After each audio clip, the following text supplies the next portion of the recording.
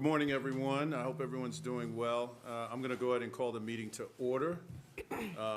So welcome to our FY 2026 annual retreat. I hope everyone is excited. Everybody has their coffee and ready to go. This is going to be, some parts of this is going to be a little bit different than what we've done. I'll get into that in just a second, but let's start with introductions. We'll do the Pledge of Allegiance, and I've got a couple of items that I want to go over prior to the first presentation. So I'll start to my left with our county manager and work our way to the right. Thank you, Mr. Chairman. Good morning. I'm Dina DiOrio, Mecklenburg County Manager. Good morning. I'm Adrian Cox, County Budget Director. Good morning, Tyrone Wade, County Attorney. Good morning, Christine Smith, Clerk to the Board. Good morning, Arliss Eason, Deputy Clerk to the Board. Good morning, Yvette Townsend Ingram, Mecklenburg County Commissioner at Large. Good morning, George Dunlap, County Commission District. I also have the privilege of serving as chair. Good morning. I am Mecklenburg County Commissioner Elaine Powell, representing North Mecklenburg, District 1. Good morning, everyone. My name's Arthur Griffin, and I'm happy to serve as County Commissioner at Large. Morning, everyone. I'm Susan Rodriguez McDowell, elected by the people of District 6. Good morning. I'm Laura Meyer, and I represent District 5. Good morning, Derek Ramos, Deputy County Manager and Chief of Staff. Good morning, Mike Bryant, Deputy County Manager. Good morning, Anthony Trotman, Deputy County Manager. And good morning, Leslie Johnson, Deputy County Manager. Okay, let's go with staff in the room. We've got the best staff in the country, so we want to hear from you guys as well, please. I'm Julia Baker-Jones in the Office of Strategy and Innovation. Good morning, everyone. Sydney Markham with the Office of Strategy and Innovation. Gage Tillman, Office of Strategy and Innovation. I guess I'll stay. My name is Eris Cruz-Mora, and I'm also with the Office of Strategy and Innovation. Good morning, Lydon Williams, Deputy Budget Director. Morning, everybody. Michael Griswold, Deputy Director of Strategy and Innovation. Morning, everybody. Laura McBride, Office of Management and Budget. Morning, everyone. Allison Beetham, Office of Management and Budget. Hey, good morning. Ben Nash, Office of Management and Budget.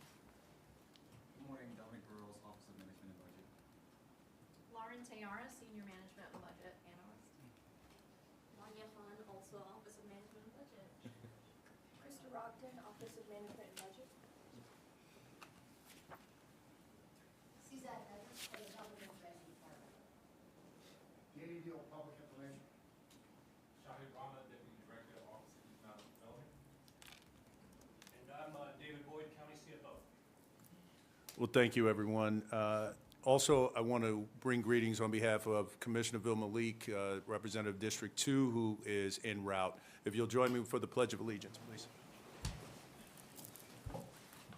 I pledge allegiance to the flag of the United States of America and to the republic for which it stands, one nation, under God, indivisible, with liberty and justice for all. All right, before we get started with the first presentation, there are a couple things I wanted to say. Everyone should have received a couple different goodie bags. Board members, you have 2. Staff, executive team, you have 1. The one bag is actually a combination from our friends at CMS. You've got a mug there and a pen, and then also some items from us, from the county as well. So just wanted to say, have a great retreat. It was just a good way to start. The other one, obviously, we want to thank staff for this amazing goodie bag that we received as commissioners as well. So thank you all for doing that. And shout out to our friends in PI who are helping live stream this event. So as we go through to the next 3 days, some of this will be a little different. I do want to make sure that everybody understands that we have painstakingly gone through to make sure that the information that we will receive is based on the priorities and the passions of board members. There are going to be some tough and robust conversations that we want to have, particularly around the budget, where we are. And so, again, this doesn't need to be said, but I'm going to say it anyway. There will be the difficult conversations. Let's continue to be respectful. Let's continue to keep our eyes on the North Star, which is the community. In light of what's happened in DC and some of the changes in executive orders that we see coming out of there, as I said in the email yesterday, I think we really need to keep that information at the forefront of our minds as we're making decisions. The final point that I will make is that the vice chair and I are going to make sure as items are teed up and we have the discussion, we are having a discussion around and making sure the discussion focuses on the information that staff needs to have to help shape the budget moving forward. So we're going to ask people to really stay focused and answer specific questions as we move forward with the agenda. So I hope that makes sense to everyone. And at this point, with that being said, we'll tee up our first presentation. I'll turn it over to the county manager.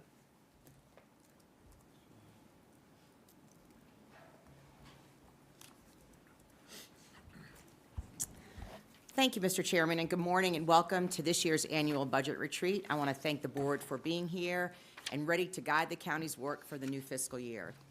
I want to specifically acknowledge our board chair, Mark Jarrell, and Vice Chair Lee Altman for their valuable input and suggestions for this conference. I also want to welcome our new Commissioner, Yvette Ingram Townsend, to the team and look forward to working with you on this budget. I also want to thank the county staff, especially Adrian Cox and the Office of Management and Budget team for their hard work in planning, and Michael Griswold and the team at the Office of Strategy and Innovation for the incredibly interactive sessions that we are going to have at the end of day 2 and day 3. We have planned for 3 days filled with purpose, intention, aspiration, and hard work. We have left time for the board to have meaningful discussions about policy and strategy. As part of this process, I encourage you to be thinking about the county's strengths, opportunities, and challenges. In your folder, in the front, you're going to find a sheet called a thought catcher, and it looks like this, that you can jot down those thoughts as we move through this process, and that will help you and the board's work this week as you go through the priority-setting exercises that we have planned for the end of the retreat. As we've discussed before, based on our fiscal landscape, the county should attempt to maintain a fiscally conservative approach to the FY26 budget. Our revenues are forecasted to show moderate growth, and as you know all too well, we still have a $14 million budget gap from last year's budget that needs to be eliminated. And as you know, this is my final budget retreat for Mecklenburg County, my final budget, so I'm sure it's no surprise to you that I plan to work very hard these last few months and make sure that this budget delivers the services for our residents while maintaining our fiscal strength. So thank you for your leadership and partnership, and I'm excited for us to be here together to work on behalf of our residents. So thank you, and I will turn it over to Budget Director Adrian Cox.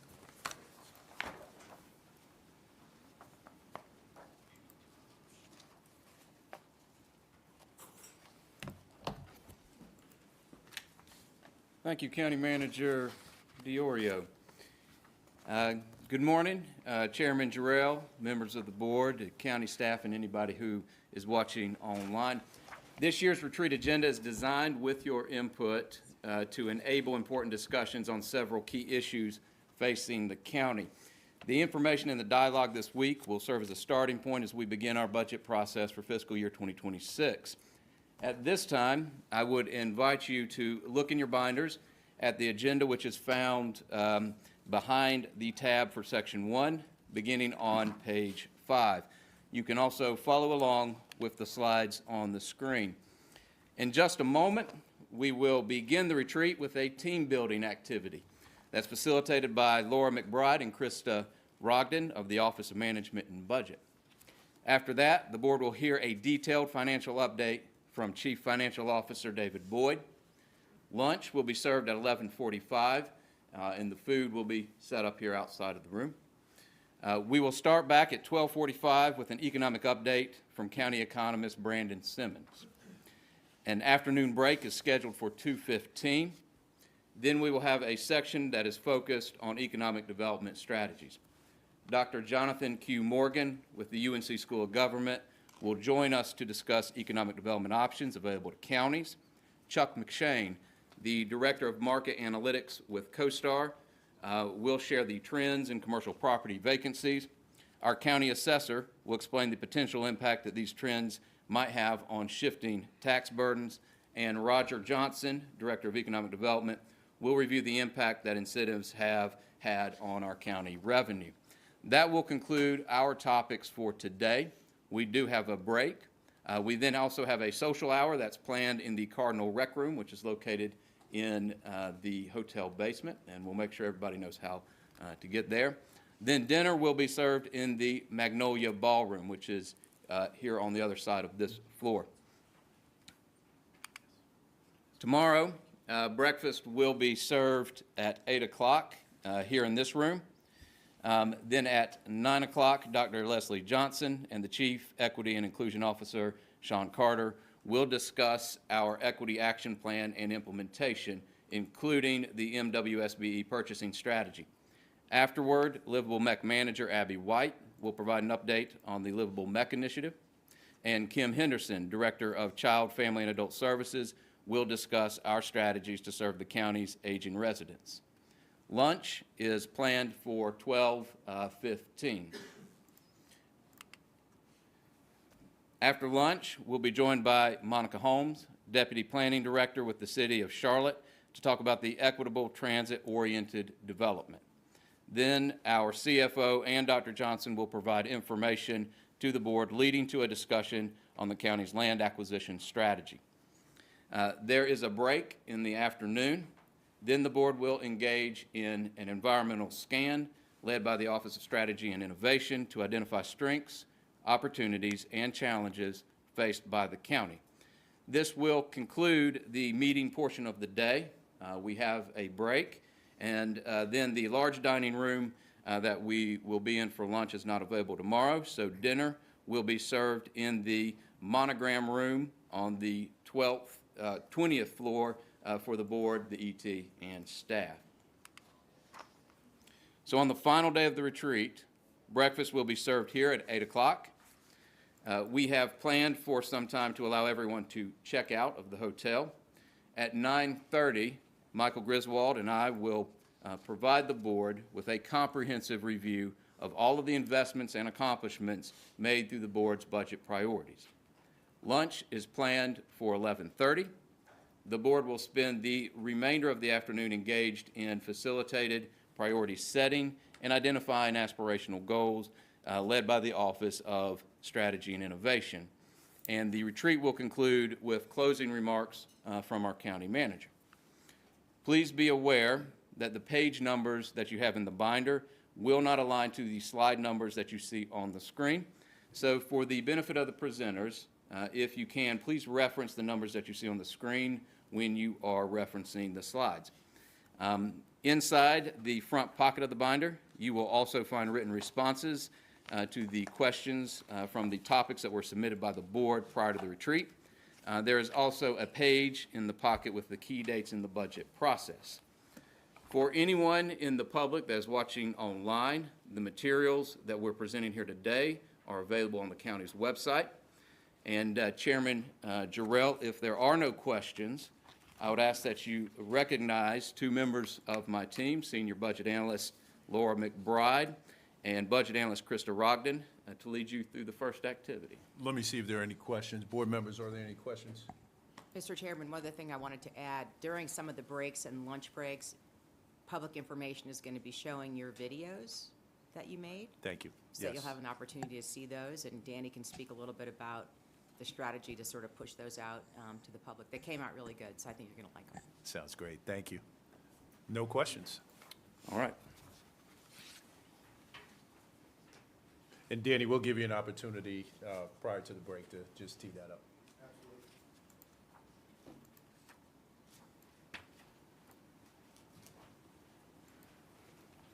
All right. Good morning. Good morning. Good morning. How are we all doing this morning? Wonderful. Fantastic. Fantastic. So, give me just a second to figure out how my buttons work. There we go.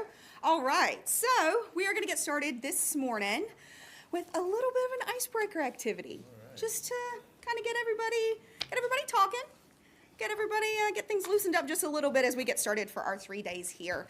As Adrian mentioned, my name is Laura McBride. This is Krista Rogden. You should have a handout. Looks like this. Yep. And everybody should have a pen. Does everybody have a pen, and does your pen work? If you do not, Krista has extras. All right, fantastic. So, You may remember a couple of weeks ago, Adrienne sent out to all of you a list of some kind of get-to-know-you questions, just kind of to get a little bit more about the things that you like, the things that you love around the county. You guys provided answers to those questions, and we have turned those into a little bit of a game. So what you will see on the screen is a list of responses. These are all responses that were provided by you. On your handout, on the left, you have left and right going, the responses are right here. On the other side are the names of our commissioners, of yourselves. So what you were going to do is you were going to draw a line between the response and the commissioner that you think provided that response. Going to give you a few seconds to do all of those, and then we'll show you the answers. Then what you will do in this column over here is mark the ones that you got correct. At the bottom, there is a box marked score. You will tally up how many you got correct, and at the end, on the very back, there is a grand total, and we will see who won. So we will get started with the first question. So, favorite book. We do have, I will note too, we do have a few responses that maybe were a little bit too long for our handout here, so those got cut down just a little bit. So somebody said Demon Copperhead, Educated, Prayer for Owen Meany, and Me Before You, and way too many to pick just one. Somebody said James and the Giant Peach. Somebody said that they have no favorite book other than the Bible.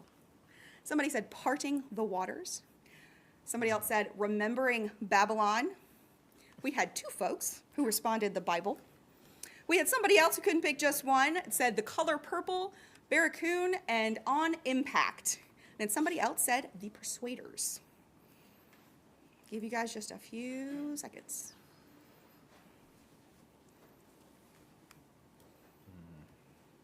What's the score? Oh, Once you pick it, once they reveal, then you get the score. I don't even know what my answer was. And if you could just put your pens down when you're done, that way I will know we are ready to get the answers. Should have two. Everybody should have at least one freebie, if you remember what you put down. It's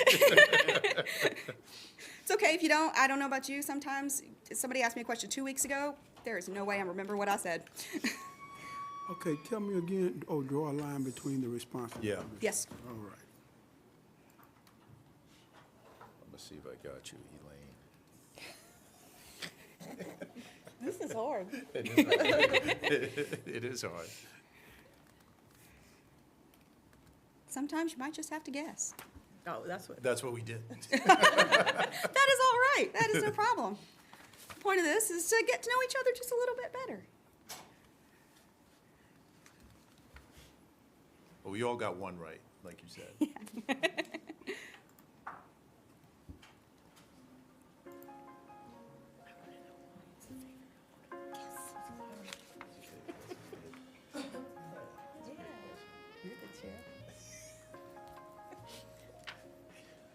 Can also let these serve as kind of conversation starters later. Yeah. Maybe something to discuss. All right, give you just a couple more seconds. All right, we'll go 10, 9, 8, 7, 6, 5, 4, 3, 2, 1. And here are our answers. So, Demon Copperhead, Educated, Prayer for Owen Meany, etc. Those are Laura Myers, some of Laura Myers' favorite books. James and the Giant Peach. Elaine Powell said that one was her favorite. George Dunlap said he has got no favorite book other than the Bible. I got one right. GD, I got you on that. Arthur Griffin said his favorite book is Parting the Waters. I got that. Lee Altman said hers is Remembering Babylon. Got that? Vilma Leek and Mark Jarrell had the same response. I got that. Said their favorite book was the Bible. Got that? Yvette Townsend Ingram said that one of hers was the color purple. She had a couple in there. That one. And Susan Rodriguez McDowell says that her favorite was the Persuaders. Woohoo! All right, so what you're gonna do is you are gonna tally up here in this column how many you got right. You can check them, you can X them, however it works for you. And then down here at the bottom where it says score, you're gonna write how many you got. All the way from 0 to 9. Oh, that's the correct answers up there? Yes, those are correct answers on screen. Because Susan, you're. I got 5. You got 5, all right. Wait, I just got Mark wrong. Which one was I had to Laura? got- But you said this. Laura said her Laura had favorite, the first one. she had several. Damon Her Crawford. first was the I first have one. 2 names. You said no favorite Okay, I color got in the Bible, seven. which is the same thing as saying. I got them all right, except No. 'cause Party in the Bible Waters. ain't Who's there Party in 3 the Waters? times. That's me. All right, I got 4. Arthur, I put you as the Bible, so I got 2. Yeah, I got. You got them all right? No, I got him mixed up with. Okay, I got 2 wrong. I got you and Amy. I got 3 wrong. All right. And if we're all tallied up, we'll move on to the next question. Favorite park in Mecklenburg County? The score is the number you have correct. Is Yes, that- sir. All right. All right, so favorite park, we had a couple of repeaters on this list. I know. Somebody said the Buckeye Nature Preserve. Somebody said Colonel Beatty. We had 3 people who said Freedom Park and 1 person who specified Freedom Park for sentimental reasons. We had somebody who said Latta Park, somebody who couldn't pick just one, and somebody who said Pearl Street. I couldn't pick just one. Which one is that? That is the no answer. Somebody could not choose one. All right. Elaine, I should be able to get yours. How did I get 1 wrong? But I've only known you for 6 years, madam. Actually, no, that's gotta be it.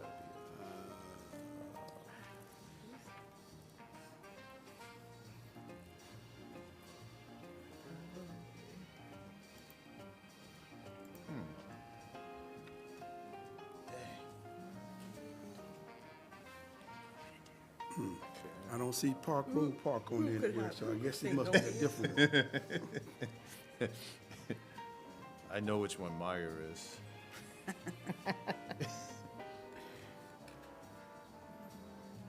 GD, man, I'm not sure which one is yours. I gotta go with. That's right. Oh, wait. It's gotta It's like a spider web. Scratch one out, okay. I'm gonna go. I got a feeling I know who no answer is. That's the only easy one.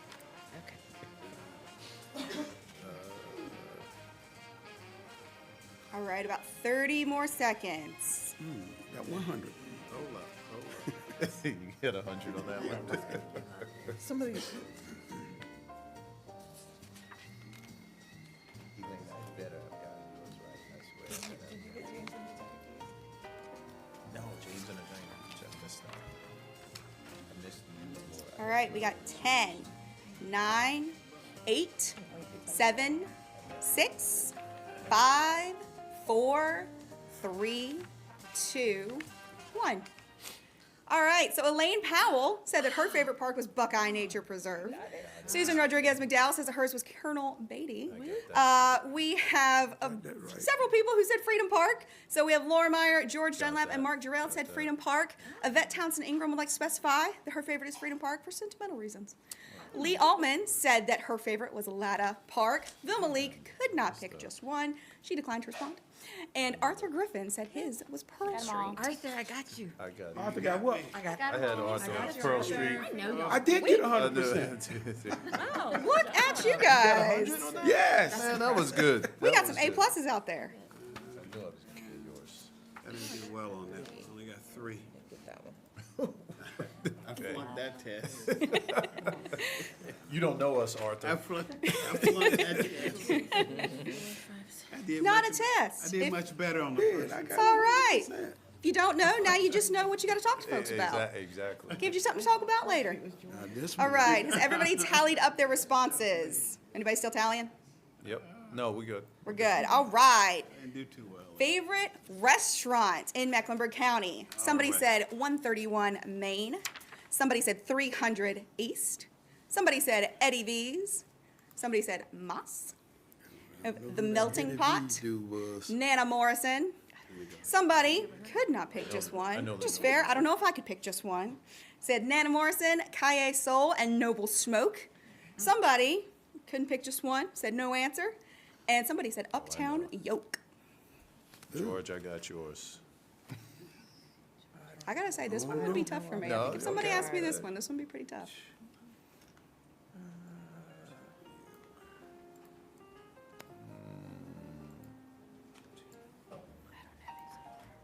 if the answer is no answer, you're guaranteed to get that one right. Oh, Elaine, I don't know which one is yours, man. Uptown Yoke, that's a new spot. That's good. It's really good. Oh, yeah. Oh, yeah. This also sounds like a great list of recommendations. I've never even heard of Yeah, some of these. yeah. This one's gonna be a terrible score. I got one. It's all right. You guaranteed to get one, either Exactly, way. Exactly. You got one and a list of Actually, I recommendations. got two. I guarantee I got two. What would Arthur like, huh? What Arthur? Think hard, think hard. Oh, Griff. I like banana pudding. Griff, I didn't get you. Yeah, let me, here we go. I like banana pudding. And then, let me see. Okay. I'm gonna go with Elaine. Peach cobbler.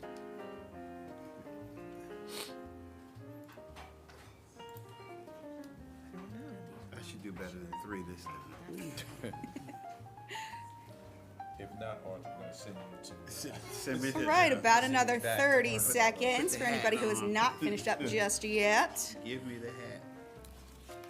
I think I'm gonna get a 3 on this. I didn't get any of these right. Oh, I ain't got a clue. All about right, we got 10, I don't think so. I don't 9, know what you just said. 8, 7, 6, 5, 4, 3, 2, 1. Oh, my God. All right, so George Dunlap said that his favorite was 131 Main. Laura Meyer said that hers was 300 East. Mark Jarrell said that his favorite restaurant in Charlotte is Eddie V's. Susan Rodriguez McDowell said that hers was Moss. Elaine Powell, you can find her at the Melting Pot. Got it, I got it. Arthur Griffin said that his favorite is Nana Morrison. Got that. Yvette Townsend Ingram could not pick just one. Said Nana Morrison, Kaye Soul, and Noble Smoke. I got that Excellent wrong. I choices. messed that up. Bill Malik also could not choose just one. She that. declined to respond. And Lee Altman said that her favorite was Uptown Yoke. I got two. Also, fun name. Yeah, right? I love Uptown Yoke. And your favorite is I called? love it. I hadn't Nana been there yet. Morrison. Oh, it is good. Right here. That's your favorite? Yeah. All right. Moving on to number 4. What is your favorite snack food? We got somebody after my own heart. Said cheese, all kinds, with or without crackers. We had somebody who said cherries. We have somebody who said chips and salsa. Somebody who said ice cream. Somebody said nectarines. Somebody said popcorn, but would like to specify this is stovetop popcorn. We're not having any microwave bags here. Somebody said Snickers. Somebody who said soft pretzels with mustard. And I somebody didn't say said it, strawberry but it Twizzlers. is one of my favorites. This is hard. This one is tough. This one's tricky. This one's tough. Cherries. So somebody So else tricky. likes Snickers like me. So it's definitely not you, all right, I'm cheating. I mean, my favorite You snack guys food's gonna are change cheating. We are anyway. cheating. Is George and Yvette over there cheating? No, Lee and George. I would not do that. Okay, Commissioner Leak answered this, so. Oh, and you should know what that is. If she answered- Stovetop popcorn. That's old school. Let me see. Not microwave popcorn. I know who that is. Oh, well, you should have noticed by now.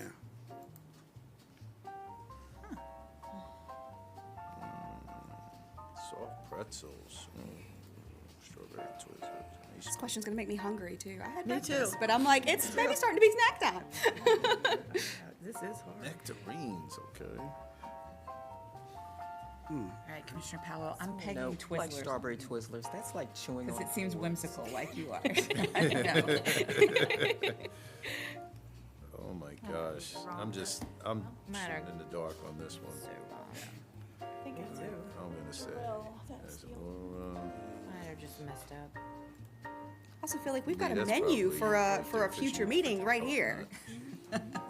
Nailed it. All right, about 30 more seconds. All right, where's George, man? It's hard with the lines. You can't tell really. It's hard. I'm just shooting in the dark here. Yep. All right. I'm sure this is. I can't Oh, who do did worse than 3, so I gotta have at least They're having a 3. blast. Just loving this. I have no idea. I gotta have at least 3, so I can't do anything. If I get down to 2, I'm in bad You'll shape. be all right. You'll be all right. If I get down to 0, I'm really in bad shape. You should have at least one. That's what Should do. All the answers. All right. For my next party. We got 10, Yeah, right. 9, All right, 8, 7, 6, 5, 4, 3, 2, 1. All right, Yvette Townsend Ingram said that her favorite was I missed cheese, that one. all kinds of cheese, crackers, no crackers. By default, What cheese? George and Dunlap said that Snickers his is favorite the was best. cherries. Susan Rodriguez got McDowell Susan. likes chips and salsa. Bill Malik likes ice cream. Vilma. Lee Altman said that her favorite was nectarines. Yeah, I knew Laura that. Meyer is our classic popcorn lover over here. Mark Jarrell said that his favorite was Snickers. Oh my God. You. Elaine Powell said that her favorite was soft pretzels with mustard. Gotta have the mustard. And Arthur Griffin said that his favorite snack is strawberry Twizzlers. Hey, I got that, Arthur. Give everybody just a second to tally up your answers. That's a pure guess. Pure guess. 3. I only got 2. Oh my God. I got- Wait. I got Wait a minute. Altman and nectarines. Popcorn was who? might be the, Laura. and I agree I do love popcorn. I thought that was you, especially I because got it it. said Put it lane. not microwave. It would be, That's what it I would be my thought you second said. favorite. no. I I didn't am want swimming anybody near the giving bottom ideas on again. I'm me. still No, 3. I messed that up. No, don't I got worry, 3 on Arthur. that one. Like, I'm swimming near the calls bottom. agents in that thing. I put you as nectarines though. It's like, I guess my, Obviously, we don't. Oh, mess. okay. All right. So our next question, okay. what is your hidden talent? So this is gonna get interesting. All right, somebody said that their hidden talent, they can dance and play guitar. Somebody is good at figure drawing. Somebody, if your car breaks down, you're gonna call somebody who's good get at outta former here. car repair. Somebody writes poetry, fiction, and performs spoken word. Somebody is really great at making gourmet salads. Somebody said they don't have a hidden talent. I don't know if I believe that. I think everybody does, but somebody said they don't. That's okay. Somebody says that they are a very good singer. Somebody says that their talent is in writing poetry, and somebody is good at just writing in general, writing a little bit of everything. I want to know who this very good singer is. Dance and play. This one might be a little That was tricky. you. It's hidden. No. I know which one George is. That's easy. No, you'll be surprised. Me.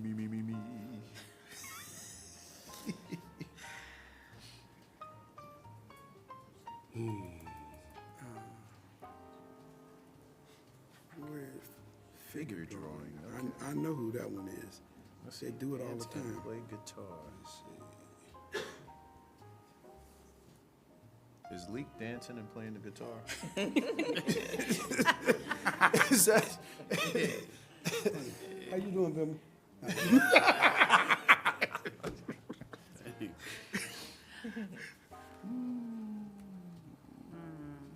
Oh, maybe. This is really tough. Yeah, this one is tough, Arthur. You're right. This was tough. I think Arthur dances and plays guitar, don't This you? is Who's doing the car repair, man? Laura. That's good. It's Laura. It is so great. Laura Meyer. Myra knows how to repair cars. Fixing cars. That's something. They were just kidding. All right, got about 30 more seconds. No, this is dance and play guitar. I know what it is. Arthur. I'm gonna go here. Nah, I'm gonna go Lane.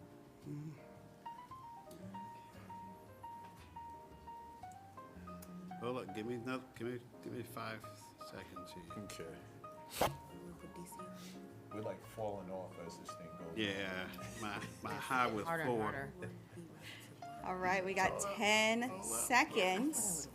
We got 10, 9, 8, 7, 6, 5, 4, 3, 2, and 1. All right, so Lee Altman Got you. said that she can dance and play guitar.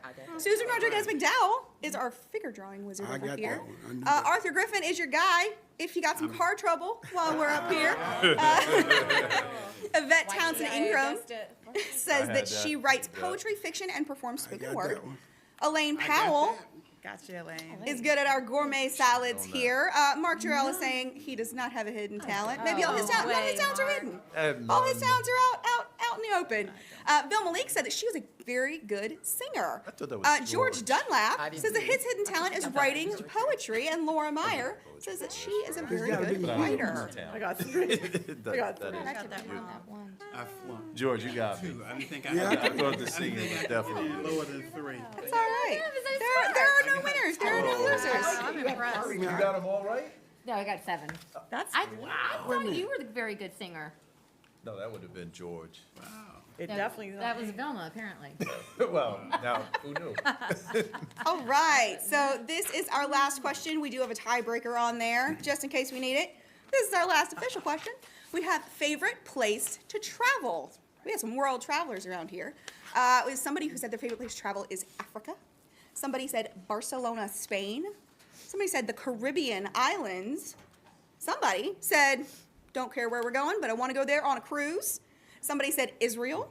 Somebody said Jekyll Island, Georgia. Good one. Somebody couldn't pick just one, but Las Vegas is edging up there. Somebody said the beach, Annie Beach, and then somebody said the Caribbean.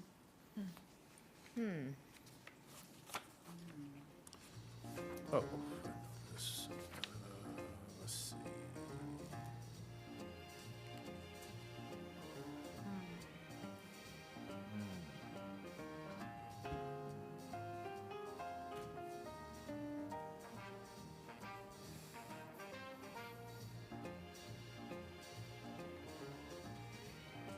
That's another tough one.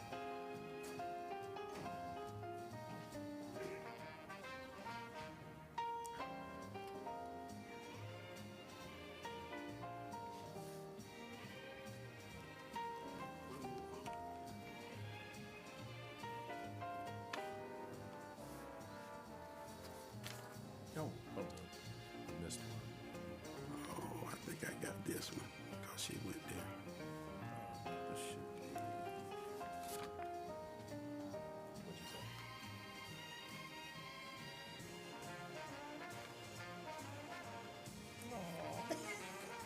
It is a good one. That was one of mine. That you remember the Disney. All right, I got to make up for my 2 I got on the last one. All right, let's see if you can get me out of the dungeon. All right, we got about 30 seconds left.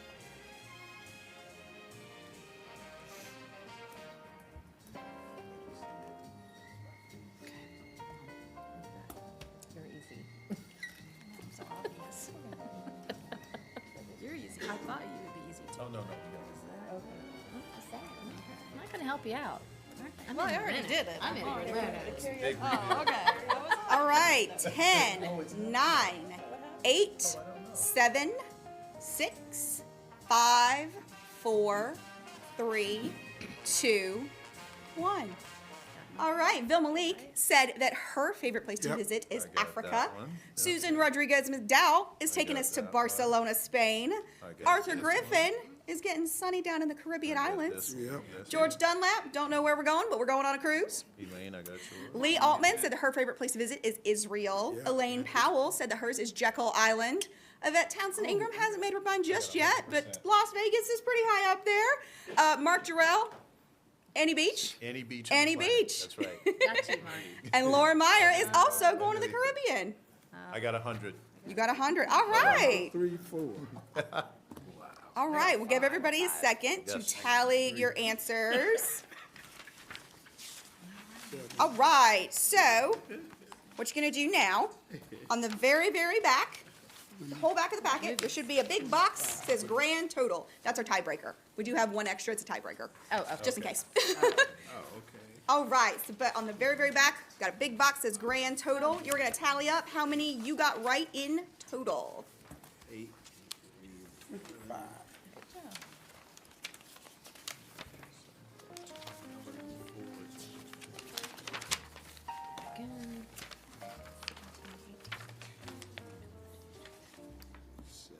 gonna see. It's a moment of truth. Moment of truth. Moment of truth. Can anybody be 17? Oh, man. Arthur, leave the room, please. All right. Excuse. Hey, thank you.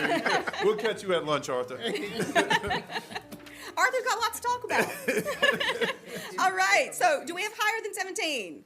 Yes. All right. Do we have higher than 25? I'm at 20. All right, we got higher than 35. Ooh. 56. 56. 6 times 9 is 56? 54. 54. A moment. There you go. They asked me to put together the budget. They don't ask me to do the arithmetic in my head.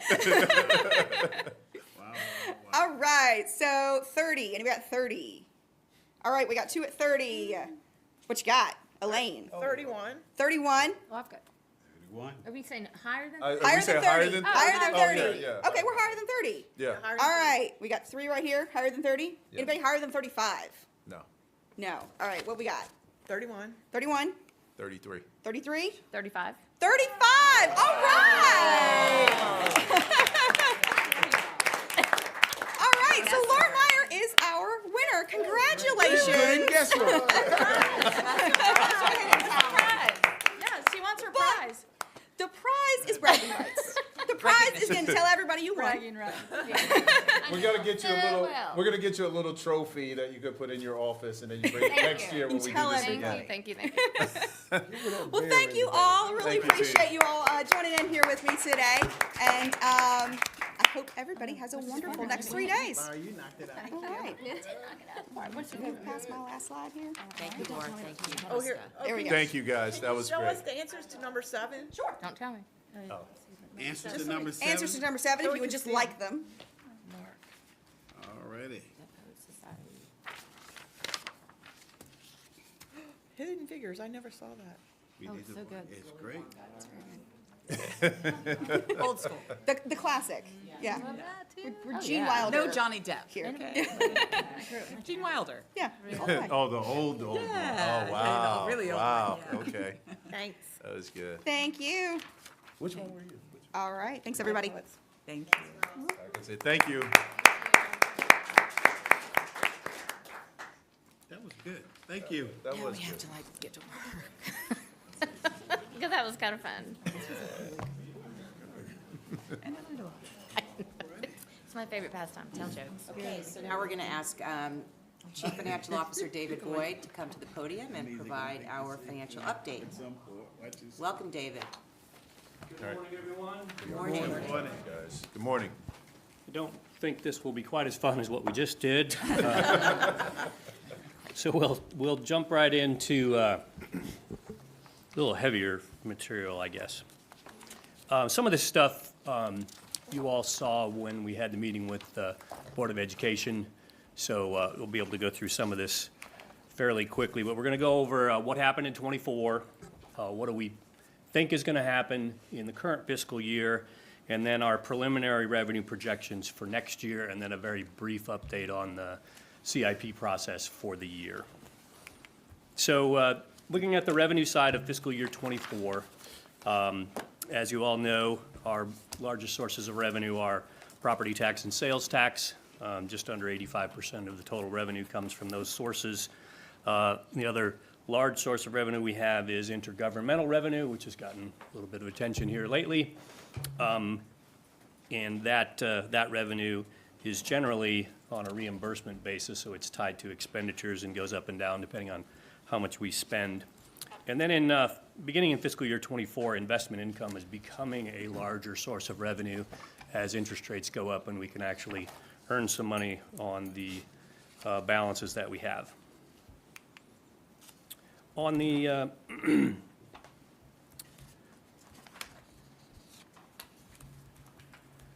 looking at revenues a little more closely in terms of how did things turn out compared to the budget last year, property taxes did exceed what we budgeted, and that was primarily associated with a somewhat conservative assumption on what our appeals loss would be, after the revaluation. Not really sure how people will react to their revaluations, and thanks to the efforts of the assessor's office, we came in quite a bit less than anticipated on appeals loss and had a $41 million positive variance on property taxes. Sales taxes were a little bit tighter to budget than we've seen in the past, and we'll talk more about that in the future. You'll recall charges for services, which includes revenue from the Register of Deeds office and federal inmates in the jails, was down in last year about $18 million, $19 million in total. There you can see that positive investment on our positive variance on our investment earnings. Some of that is, in fact, earnings on higher interest rates on our portfolio.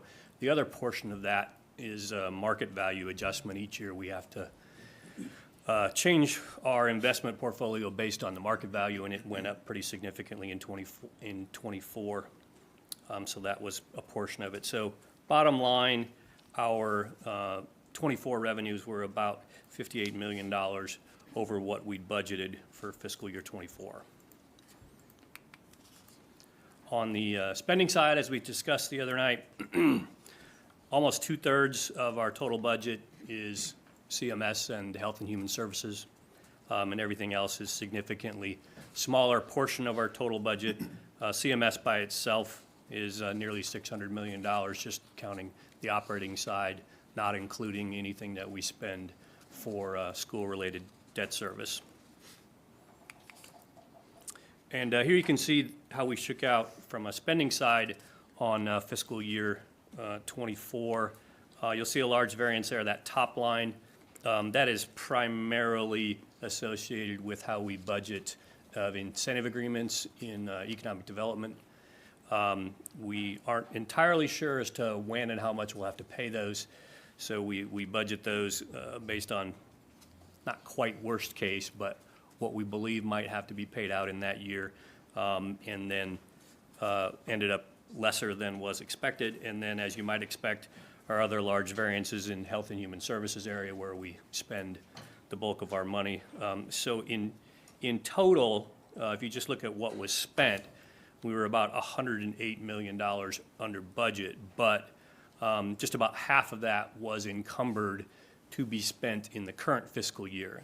So if you take those amounts that were already committed, we were at about 97% of what we budgeted on the spending side, and net savings of about $55 million. Unlike some of the prior years, most of the savings this year was not associated with personnel costs, was not associated with vacancies, was associated with operating costs. Quickly on the debt service fund, those are kind of the two funds that we pay most attention to because they feed into our fund balance. You can see again a positive variance on interest and investments in this fund as well, and this fund is pretty easy to budget from a spending standpoint. Speaking of our investments, at the end of fiscal year 24, we had about $1.6 billion in our investment portfolio. As I've told you before, our investment portfolio is very boring by design. We do not invest in stocks. We invest in fixed income securities, government agencies. Those are like bonds issued by Fannie Mae, Freddie Mac, Farm Credit. We also have a significant amount of money in, it's essentially a government investment pool. It functions somewhat like a money market account. Short-term rates have gone up so much, that is actually where we can get the most yield on our investments. So we've got quite a bit of money there, and then you can see how the rest of the portfolio shakes out. Here you can see how interest rates have gone up over time. Our return on our portfolio is the red line, and then there's some benchmarks there. You'll notice that our performance is below those benchmarks because we do hold our securities until they mature, and so it takes a minute for some of those investments that we've made to mature so we can reinvest them at higher interest rates and take advantage of the market. But You know, you can see a couple years ago, we were earning less than 1%, and now we're earning north of 3.5% on our portfolio. On the debt side, we do have about $1.6 billion of outstanding debt at the end of 2024. By and large, that is debt associated with schools. Almost 1.3 billion of that 1.6 is schools. We did actually sell bonds over the past couple weeks. Last week, we sold the GO bonds for schools, our first tranche of that, $300 million at an interest rate of 3.57%. We also sold about $45 million in bonds for solid waste at essentially the same interest rate. And then just yesterday, we sold the limited obligation bonds for non-school projects. That was about $250 million, and the interest rate on that was 3.61. So I thought those were pretty good results and less than what we had forecast in our financial model. So that's positive as it relates to our capacity for capital in the future. Here's our debt balance over time. We've talked about this in the past and how we have managed our debt pretty well, and as it starts to come down here, now we'll start to have it go back up as we begin to issue a significant amount of debt for the schools associated with the $2.5 billion referendum. Those bonds will be issued over the next 4 or 5 years, as well as the bonds that we're going to need to sell to fund non-school projects over the next several years.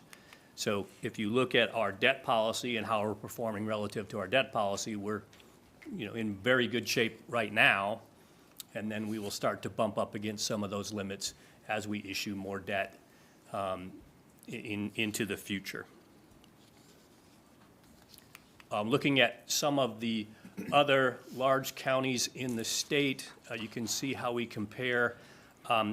The math here is slightly different than the math on the prior page, and then these results are from 23 instead of 24. We pull these from Standard & Poor's, and they haven't updated the 24 numbers yet. But you can see that just informationally, how do we compare to other jurisdictions? Again, our numbers are going to start to go up. So if you look at the total debt that you see there at about 1.7, add 2.5 to that just for schools. Some of it will go down. That puts us up quite a bit compared to where we are. I think by 2030, we're expected to have about $3.5 billion in debt outstanding compared to the $1.7 billion that we've got right now. So we will be taking on a lot more debt than we have had historically, and a lot more than we've got right now. And then we've still got the projected tax increases in our model to service this debt. 2 more cents for the school bonds. That's 1 cent in 28, 1 cent in 29, and then another 1 cent for the non-school related debt in 28. But again, all of those are projected. We're continuing to update our financial model as we go forward to see, if and when those increases are necessary relative to the other capital needs that we've got to pay for. So that's 24. Let's talk about 25, and let's talk about sales tax. So current fiscal year, as we talked about before, sales tax is our second largest revenue source.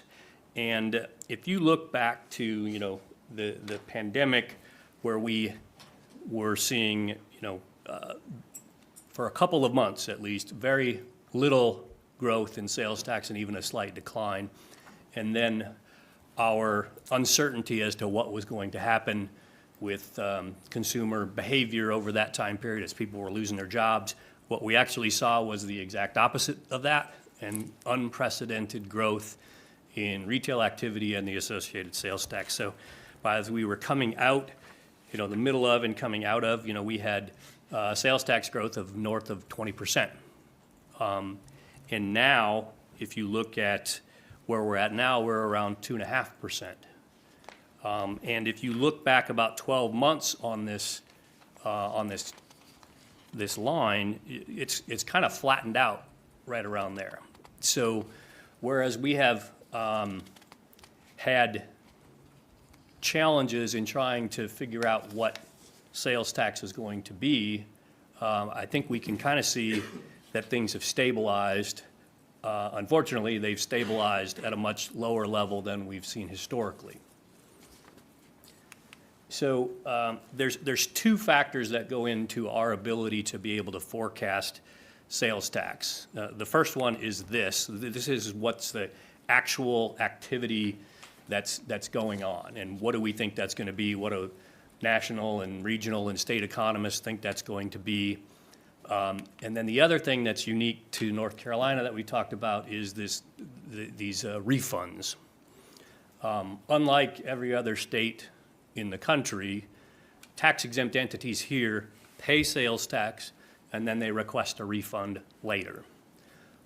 We do not have any real ability to forecast what those refunds will be because the rules on that are pretty undefined in terms of when you have to request a refund, and it's uncertain as to when the state gets around to processing them and then actually deducting them from the sales tax remittances that they give to us.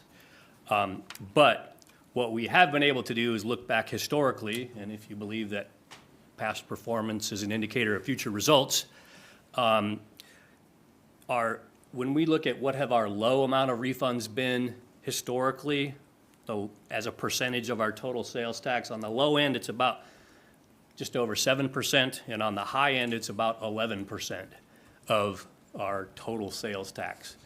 And those percentages don't seem that big, but we're talking about a really big number to start with. So small percentages on big numbers equal kind of big numbers. So if we did have 2.5% actual growth in our sales tax for fiscal year 25, and we had low refunds, we would exceed our budget by almost $19 million. So that would be great. If we had a 2.5% growth rate and we have high refunds, we would come in pretty close to what we budgeted. So and that's a pretty big range between 18.9 and 1.3, which, you know, if you're trying to forecast stuff, you want to try to be tighter than that. And that feeds into why it's a challenge to forecast that sales tax number each year, and why we tend to be somewhat conservative on the sales tax number because of that big piece that we don't have control over, and that's the refunds.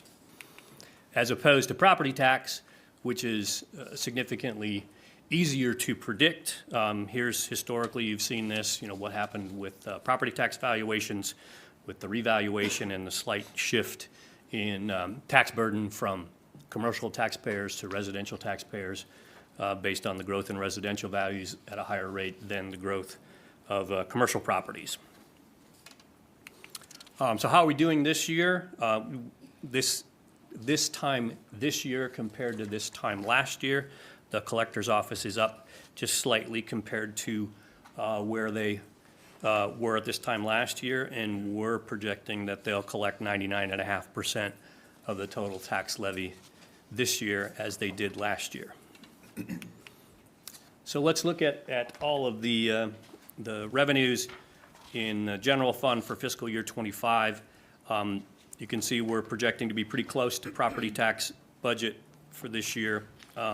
Sales tax we just talked about, and currently our projections are at that will exceed budget by about $6.5 million.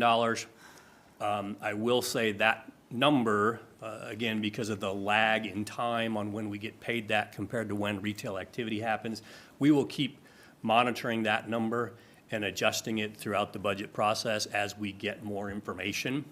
And if we change 25, that will also change our projection for 26, because 26 projections are based on how much do we think that's going to grow compared to what we think is going to happen in 25. That's another reason why that sales tax number is challenging to forecast. We're sitting here with like 3 or 4 months of 25 fiscal year data and then trying to forecast what are we going to have for sales tax for fiscal year '26 when we don't have a very good picture on what's actually happening this fiscal year. So that's a number we'll look at, and hopefully it will move in a positive direction, and we'll be able to push that up a little bit. The other variance here is that investment income number. There's two things that go into forecasting that number. That is how much cash will we have to invest, and then what are interest rates going to be.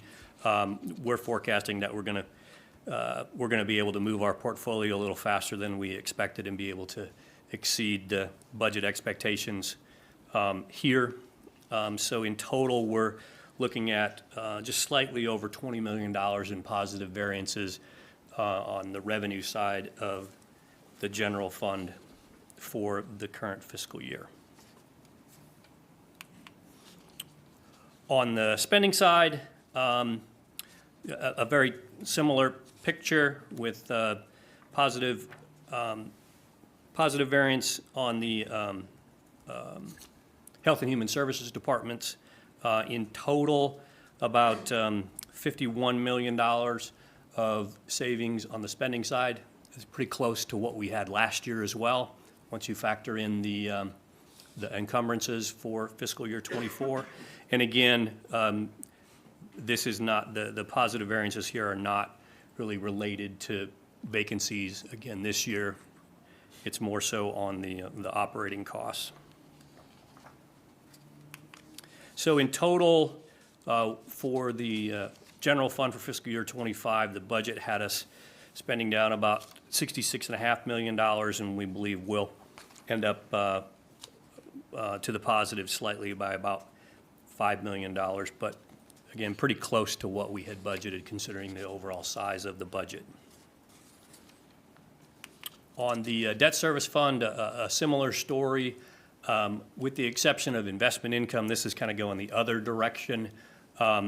We had used an incorrect assumption on what we were going to have sitting in investable funds in the debt service fund. We had a number that was included some bond proceeds that weren't going to be there in '25, so that number is going to be slightly less than what was budgeted, but everything else should come on track.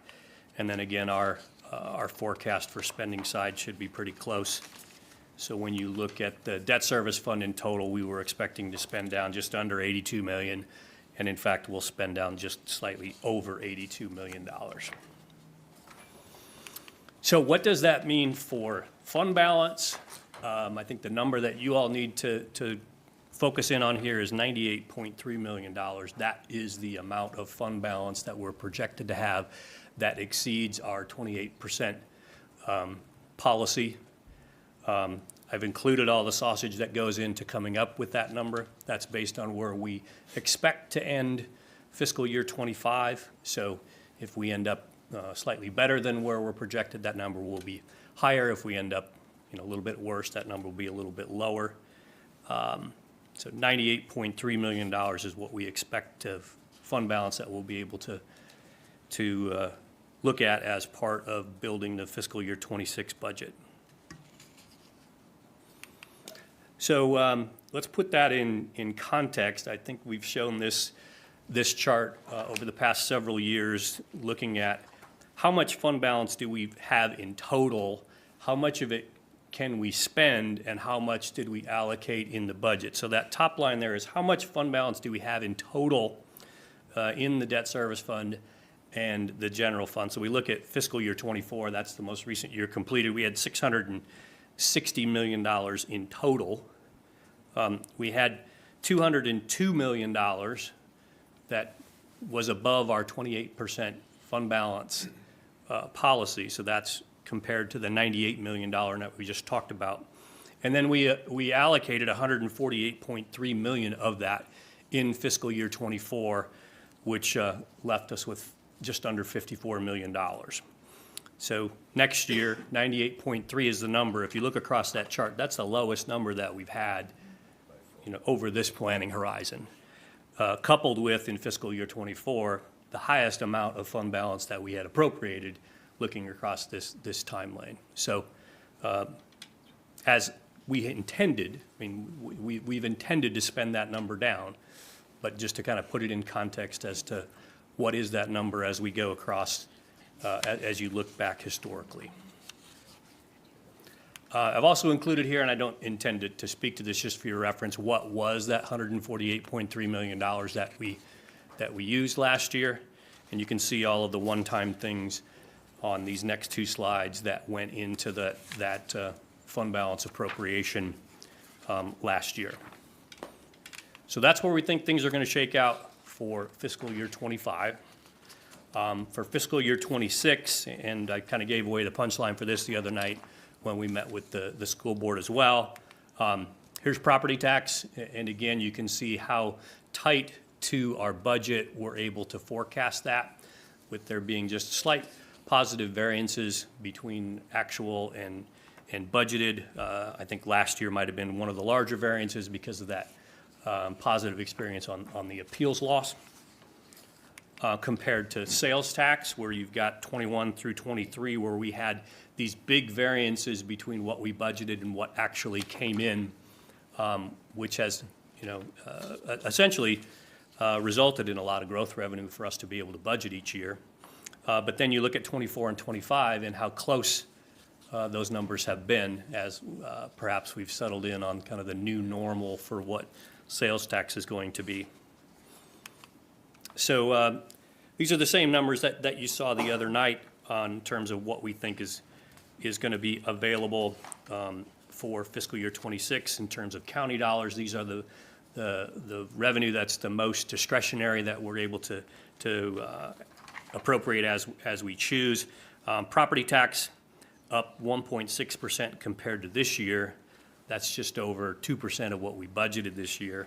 So that's assuming about a 2.3% increase in the assessed valuation for real property, a 5% increase in assessed valuation for personal property.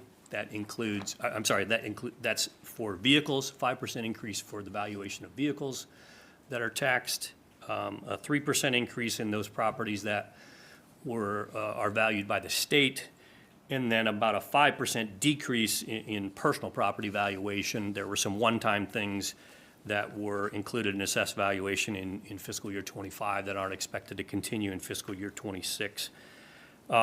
Sales tax, 2% more than what we're forecasting '25 to be. That's about 4% more than what we budgeted. And again, that's probably the number that will perhaps move the most as we go through the budget process. And then we'll have, I think, one more year of increasing investment earnings before that kind of levels out after we've reset our portfolio at kind of new interest rates. So that means about $48.7 million of additional growth revenue compared to about $28.5 million of real revenue growth. So the $48.7 million is the number that we can appropriate next year compared to what we had to appropriate this year. And then 28.5 is what would be over and above what we think we're actually going to receive this year. A few other revenues that also will end up in our budget in addition to the property tax, sales tax, and investment income. You can see those all there, but that increases that growth revenue to about $49.2 million, or 3% additional revenue that's growth. Most of these other revenues aren't really kind of inflationary. You can't just assume that there's going to be an inflationary increase in licenses and permits or intergovernmental revenues like you can for property values or sales tax or investment income. So they don't necessarily move up at the same pace as other growth in the economy. The debt service fund is expected, similar assumptions roll forward to the debt service fund. About $11 million of growth revenue in the debt service fund, which will enable us to fund our growing capital needs and debt service. So what does that mean from where are we starting things for the '26 budget? $49.2 million of growth revenue in the general fund. And what do we think we might actually already know that we need to cover. So we've got that starting gap out of the box. That's $14.7 million that we need to cover. Salary and benefits for existing staff. This isn't adding new staff, but just increasing pay and benefit costs. That's almost $31 million. We've got about $16.3 million of known contractual and program costs that are going to increase next year. Those three things right there is almost $62 million versus the $49.2 million that we've got in growth revenue. So we have a challenge out of the box as we start to build the 26 budget, because that does not include any increase for any other county needs. We want to do new stuff in the county. That doesn't include any additional cost for that, nor does it include any additional funding for CMS or CPCC over and above what the funding was last year. So we have a challenge before we even get to all that new stuff that we might want to do in 26. I've also included a little more detail here for you on what are those program and contractual increases that are in that $16.3 million. Some of these are just contractual increases. Stuff costs more next year, and then some of it is annualizing the cost of some of the programs that were started in previous years, or some other things that we know are going to be increasing next year. That's what I got for projections for fiscal year 26. So we're going to talk real briefly about the CIP. So we're adding another year to our 5-year rolling CIP. That means we're 26 to 30 now. We did receive all of the project requests from our partners. We've looked at all those. We're in the process of reviewing all of those.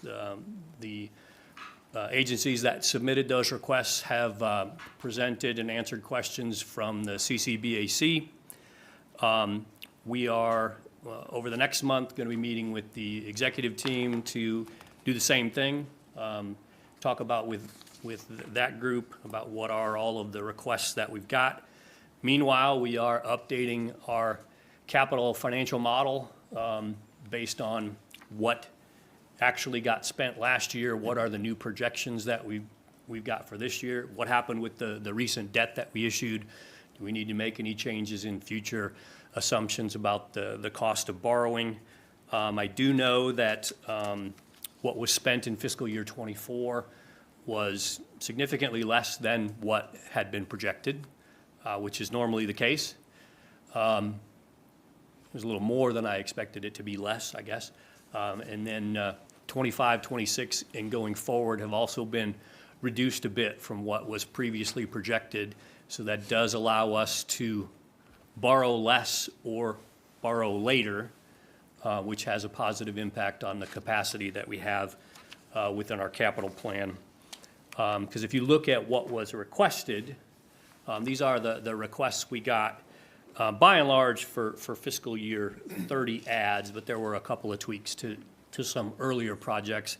I will call your attention to a new line on there that we have, with the kind of the maturity of the county's environmental leadership action plan, much of those investments are now moving to things that are more capital intensive, redoing buildings, retrofitting the HVAC system, stuff that cost a lot in some of the buildings. And so we have inserted ELAP projects into the CIP process to make sure that we're considering the cost of that capital along with all of our other capital needs. So they have here requested projects that start next year, so 26 through 30, not just projects to start in fiscal year 30. So that's why you see that $30 million number there. The costs of those things are capital related. They're not really programmatic. They don't really fit into the general fund. So that's why you see that there. But in total, I guess if you leave the ELAP projects out, for instance, we're down at a number just north of $400 million to be added for fiscal year 30. When we talked to you last year, we were talking about The capacity we were assuming is closer to $150 million.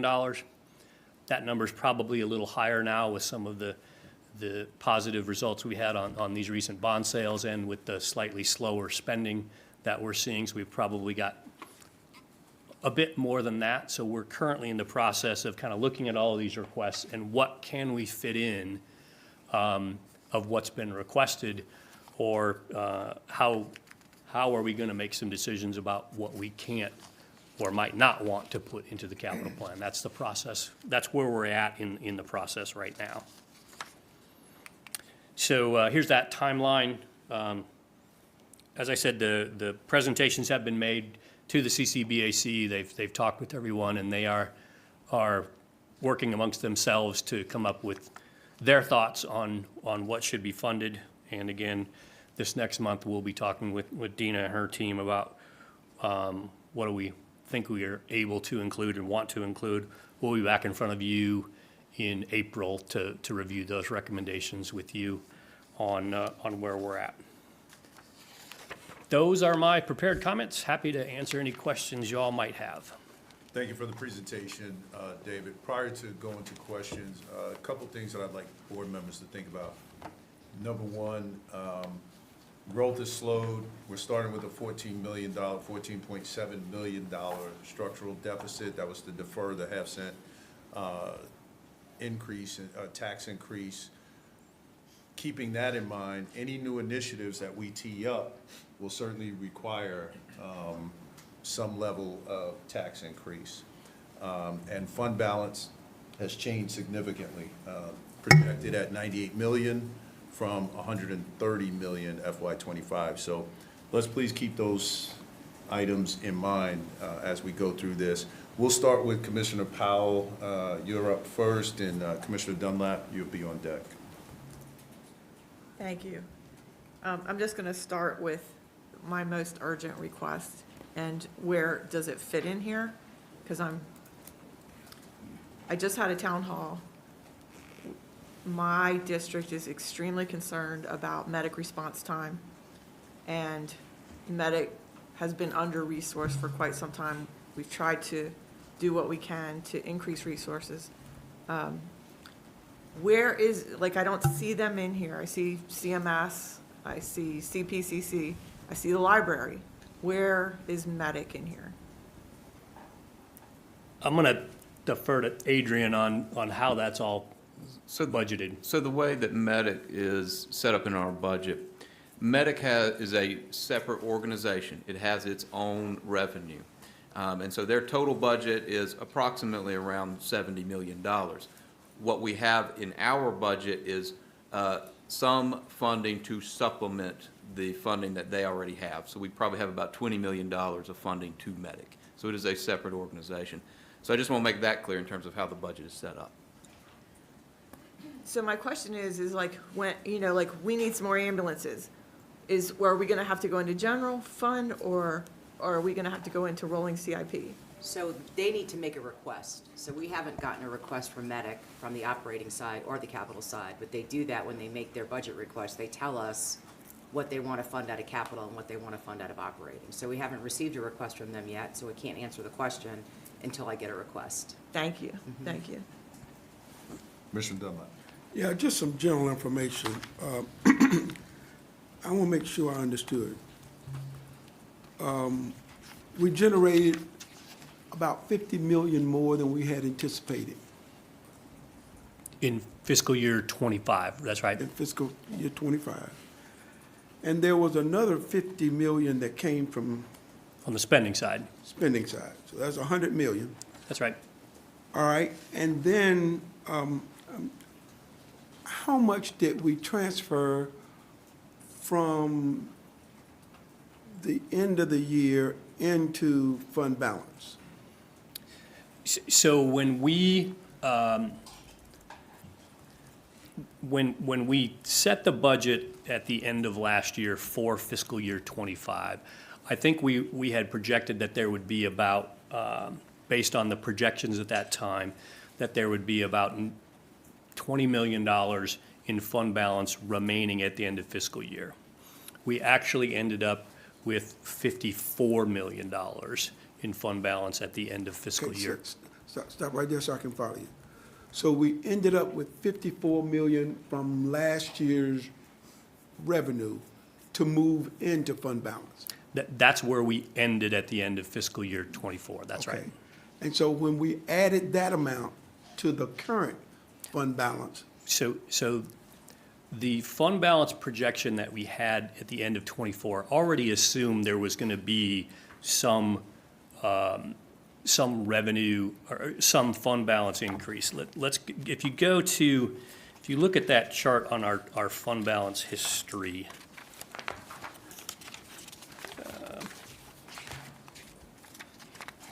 So that's slide 26 for me. I don't know what it is for you.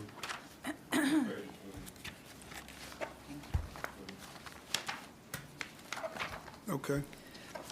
So I think what you need to understand is, like, I'm sitting here today telling you what I think is going to happen in fiscal year '25 and what the fund balance is going to be based on that projection, and that number's that $97 million that we were talking about, or that $98.3 million number.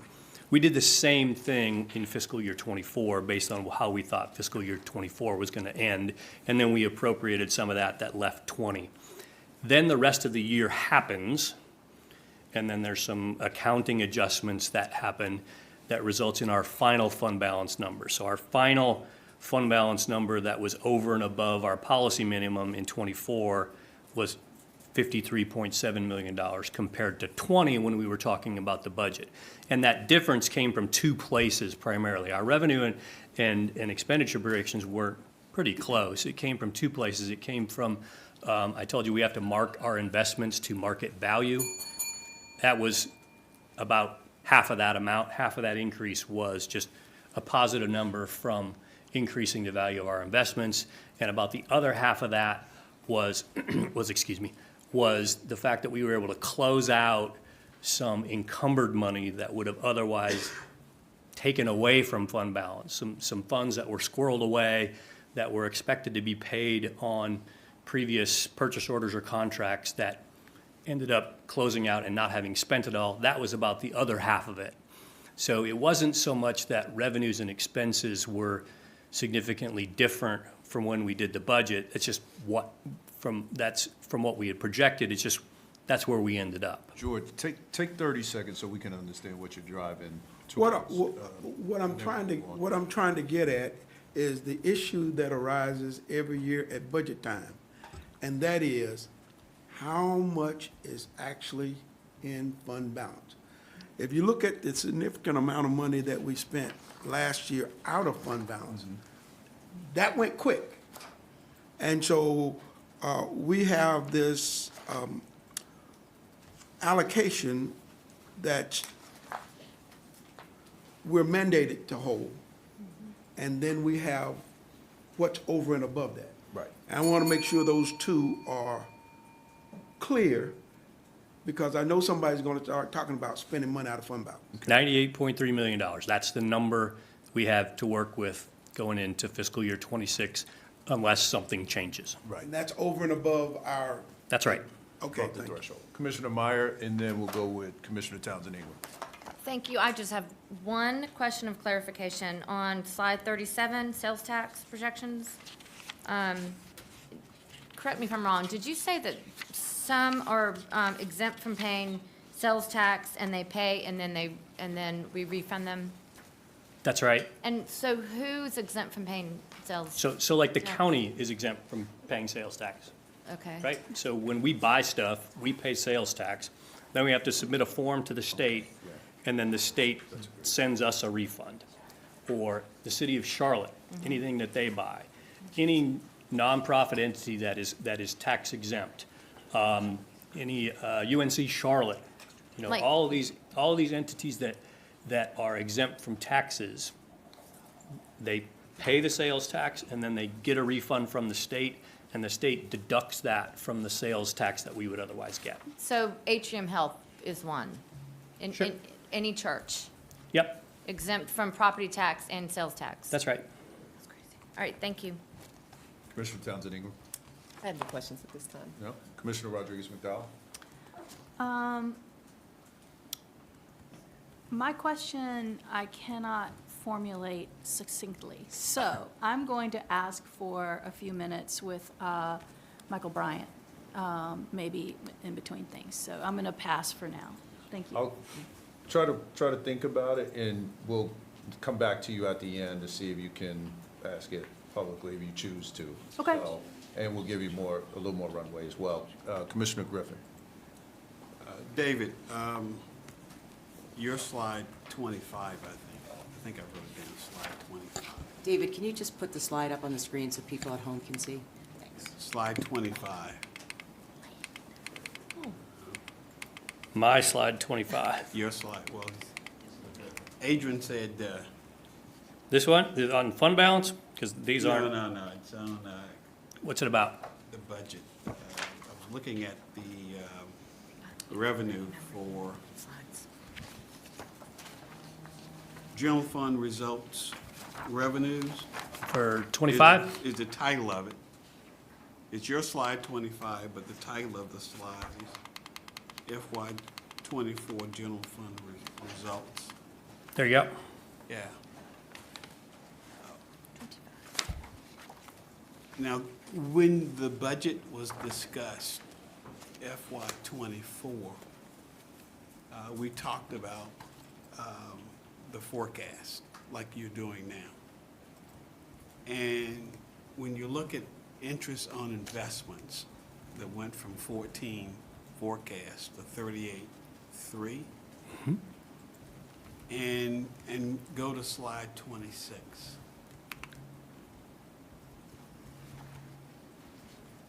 When you look at, you got Health and Human Services, 376, right? And in the budget, you got a different number for Health and Human Services, 435.3. So the pie chart is actual. Okay. That's where we actually ended up in '24. But when you add the two numbers, I get $108 million. So in terms of sales tax, when you look at the variances that were increased and the actual expenditures, there's a gap of $108 million. So help me, help, what happens to the $108 million that you go into FY '25? All right, so fiscal year '24 spending, Yeah, we had actual spending that was $108 million less than what we budgeted, right. okay? For revenues, we had about $58 million more than was budgeted, okay? So that's, let's just use round numbers, that's $150 million, okay? And on the spending side, $53 million of that was encumbered, meaning that that money is already committed to be spent for something. It just isn't going to be paid out until the next year. So if you have 150 and you take this 50 out, we end up at $100 million. That was the net budget variance for fiscal year '24. So it's not necessarily a one-for-one. We don't end up with necessarily $100 million then that gets added to fund balance, because there's a number of other adjustments that go in there. But when we were projecting what the fund balance would be for fiscal year '25, we had contemplated what was already going to happen in fiscal year '24 as the starting balance to feed into what's happening in '25. But for all intents and purposes, your revenues minus your expenses should get to what your change in fund balance should roughly be in a perfect world. Commissioner Griffin, take another 30 seconds, but- and then we'll move. But I'm saying, Dana, when you were talking this time last year about projections, and I could be wrong because the whole year has passed, it seems like the suggestion was there like, well, we got about $46 million to spend, or the delta. I mean, we got that much in our projections. But we turned around and we were spending a lot more than the 36 million that was projected, and then we had to go into fund balance. That's true. And get funds. So if we come into a fiscal year and we have a delta of 108 million, can we get some visibility to what that perceived delta is, for example? Because rather than just saying we're gonna go to fund balance and get whatever funny money out of fund balance to do stuff, but if we're projecting sales tax to be what it was in '24, which is $306, $307 million, you said probably no more than about 2% more or something like that. It just appears that it would be nice for me or the board to have visibility in terms of if there's going to be a positive projection of revenue. Let's get a response, Commissioner, please. So when we're looking at fiscal year '25, so here's the general fund for fiscal year '25.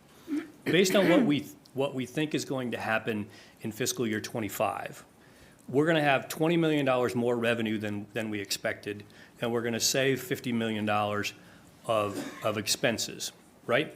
Yeah. That's what's going to happen this fiscal year. That projection feeds into how much fund balance we're going to have. That's just a one-year thing. What is going to happen at the end of '25, and what's fund balance going to be as a result of these results, okay? So because we got more revenue than we expected, and because we spent slightly less than we budgeted, we believe that fund balance is going to end up here at $98.3 million. But, hold on, Commissioner, I'm gonna ask him to respond. We're gonna come back. Let's let, there's two other commissioners that haven't spoken yet. So one more second, and then what we look at for '26 then is, what is this growth revenue going to be? What is the new ongoing revenue that we're going to be able to appropriate compared to '25? And that's, this year, that's $49.2 million of new revenue that we'll be able to appropriate for ongoing costs compared to the fund balance, which is one-time money to be used for one-time things. So the projections for the current year feed up into what's our fund balance going to be, and then the ongoing revenues and expense projections result in what's our growth revenue for next year. Let's go with Commissioner Altman, and I'm gonna allow for Commissioner Rodriguez-McDowell. She's decided to ask her question. And then Commissioner Griffin, I'm gonna defer my time, some of my time for you. Thank you. So Dina, when you say salary and benefits will require an additional $30.9 million, are you telling us that, just keeping everybody consistent with the expectations for their salary increase over a year and their benefits, that's not anything special? That's just maintaining steady state? Is that correct? That's to ensure that our employees get their annual cost of living increase, which is, this is what we've done the last few years. They get a cost of living increase of 3% across the board, and then we have a performance-based increase that can go from 0 to 5%. And so if you maintain that strategy, as well as any benefit increases that we're gonna have to pay for, that costs about $31 million a year. Oh, all right. Well, I think my takeaway is, obviously, we're very much needing to put ourselves in a belt-tightening mindset. Obviously, our first obligation is to, at a minimum, maintain steady state for Mecklenburg County and our operations and our employees. And what you have basically told us is that just, maintaining our current obligations, our current things under contract, and and meeting those program costs, that all of that together, is going to be a little, what is that, like $12 million more than what we can expect will come in through natural growth. And so, and that's not even looking at 1 cent and, 1 penny increase to our critical partners of CMS and CPCC. So it certainly puts me in the mind of how we can be as economical as possible to not overly burden our residents as we try to make these numbers work. And we will, it sounds like, need to modify our expectations around how the board utilizes and accesses the fund balance, because we have 50% less in the fund balance than we had 2 years ago, and that's 30% less than we had the year before that. So I do think we've made some great investments in the community through the fund balance, but it seems clear to me we cannot do that again this year just because of the slower rate of growth and the desire to, as much as possible, shield our residents from, ever-increasing taxes. Thank you, Mr. Chairman. Thank you. Let me circle back to Commissioner Rodriguez McDowell just for 1 second to see if, did you want to try to defer, or you just want to take it offline? We're all in the same ballpark here on what we're wondering, and I'm trying to figure out how to get at, how do we predict 98.3 million in fund balance while this is showing us, the slide 56, when you take all of these into consideration, how do we still have 98.3 fund balance? Like, I'm So 98.3 is where we believe we will end fiscal year '25, right? So that's the end of '25, that's how much we'll have. right. This is looking at what's it look like for '26. And also keep in mind that this is ongoing operating, so we're not using the 98.3 million to fund any of these things. Right. So this is just on the operating side. The 98.3 is used for all the one-time things Yeah. that we put into the budget, like a land acquisition, affordable housing. All of that has been funded through fund balance. Right, but And fund you're- balance grows, correct me if I'm wrong, I want to understand, the fund balance is growing when our projected, It will go up if we have more revenue than we spend. But you're also spending it at a fairly fast clip. If you go back to the slide that shows the appropriations that we've done. So you see amount allocated in the next fiscal year, 81.7, 52 million, 96.3, 130, 137, 148. So while it's growing, you're spending it faster than it's growing. So while it's growing, if you keep drawing it down, you're spending it, which is what the board wanted to do, is you That's wanted to right. spend down the fund balance, and you can see here that you've been very successful in doing that. right, but, Mr. Chairman, my question really is about the 14.7 million, because I know everybody's kind of pointing to how we're in a hole, 14.7 million. And the part that I'm trying to understand is if you are, a constituent and you see that, we're already projecting 98.3 million in fund balance, but yet it would have been even higher if we had raised taxes more last year by that half cent. I'm trying to understand, how can we, So for fiscal year '25, in the actual results that happened in the general fund, we could have got by without that money. Right. Right, okay? But now looking at '26, if we budget the exact same amount of expenses and the exact same amount of revenue, we're 14.7, we're short by that half a cent to start. If we don't grow any of our expenses and we don't grow any of our revenue, we're short by that in fiscal year '26. So if you look at this slide right here, that's part of that gap that we're starting with. So if there is $49.2 million of growth revenue, that can cover some of that 14.7 million, or you could increase taxes by 14.7 million. That's no longer a cost to deal with, and now you're just dealing with the other increases that are there. The 14.7 is not a recurring revenue. So you've used a one-time revenue to pay for things that are recurring. right, And that is where we have this deficit now, because we don't have a recurring revenue to use to pay for those things that we use fund balance for. Right, and so I So still let have me a give question, you- but I'll, let me- No, go ahead and, Okay. let's give 30 more seconds to Commissioner Rodriguez, just a minute to Commissioner Rodriguez McDowell. Ask your question. okay, because this is the thing I'm really trying to understand.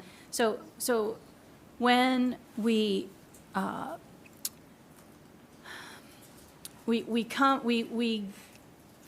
bringing in more, it covered the 14.7 and then some.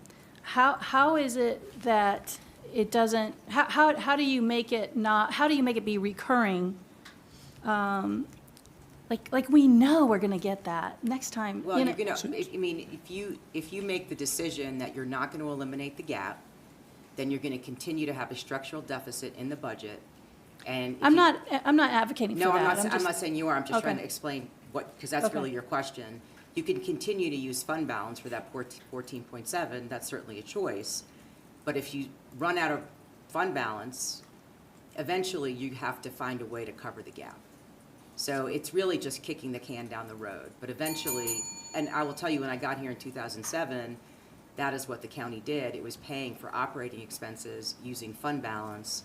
And then we had the 2009, 2010 fiscal crisis, and we had to pay that back because we didn't have enough fund balance to continue to cover that. And that's the reason why we continue to sort of talk about the need to cover those deficits so you don't end up in that situation. All right, thank you. Does that help? All right. We'll come back to it. We'll come back. Commissioner Griffin, you got 1 minute. 30 seconds. And then Commissioner Dunlap, you've got 30 seconds. Yeah, sir. 30 seconds. Health and Human Services were budgeted at 435, spent 376, had a plus of 59 million. A penny raises what, 29 million taxes, 30 million? Last year, yeah. Right. For So this current So year. if you have a plus like that,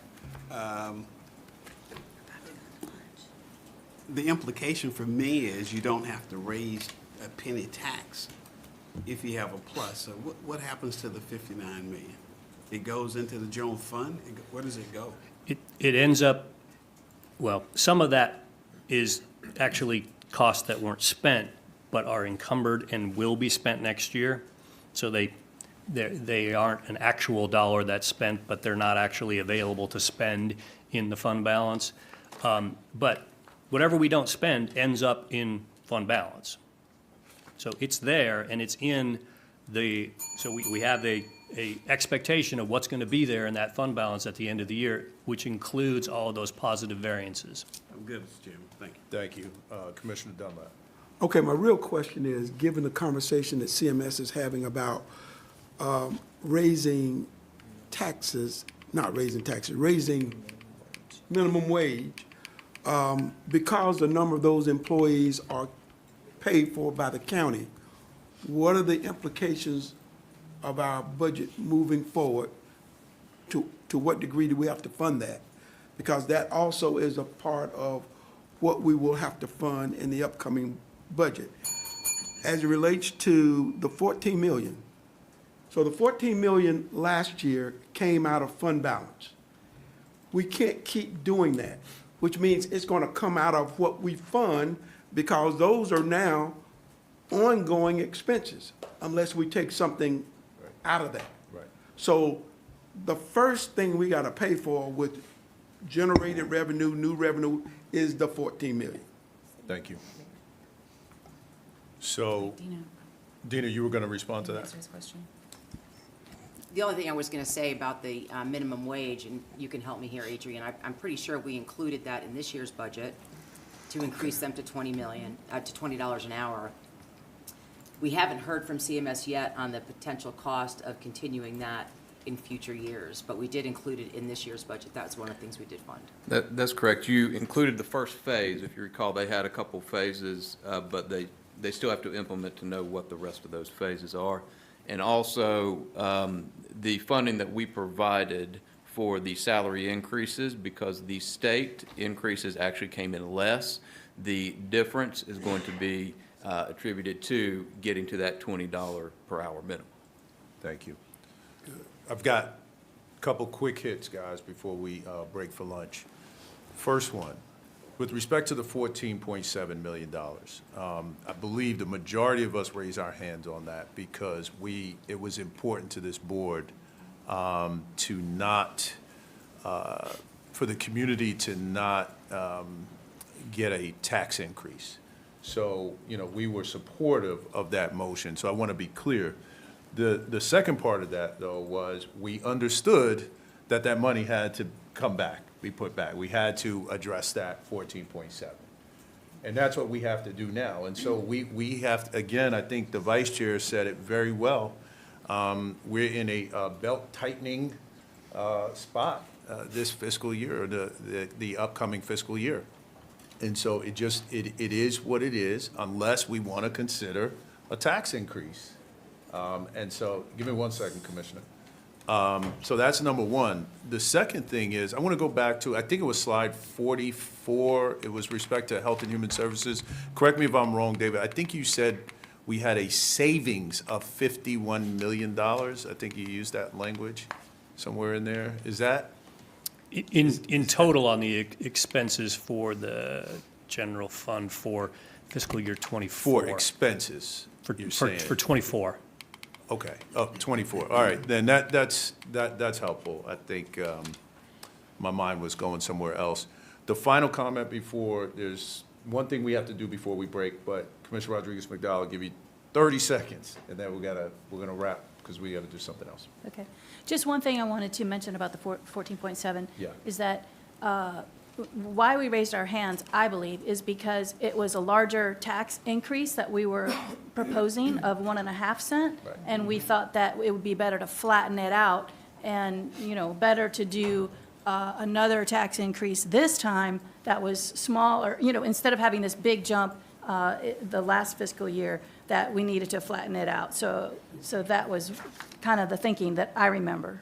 Well, I hope we're saying something very similar. I mean, I think what we were all trying to do is make sure that the community did not absorb something that was, would have a really adverse impact in a short period of time. So, I mean, thank you for the clarification. I hope I'm saying the same thing you're saying. I fully intend that, in my view, that we would not continue keeping it out of fund balance, that we would fund it, at this year. Yeah. No, I think we're tracking. We're all on the same page. And David, I think this was fantastic. I appreciate the dialogue. I think, we know it's important dialogue, so thank you. Before we break for lunch, everybody, couple of things. When we come back, we'll get an economic outlook from Brandon. But before that, we know that this is the county manager's last retreat with us. And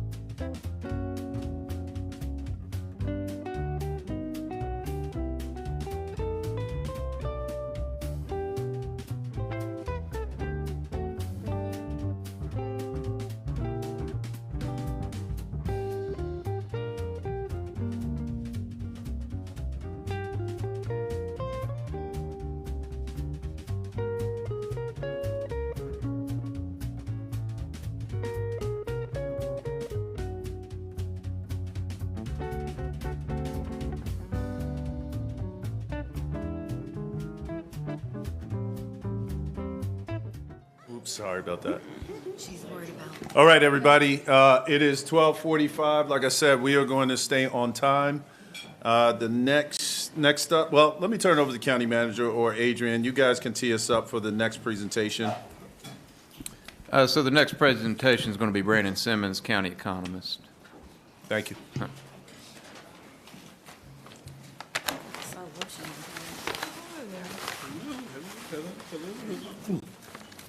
Neighbor?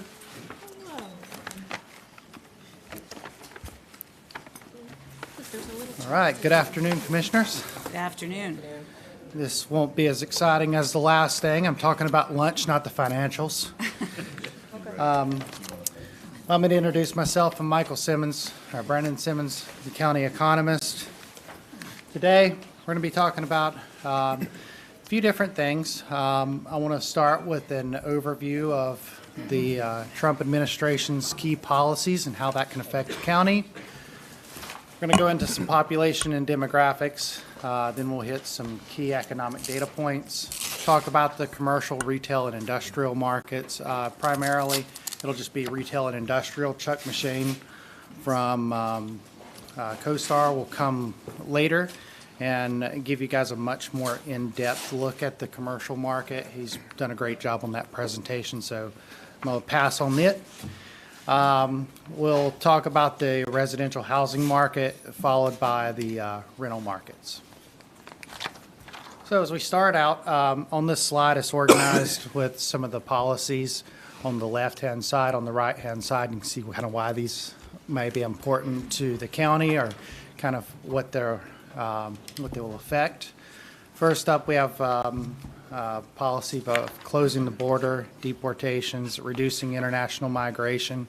Why this is important to the county is international migration comprised 44% of our total population changed in fiscal year 22.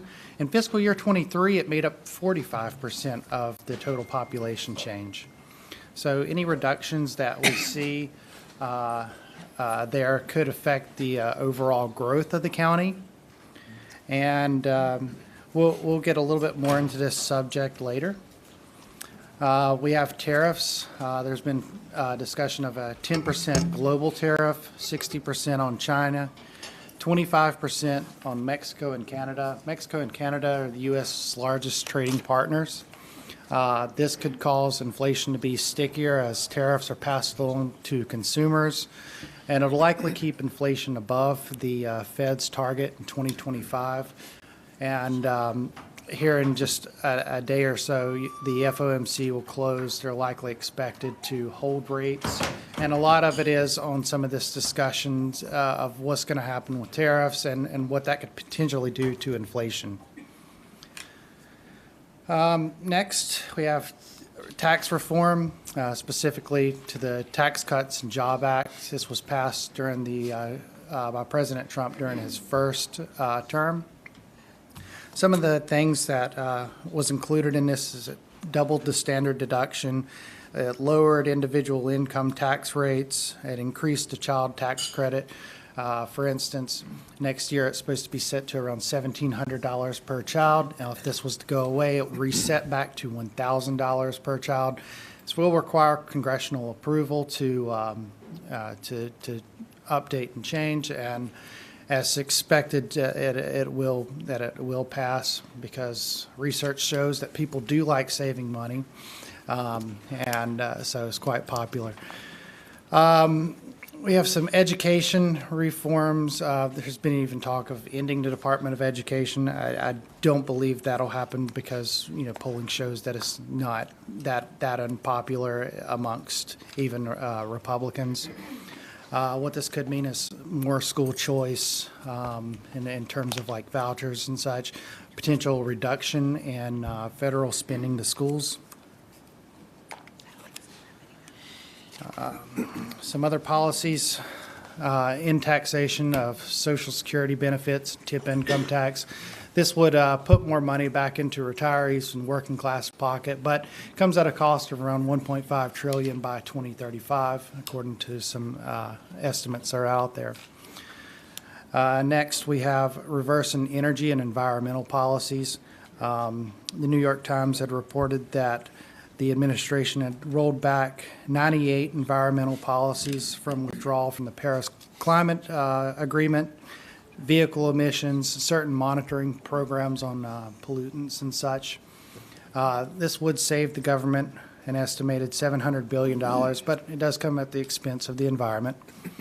Other key policies, strengthening the military. 2024, we spent $842 billion in defense spending. It is estimated that these proposals would have a net impact of increasing deficit anywhere from $1.6 trillion to $15.5 by 2035. Many of these proposals would likely need to be scaled back or passed over due to those costs. The deficit in 2016, when Trump first took office, we were running at negative 4.1% GDP. Currently, it's estimated to be about negative 7.7. So he's much more fiscally constrained this time around. In 2024, the U.S. government had total outlays of $6.8 trillion and $4.9 trillion in revenues. Okay, moving away from that, getting on to some population demographics data. In years prior, some of the data I'd presented showed various racial components and such. That you will get that data. It will be, but it'll be from Michael Griswold. He's taken a portion of that. This year, I'm taking some of the items that you've seen in the past from the Pulse report. So, if you're wondering where it's at, you'll see that later. Okay, first off. Last year, North Carolina added more people than all but 2 states. You see that number 1 and 2 was Texas, followed by North Carolina and 3. With 10.8 million people, North Carolina is the 9th largest state in the nation. The growth rate for the state was the 5th fastest amongst all the states.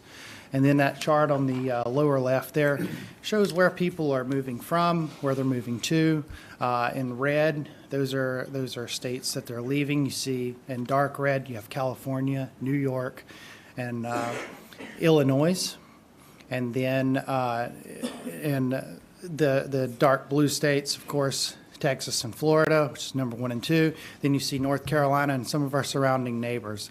So a big pull to the south. That's has been an ongoing trend for the past couple of years. Expected to continue. Looking more granular into the county. Let's see. A population in 2023, now this is a change. The actual number would be 1,163,701. So slightly different from the slide. That was an estimate at the time. We got a better number since then. And I'll repeat that number. It's 1,163,701. That doesn't change any of the other information on here. Still averages out to around 53.8 people coming to the county per day. Our county is the 41st largest county in the U.S. by population, and we're expected to add 550,000 new residents by 2050. The chart there, it shows data from 2020 to 2050. If you looked at it more recently, the growth for Mecklenburg County is expected to grow at 47% over that time. Now, there's one thing to know, kind of what's going on in the county. I think it's better, though, to have a more holistic look of what's going on with the rest of the state. And then from 2022 to 2023, 72 counties had basically a positive population change only due to migration effects. So either coming domestically or internationally. Those are the ones that are shaded in blue in this chart. The ones that are shaded in green includes Mecklenburg County.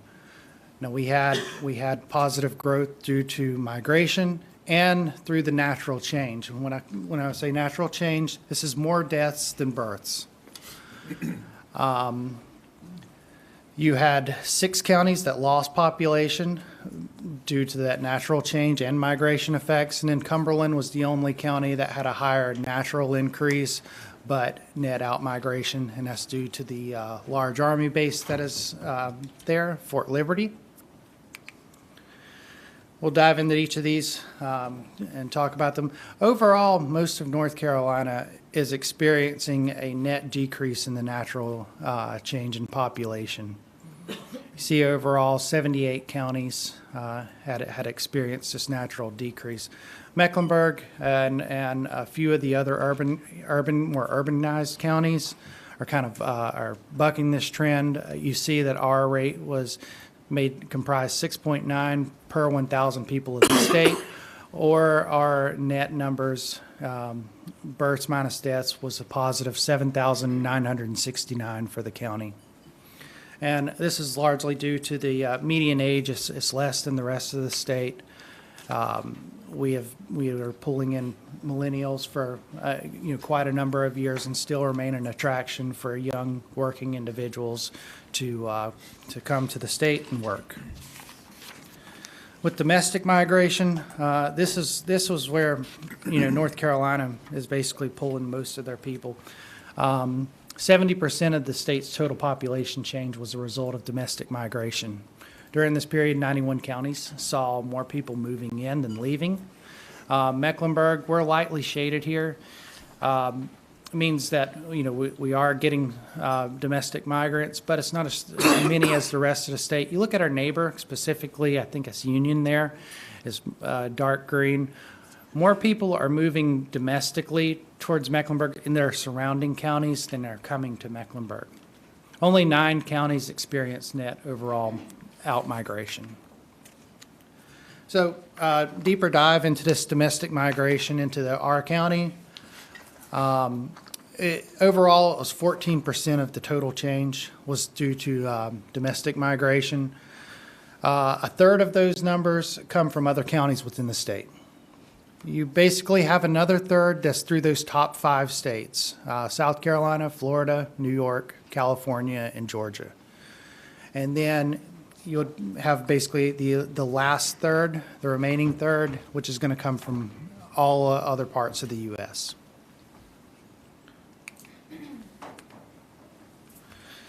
International migration. Now, this is our largest source of new population, as I told you in one of the opening slides. 44% in 22, 43% or 45% in 23. Mecklenburg has the highest share of international migration in the state. Total is 7.6 per 1,000 of state population. The net change was a positive 8,796 individuals. This is the combination of all those things. Starting from the top, you have total population number, you have the population change, and then it breaks down births, deaths, and that overall natural change number, and then you have both international and domestic migration following that. So overall, like I said, last year, 45% international. You had 14% domestic and 41% through the natural change. I want you to note in the past 2 years, look at international migration where it is now compared to where it was. 2020, international migration was 238 individuals. 21, you get to 3155, and then when you get to 22, you're up to 8,170, and then in 23, 8,796. This is why I was telling you in one of those opening slides that any change in international migration policies will result in a change of the growth rate within our county. I get questions often on, kind of where these individuals are coming from and their legal status as well. It's very hard to find this data, and because even if you do try to track it, finding people that are going to respond to you is often difficult. The Pew Research Center, though, did conduct a study on this, and this is showing their numbers.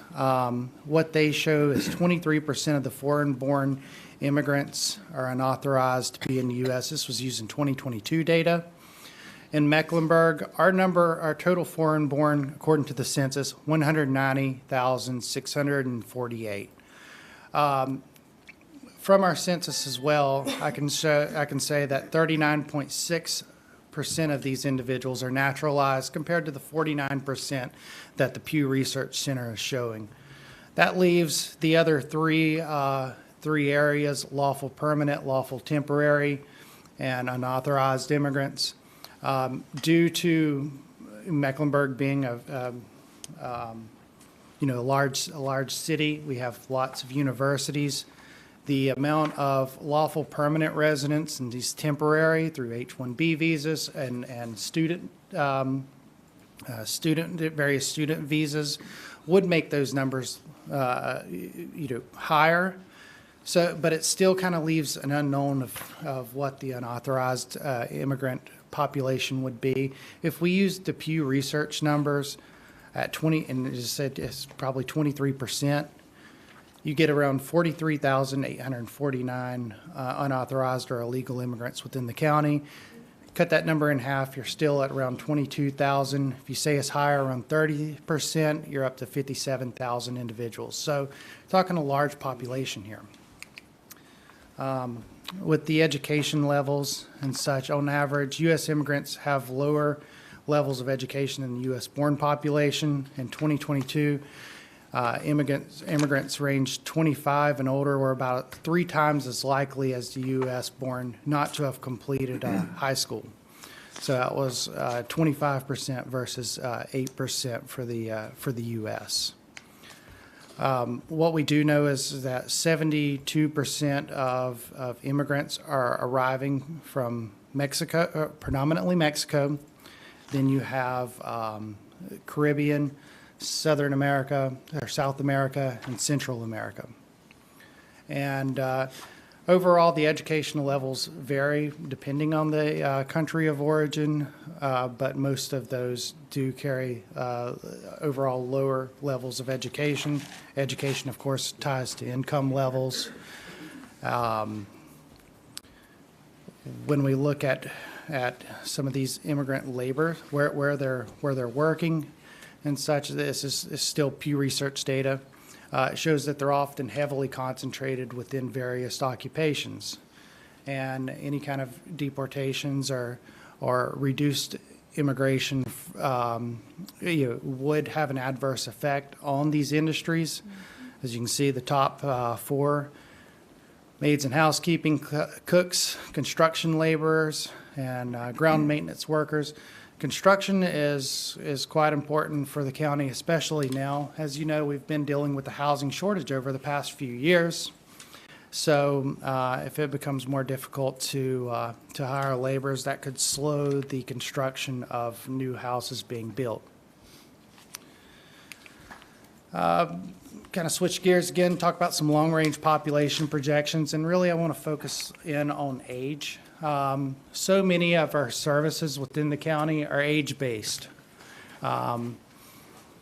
So, and these vary quite drastically. Our fastest growing age bracket in Mecklenburg are those aged 65 and older. Let me catch up on my slides here. So I told you total growth of all age groups is going to be roughly 47% growth by 2050.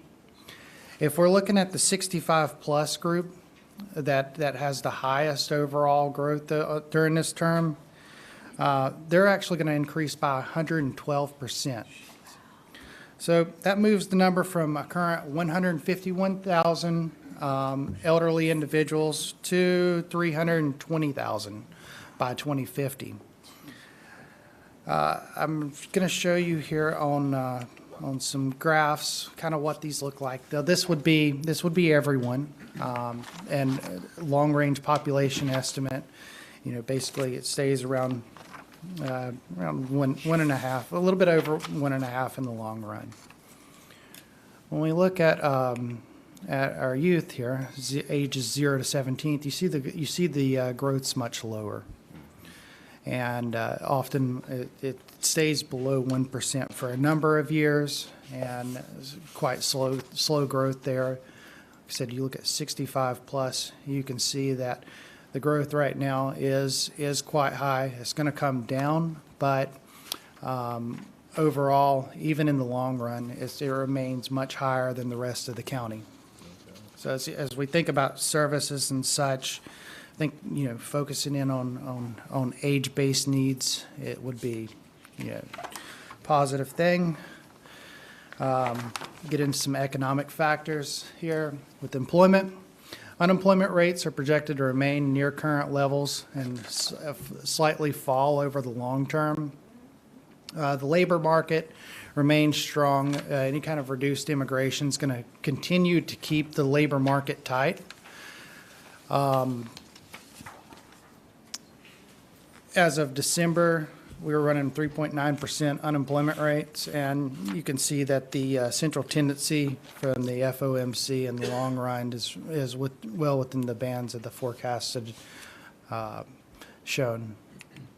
A little bit more on just the overall labor market. On the left-hand chart, I show job openings, hires. You see in red, that's the amount of job openings that's come down over the past few years. While hiring activity has also started to slow, we've seen unemployment begin to rise. But compared to historical levels, the labor market is still strong, according to that data.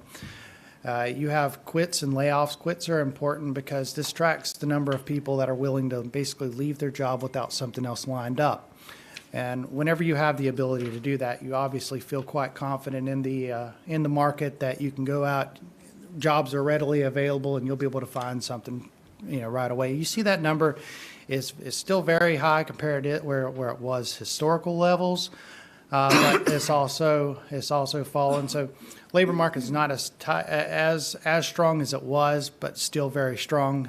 You see the amount of layoffs is still quite low. On to GDP. Expectations are for growth in 2025 to fall and then rebound in 2026. What's gonna affect 2025 the greatest would be the effects of tariffs. Now, it typically takes about a year to settle out these effects, and it also, as I mentioned in the first slide, it's going to take about a year to get any kind of tax reform passed through Congress as well, and many of the current talks is to kind of not only extend the Tax Cuts and Job Act, but to kind of add on to them as well. There's been talks of repealing salt tax cap, for one thing. So that's why we're showing a boost later on as we progress out the years. I had a request to show Mecklenburg County's GDP. As you can see, it follows some of the similar trends to the U.S., although at a much higher rate. Our growth rate's higher, our population growth, and we're a very dynamic economy. Overall, the growth's going to be higher for the county. You can see in 2023, nominal GDP was expanded to 6.9%. This was followed by a 9.1% growth in 2022. To total GDP for Mecklenburg was $161.3 billion last year. So of the sectors, finance and insurance contributes the largest portion of GDP, or to GDP. Next follows real estate, followed by professional, scientific, and technical service, and then healthcare and social assistance. Now, healthcare and social assistance is our largest industry by number of employees, but as you can see that the contribution, though, from finance and a few other ones, even though there's not as many employees working there, they are higher. Inflation, so tariffs, they're a tax on imports. Higher import duties cut into company profits. It lessens their ability to hire and invest. And they're often passed on via higher selling prices to consumers. This reduces consumers' ability to have the ability to purchase certain items and goods. And as we're showing here in the forecast, we expect that any kind of tariffs that are added, there's been talk as early as February 1st, was whenever President Trump was talking about initially setting various tariffs. But we expect those to be phased in more, slowly throughout the year. And that's why you kind of see near the end of the year, that's where you start to see the increase in goods and food. And then, like I said, those effects start to settle out. And, but overall, it would be probably higher than without those tariffs in place. Which, along with inflation, I think we need to talk about wages as well. Since 2020, wages have grown approximately 25%. And this actually outpaces the overall growth in inflation. But remember, when we talk about inflation, we're talking about a basket of goods. And that basket of goods, it's not your basket or your basket. It depends on your different needs. If you own a house, your mortgage rate's fixed, and over a quarter of the overall CPI is tracking shelter costs. So, as you can see on the chart, housing has increased much, is higher, much higher growth than the total inflation number, and wages. You can see the same thing with restaurants, groceries. Many of the, and fuel costs or gasoline. So depending on your need or kind of where you're at. Now, if you're starting out and you haven't purchased a home, you're likely going to say, well, no, my wages have not kept up. But remember, like I said, this is on average, and when we're talking about average, we're talking about that total basket of goods and services. Saving rates. Currently holding at 4.4%. Now, I did break this down before. I don't have a chart on it, but by income quintiles.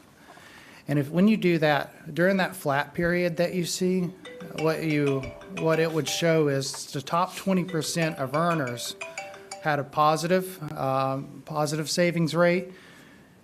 All the other quintiles, basically 0 through 80, were negative during that whole time.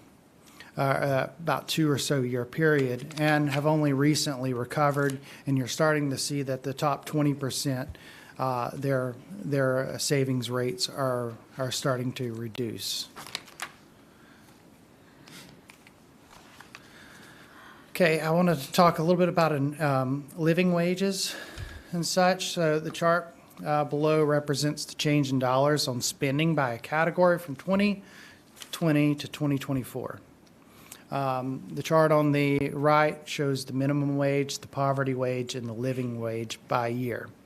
A living wage is an hourly rate that an individual in a household must earn to support themselves and their family, accounting for a calculation of basic needs expenses.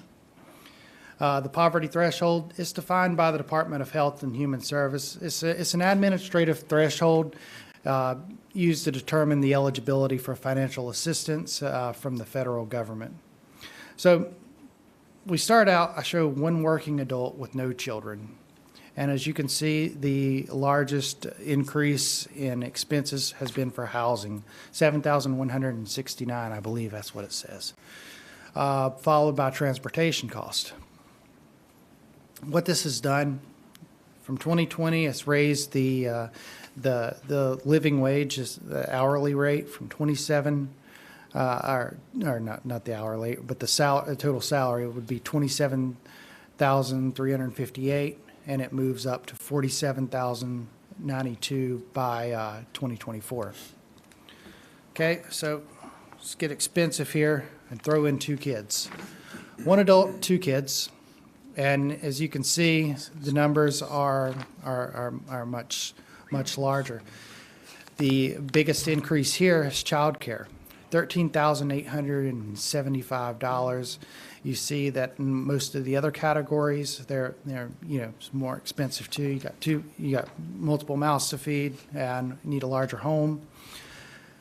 So overall, what this does is this move the salary for a livable wage from $62,609 to over 6 figures now, $101,530.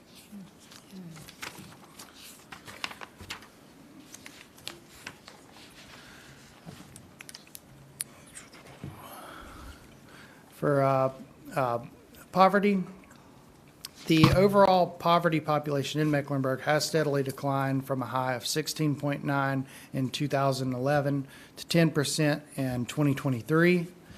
According to the small area income poverty estimates, there are 116,447 adults in poverty, 36,368 children under the age of 18. And this also, it shows the U.S. rate. Overall, Mecklenburg is lower than both the U.S. and North Carolina's, which is not shown. I can find that number if you want it. Okay, we're going to talk about some of our property markets. I wanted to start out and show this. This is U.S. commercial construction. These are construction starts by year or by quarter. And what you can see is that the construction ramped up, hit a peak, and then has since fallen off and slowed. That pipeline has very much so cut off. You're going to see that in these next couple of slides where we go through each of ours for the county individually. We'll start with the industrial or warehouse market. The chart on the right shows cities ranked 13th through 24th largest by square footage. We're 16th. We have 310 million square foot of industrial space within the county. The rents increased by 2.2% from the previous quarter. It moved from $7.90 per square foot to $8.07. This is lower than the national average of $10.08. Year over year, our rents grew by 16.6%, which is much faster than the national average of 4.3%. The Charlotte market had completed a total of 10.9 million square foot of space in 2024. This ranked us 7th within the nation of the cities. I think there's 81 cities total in this. Current construction, 45%, almost 46% of that is happening within the Charlotte is happening within Mecklenburg County. The Charlotte market consists of a few surrounding counties. I'm going to show that to you on the next slide. The vacancy rates for the Charlotte market was 7.5, but for our county, they're averaging 6.5. The Northwest had the lowest vacancy rate, 1.6%. Highest was West Airport at 10.9. And nationally, the vacancy rate's around 6.1. Here's that chart that shows everything inside the Charlotte industrial market. As you can see, the most construction's happening in the north and southwest. And then we show vacancy rates. Gaston was the highest there at 17.6. That's what's one thing that's really pulling our overall vacancy rate higher. But as you can see, the parts of the county are quite lower, and some of the lowest ones. E-commerce is one of the main driver of warehousing needs. It's used for that last mile delivery. Currently, it's making up 16.2% of total sales activity is done through e-commerce. Show on the graph there the trajectory of the line. That dotted line shows the current trajectory, and you can kind of compare the slope of that to how it was prior to the pandemic. You can see that the pandemic really shifted people and pushed them more into using e-commerce than was before. This is going to continue to grow and has been one of the main drivers of our industrial space within the county. These are just some key statistics that show overall how the county is looking. You can go through those on your own. Nothing really covered there. We'll jump in the retail space. This shows the top 12 retail markets by inventory. Charlotte is ranked 23rd largest. We have 50.2 million square foot of retail space. Our rents grew from 0.5% from the second quarter, or 5.9% year over year. And our asking rents was $25.16 per square foot. This is higher than the national average of $24.54. Overall, we have one of the lowest vacancy rates in the nation. We're ranked 5th lowest vacancy at 5.4. Raleigh's also doing quite well. They had 2.8%. With construction, we only added 6,000 square foot as of the third quarter of last year. That ranked us 54th in terms of new construction deliveries. However, we do have 186,000 square foot under construction. That puts us around 20th overall in the nation. Housing market. I wanted to first touch on mortgage rates and Fed funds rates here. Catch back up. Okay, so earlier, the Fed's been on a rate cutting cycle. You can see that on the red line. Although the Fed funds rate is not tied to the overall mortgage rate, it does influence it. But we have not, even though the Fed is reducing rates, we're not seeing that, a large reduction in the 30-year fixed mortgage rate yet. It's actually expected to continue to be high. I have an outlook on mortgage rates, where different banks and entities think that they're going to end. From the top shows the most recent quarter to the most, and then it goes out in time as you move down to the fourth quarter of 2025. Overall, what you can see is there's not a lot of change expected. It is expected to fall, but not by a whole lot. So if anyone's out there, waiting on rates, right now the market's not really expecting them to fall a whole lot. When we talk about just the conditions inside the housing market within the county, I'm gonna dive through these, but I'm gonna show them individually. These individual metrics inside of a graph. First, we're gonna cover closed sales. This is the overall sales activity. This year we had 1,142 sales. That's the black line with the little gold diamonds around it. So you can see it's quite low compared to the years going back all the way to 2015. We're almost at a low point. The only year that was really lower would have been 2023. We sold about 1,069 during December of that year. So it's been a 6.8% growth, but like I said, still historically low amounts of sales. Talk about listings. There was, once again, it's near a low. There's 876 this year compared to 840 last year. Last year was the record low for this time. It's been a 4.3% growth from that, but there's not a lot of new homes being listed right now. A lot of what's happened is a lot of people have locked themselves kind of in their homes and are unwilling to put up and sell due to the higher interest rates. Is very, a lot of that ability to move and switch has become less affordable to do in the interest rate environment.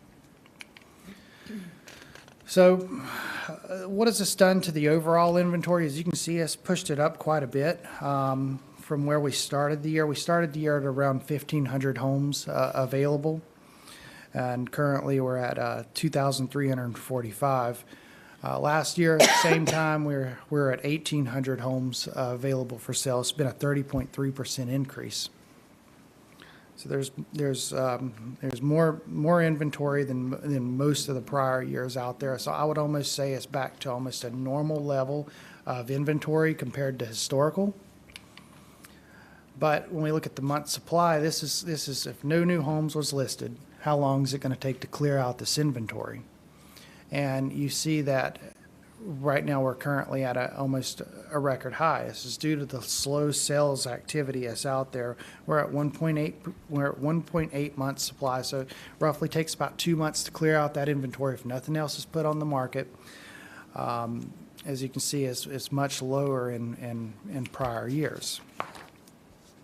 So how are people, responding to this? And we can kind of see that in the percentage of the original price listed. So you list your home, and then, people come, you negotiate, you might take a little bit off of it, and when you do, that number reduces down below 100%. Currently, all these slides look alike here. All right, we're at 95.7%. We're at 97.6%, so it's almost, 2 percentage points less, or that sellers are making that concession to potential buyers out there. So this is showing me that the sellers are realizing they're in a much harder place to sell their home than it was in the past. And you can kind of see that. I want to skip ahead and show you the days on the market. We'll go back to those other ones. The days on the market, homes are taking 49 days to sell now. Last year it was taking 31. So as you can see, that's also going to push people to lower that price a bit. Now, even though that's happening, we're not seeing a lot of movement on the prices of the homes yet.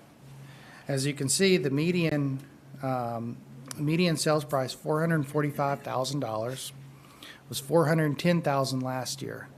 That's an 8.5% growth. When we look at the average, you see that it's moved to $575,660. It was $538,180 the year before. That's been a 7.7% growth. The good thing is that even though that housing prices continue to grow, the rental market has slowed down and calmed down a bit. I show in the left-hand chart kind of where Charlotte stacks up amongst the rest of the U.S. Where we were 48th, slightly higher than the U.S. average. Charlotte's coming in at $1,400. Rent versus U.S. at $1,373. Now, over the past year, we've seen a 3.1% decrease in rents. Overall, that chart on the right there shows you month over month how rents are moving. And as you can see, most of them is below zero. So rents are falling pretty much nationwide. But when we talk about them falling, they're still very high compared to where they were, especially pre-pandemic levels.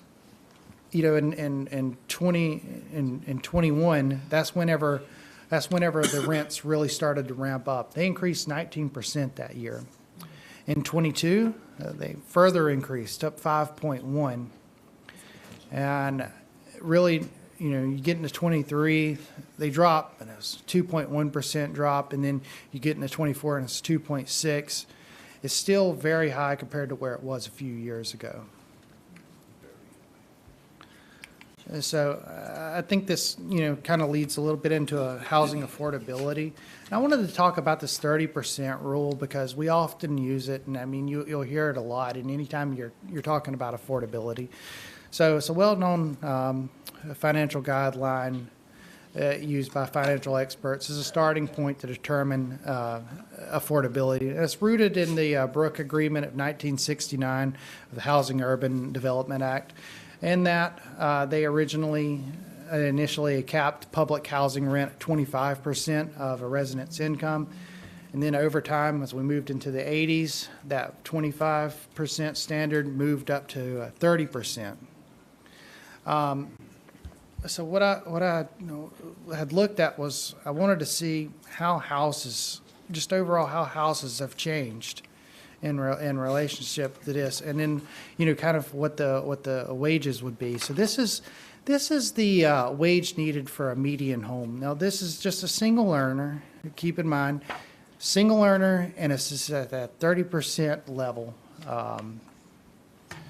So the chart shows various occupations, and what you see is that, you know, even in some of these very highly skilled type of jobs, the average hourly wage would not be enough to cover a median priced home as around like $430,000 just off of a single income. But like I said, at the same time, does a single earner need the median home, you know, because they have families such like that. You know, typically you would have more than you have more than one member of the household as well. So keep those in mind. And then I wanted to take a look at how just housing sizes have increased over time. So whenever this the 25% cap was initiated, home sizes were around 1,500 square foot. And so what we've shown is that you know, houses now are 73% larger than when the 25% standard was developed, and even if you look into the 80s, they're 28% larger now than they were then. So we're asking for much bigger homes and still trying to apply the same rule.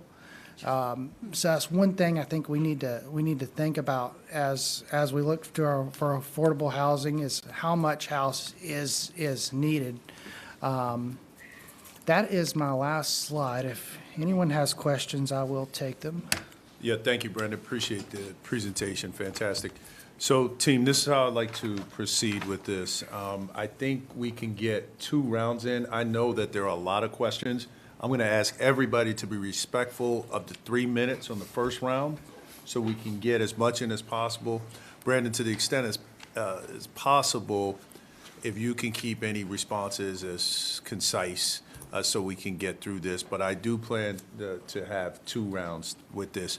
Here's the order that we're going to go in, the first 3. We're going to start with Commissioner Rodriguez McDowell. We'll go with Commissioner Townsend Ingram, and then Commissioner Leek.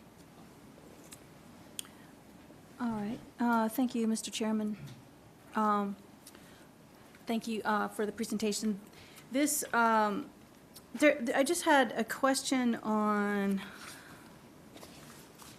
well, starting out on page 65.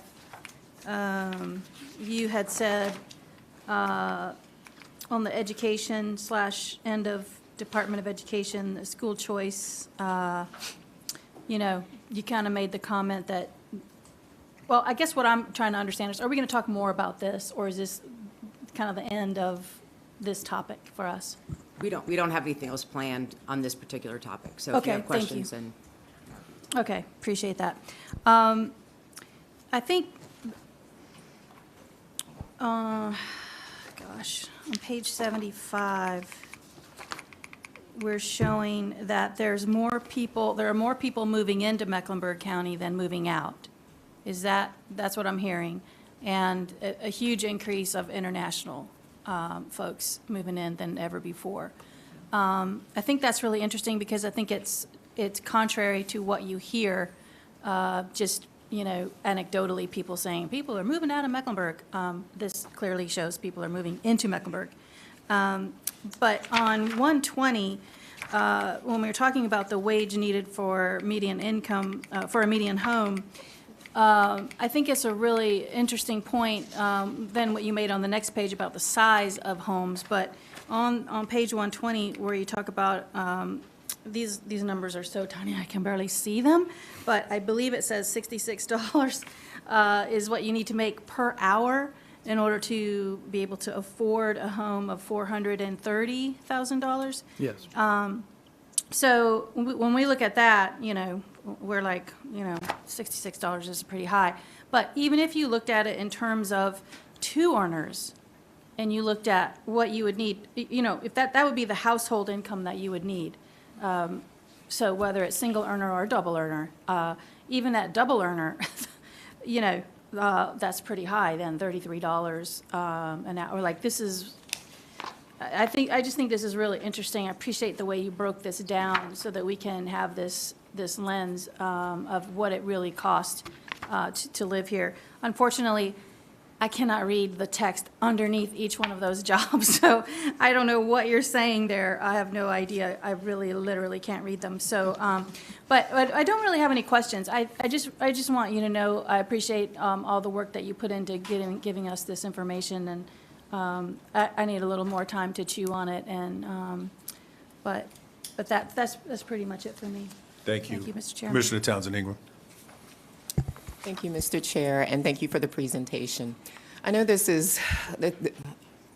we've kind of anticipated that this was coming, that the deportation and things of that nature, but I want to know if there is a gauge or any recommendation on the economic impact of deportations within Mecklenburg County to our economy. If the 1,200 to 1,500 people per day are actually deported from major cities, as what the Trump administration has said. Is there any guidance, is there any indication that we need to be looking at the economic impact and how that would affect services because of this new policy? Okay. I will start out by saying that most of the economic data reports out there does show that even illegal or unauthorized immigrants do produce a net positive economic impact.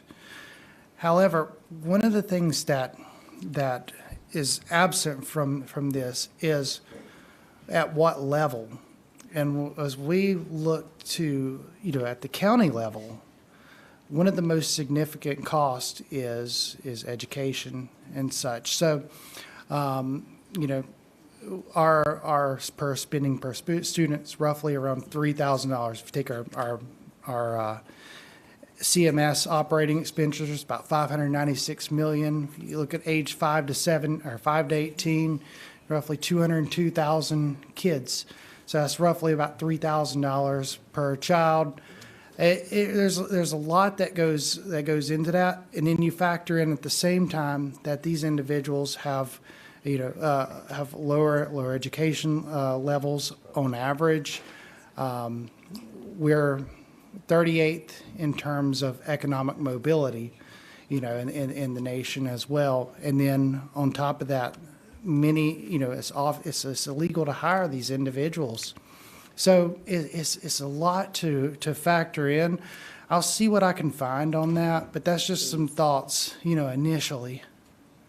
Because right now, everybody's in panic mode, and it would be good to have some solid information to give some reassurances that you know, yeah, he may do this, but we still have this foundation as a kind of control. So anything that we can provide the community in Mecklenburg that would allow them to say, you know, don't panic, we still have some girth here to be able to protect you. Does that make sense? Yes, it does. Okay. Commissioner Leek. Let me first say thank you. My concern is rent, the number of people who are coming into Mecklenburg County who are single parents and are older individuals coming with their families. And I've talked with the city council about the growth. The infrastructure of this county, of Mecklenburg County, has not met the needs of the people based upon the growth. Am I right? Yes.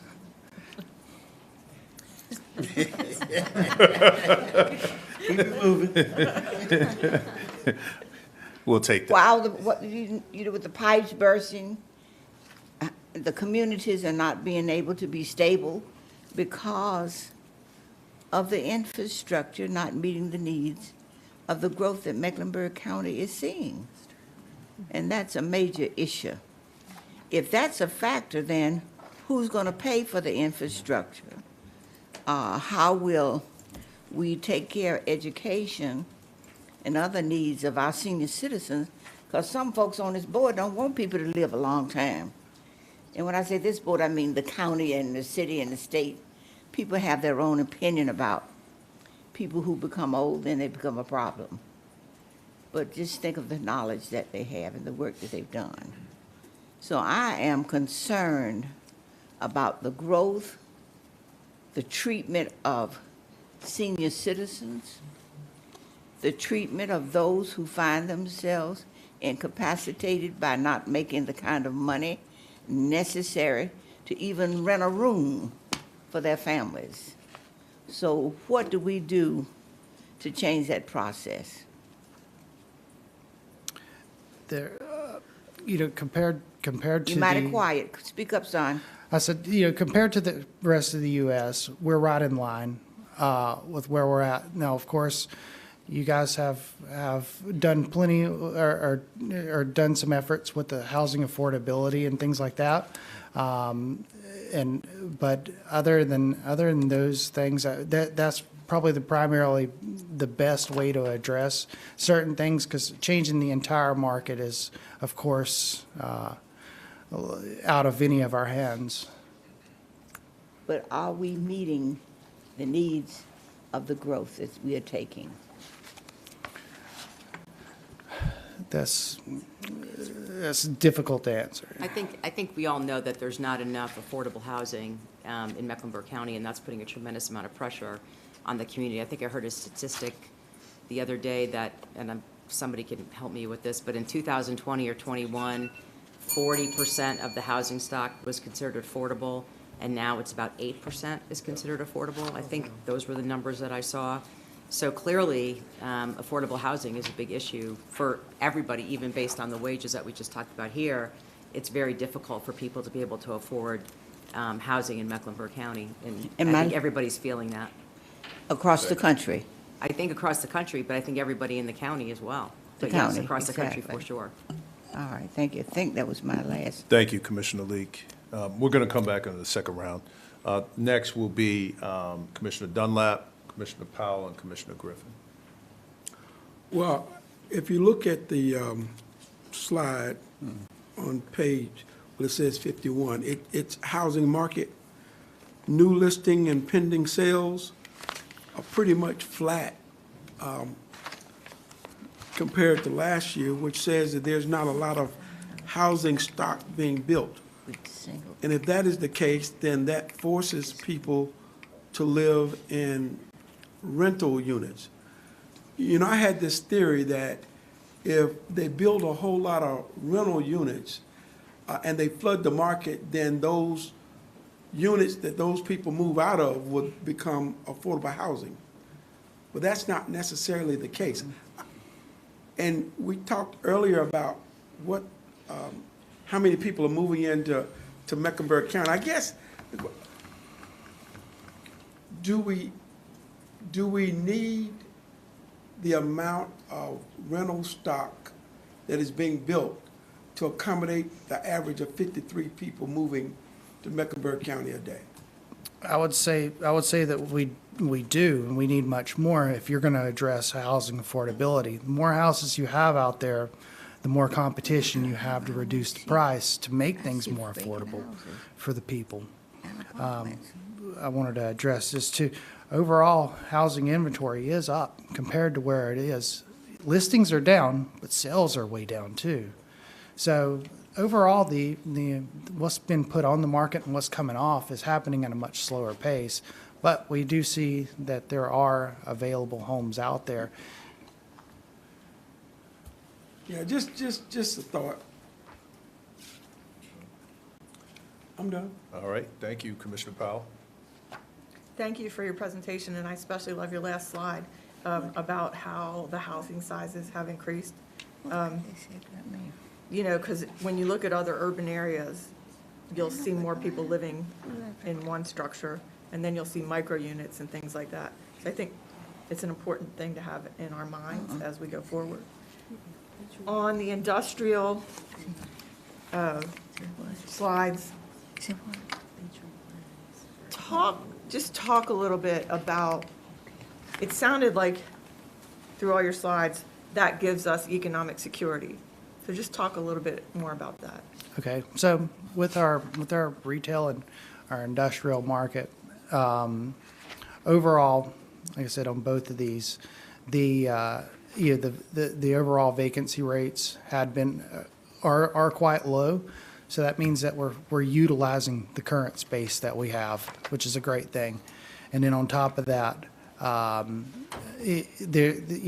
there is demand. There's a future demand for that. We see that in e-commerce. Our industrial space is going to be is kind of locked in and secure over the long run due to these factors of, we're using everything that we have. Everything that's being built is going to be filled up likely, and then you got a future demand driver that's going to push people into those buildings. On the retail side, of course, as e-commerce gets bigger, you need less retail. But thing is that we're not overbuilding there. We have one of the lowest vacancy rates in the in the U.S. So that's another sign of, I think, security in that sector. Like I said, Chuck McShane's going to talk to you about the commercial market, and I think there's positive news there and as well. But I'm not going to steal his thunder on that. And just one more thing, just thinking as a person that, I came here in 1986. I graduated from college and drove here. And I knew I would get a job. Actually, I had it before I got here. I knew I had a place to live. All these people that are coming here, if it's unaffordable, I just want to know why they're coming. It's so extreme, the rapid growth. And so if it's so unaffordable, what are they doing? And I'm just thinking out loud. Yeah. The thing is we're not unaffordable. We are and we are not. Compared to the rest of the U.S., we're very affordable. Our if you look at the give me 1 second to find the name for it here. Cost of living index, right? We are at the U.S. is at 100. We're at 100.5. The rest of North Carolina is at 93.6. That's why everyone's moving to the South. It's affordable here. You go out to New York, you go to California, it's not. It's a much bigger definition of unaffordable there. And those are the individuals that are moving. That's right. Yep. Thank you. Thank you. Commissioner Griffin. Yeah, that feeds right into my question. The context that we was talking to you at the table, Michael, is the Gini Index. The Gini Index shows that Charlotte-Mecklenburg income inequality and wealth inequality is creeping up, okay? So as people move in, supply and demand causes whatever goods are to go up. So if I'm moving from New York or California, and my house is 900 square feet, it's valued at $1 million, I come to Charlotte and buy a house for $1 million, I can get 4,000, 5,000 square feet.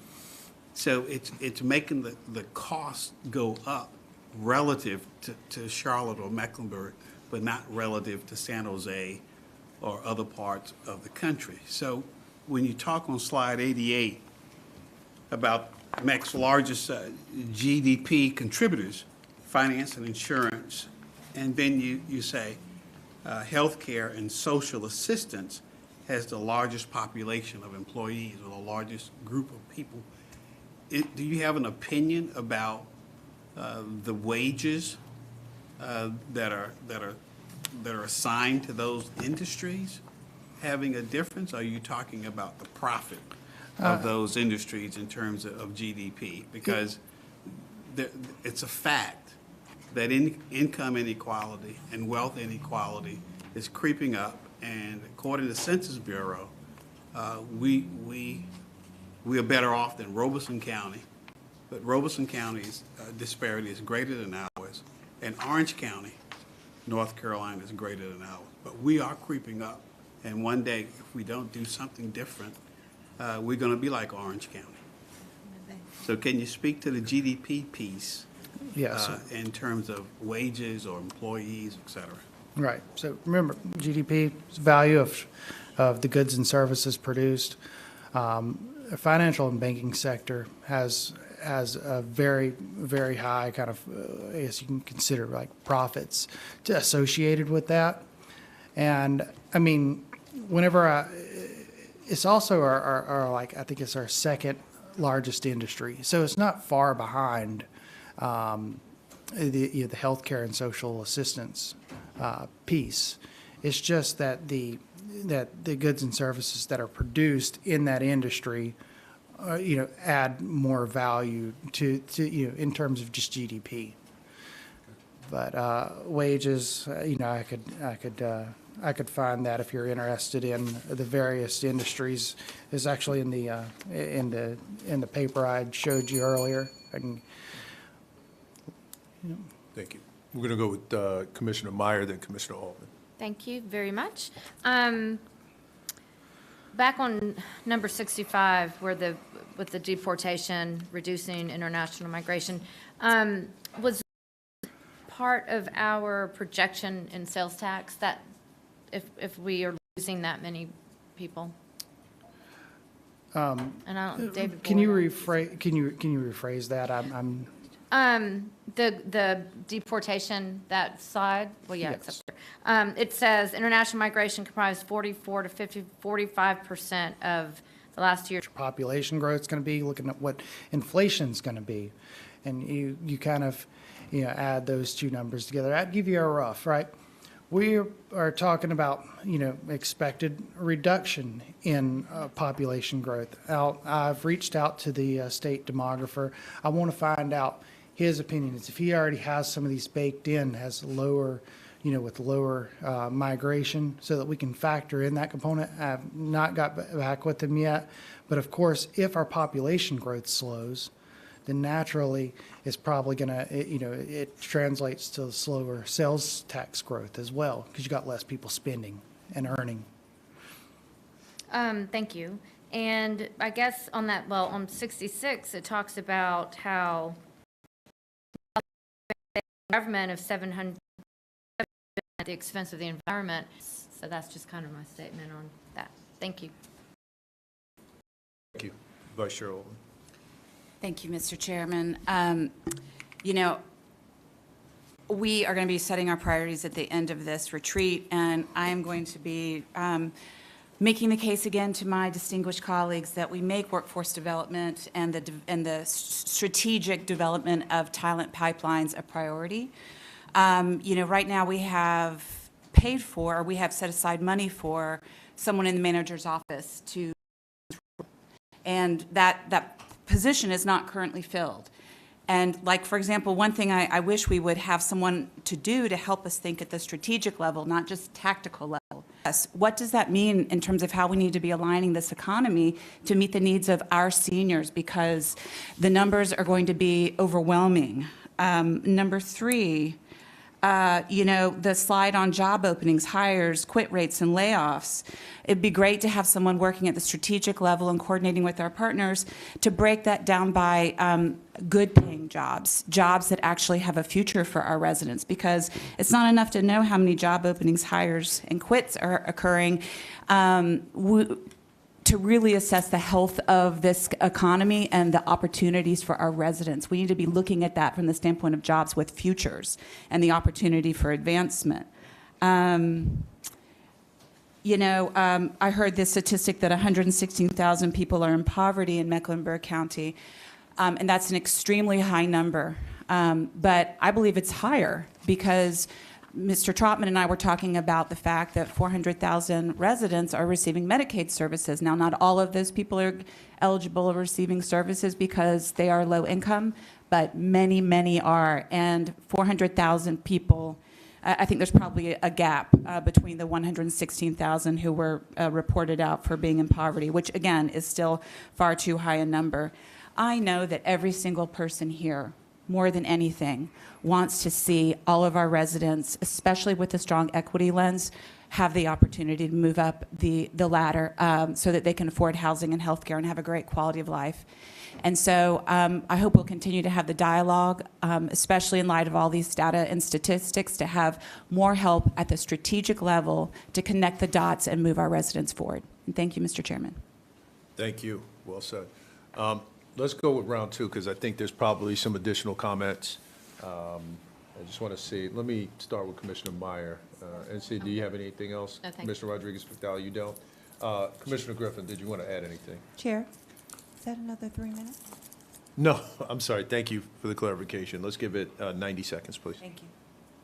No, I mean, just to ditto what Commissioner Altman talked about, so I was trying to get at. Despite our growth,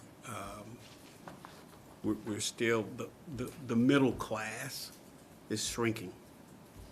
And so what you have are people that can afford the houses and can afford to do what they're doing. You still have a large population that you pointed out that's struggling to pay rent each month. And folk who are, when you look at their household income now, will never be able to afford a medium-price house. And that is a large and growing population that we need to strategically figure out how to improve the opportunities and outcomes for that group of citizens. So, Mr. Chairman, just a comment, and I've made that comment. Thank you for the opportunity. Thank you. Commissioner Powell. No questions. Thank you. Let's go to Commissioner Lee. Did you have anything else, Commissioner? I just want to piggyback on what Mr. Griffin has said, that this community is not middle class. You have your upper and your lower. You don't have the middle class anymore in Mecklenburg County, even based on housing and jobs. So what are we doing to attract people who can bring some leverage to this community to increase that process? You look at classroom teachers, you look at firemen, we look at others who have not joined the business arena, and especially in housing, that's where people are making money. So help us to help those people who need reading, writing, and arithmetic, to help them to become more responsive and able to work to bring their level of living higher, rather than just a single woman and children. Thank you. And thank you. Thank you. Commissioner Townsend Ingram. Thank you. Just like, I think Commissioner Altman said it very well, and our greatest need is childcare, senior care. So what can we do now? And I mean, it's a good thing that I think longevity of life is expanding, and that's the reason why we have a greater need for senior care. But those have to be priorities, right? So what can we do now to stabilize the services and improve the services that we offer to seniors and to children based on our current investments. Obviously, wages are not keeping up with the needs of individuals. Like we just said, middle class is diminishing. So we need to focus intently on what we do now to improve those services. So I would just love recommendations to see, if you invest in this now, you'll have a greater potential of coming out better with the projected number of seniors and children that we have in the economy. Yes, as of right now, I don't have any solutions. I think it'd be best if I'd reached out to some of the individuals within the county that work within some of these, and we can provide this data that I've given you today to them so that they can be aware, and I'm sure that they would be able to come up with far better solutions. So Commissioner Townsend Ingram, just for your edification and those who are watching, Brandon, as the economist, sets the table as far as economic conditions, but not necessarily sets the policy. And so the policy recommendations come from additional staff, but Thank you. we can certainly explore those things. Commissioner Dunlap. Nothing further. Commissioner Altman? Nothing further. Okay. So, thank you for the presentation, Brendan. A couple of things that I want to lift up. So, team and colleagues, this information really speaks to why we do what we do, why all of us are sitting here right now at this very moment. And when you think about this particular discussion, it really, what it should be doing for us, which it has for everyone based on the comments, is really triggering what the policy should look like going forward. I mean, this is exactly what we need to be considering. When you think about seniors and this silver tsunami that's coming, that's why you saw this senior ad hoc committee, so we can figure out, what the programmatic condition should look like. Moving forward, I mean, can you say that number again, what the senior population, the explosion of that? Sure. Currently, we have about 150,000 individuals that are 65 plus. I didn't hear you. What's that? I did not hear you, I'm sorry. There's 150,000 residents that are age 65 plus within the county. Thank you. Now, the growth rate from now to 2050 is going to be 112%. That's going to put that number to over 320,000 by 2050. So Brandon, I mean, basically, when you look at that growth rate, I mean, seniors are going to be essentially overrepresented in the community, essentially, on balance. And so it is, I mean, again, these are things that we're going to have to speak to, because we know in FY '26, the decisions that we make are going to be felt in FY '36, '46, '56. And so it's really important for us to figure out the policy. And so as we set our priorities and we figure this out, let's be forward-thinking. We spoke to wealth inequality, the housing stock, wages, all of those things that are, I mean, just critically important to us. There are environmental impacts. When you think about an explosion of population by, what is it, 550,000 by 2050, the environmental impacts that we're responsible for. There are going to be fiscal implications to all of these things. When I think about who's coming here, and we're saying, hey, yeah, we do have an influx, but to the point of there is this decreasing middle class. I mean, it is clear. When you come here, most of the folks that are coming here are doing pretty well. And I think, again, we've got to find ways to, how do we allow people to purchase homes? I mean, when we were all coming up, there were first-time homebuyer you could buy a, what do we used to call it? A starter home. A starter home, yeah. That's gone the way of the dinosaur. And so, I mean, to be able to set the conditions that are needed to help the people that we want to help is vitally important. I really appreciate the presentation. I think we all did, and understand how we need to look forward. The only suggestion that I would make is when we are thinking about the public viewing this, the line graphs get a little muddled, so I don't know if maybe a different visuals moving forward may be helpful, but there may not be a way to really demonstrate what we're trying to do when you're looking at trending over time. But, you know, that might be the only suggestion that I have us consider, because it's important for the public to see this, but great presentation. Thank you. Great. Thank you. Thank you, And Michael. if I may just add Sure. further to Commissioner Rodriguez McDowell's point, for those of us who are maybe not spring chickens, we really do need bigger font. Really can't, even Yes. with my readers, I can't read it. Speak for I'll yourself. blow it up next year for sure. I have super readers. All right, so let's see. Very good. It is, we're gonna take a break. Let's come back at, it's 2:05. Let's come back at 2:20 exactly. Let's get moving. We're a little bit ahead of schedule, guys, so let's, 2:20. 220. Thank you. These people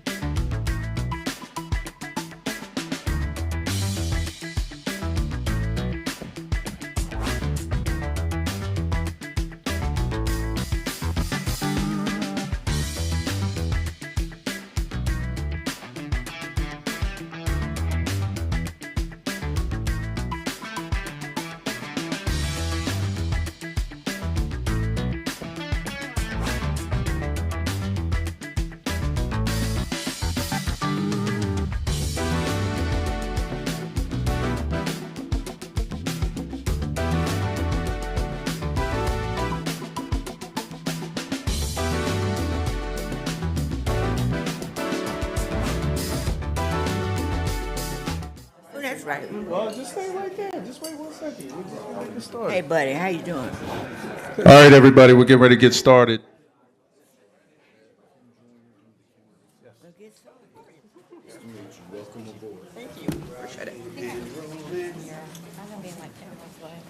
There he is. How you doing? It's not anywhere. Alrighty. Who is that? Let's see. Nobody. Absolutely. Economic Already. Be interesting. See if I can get some. You're not gonna help somebody and you ask. Okay, thank you. Well, that's why I give everybody the time. All right, I know everybody's trying to get to their seats, but I want to keep us on schedule, please. So before we tee up the participants for the next presentations, I do want to make sure that we're clear. There are multiple presenters, and what we'll do after each presentation, we'll take questions. We'll do one round of questions, okay? So I just want to keep everybody on track. And Dina or Adrian, please tee this up. Sure. So the next set of presentations is in response to questions that we received from the board around economic development, around the state of, commercial real estate in Mecklenburg County, the impact of economic development incentives, and the changing values on real property and a potential shift as we move into the 2027 revaluation. So we've got several presentations teed up. I think it's going to be a really interesting conversation, and I will turn it over to our first speaker, who is Dr. Jonathan Q. Morgan from the UNC School of Government. Thank you again for being here, Doctor. Thank you. Welcome, Dr. Morgan. Good afternoon, everyone. Good afternoon. Thanks for the invitation. Jonathan Morgan, I'm on the faculty at the School of Government. Economic Development is my area. Do I need to stay at the mic so you can record? Please. Gotcha. I hate doing that, but I'll do it this one time. I like to move around when I teach and speak.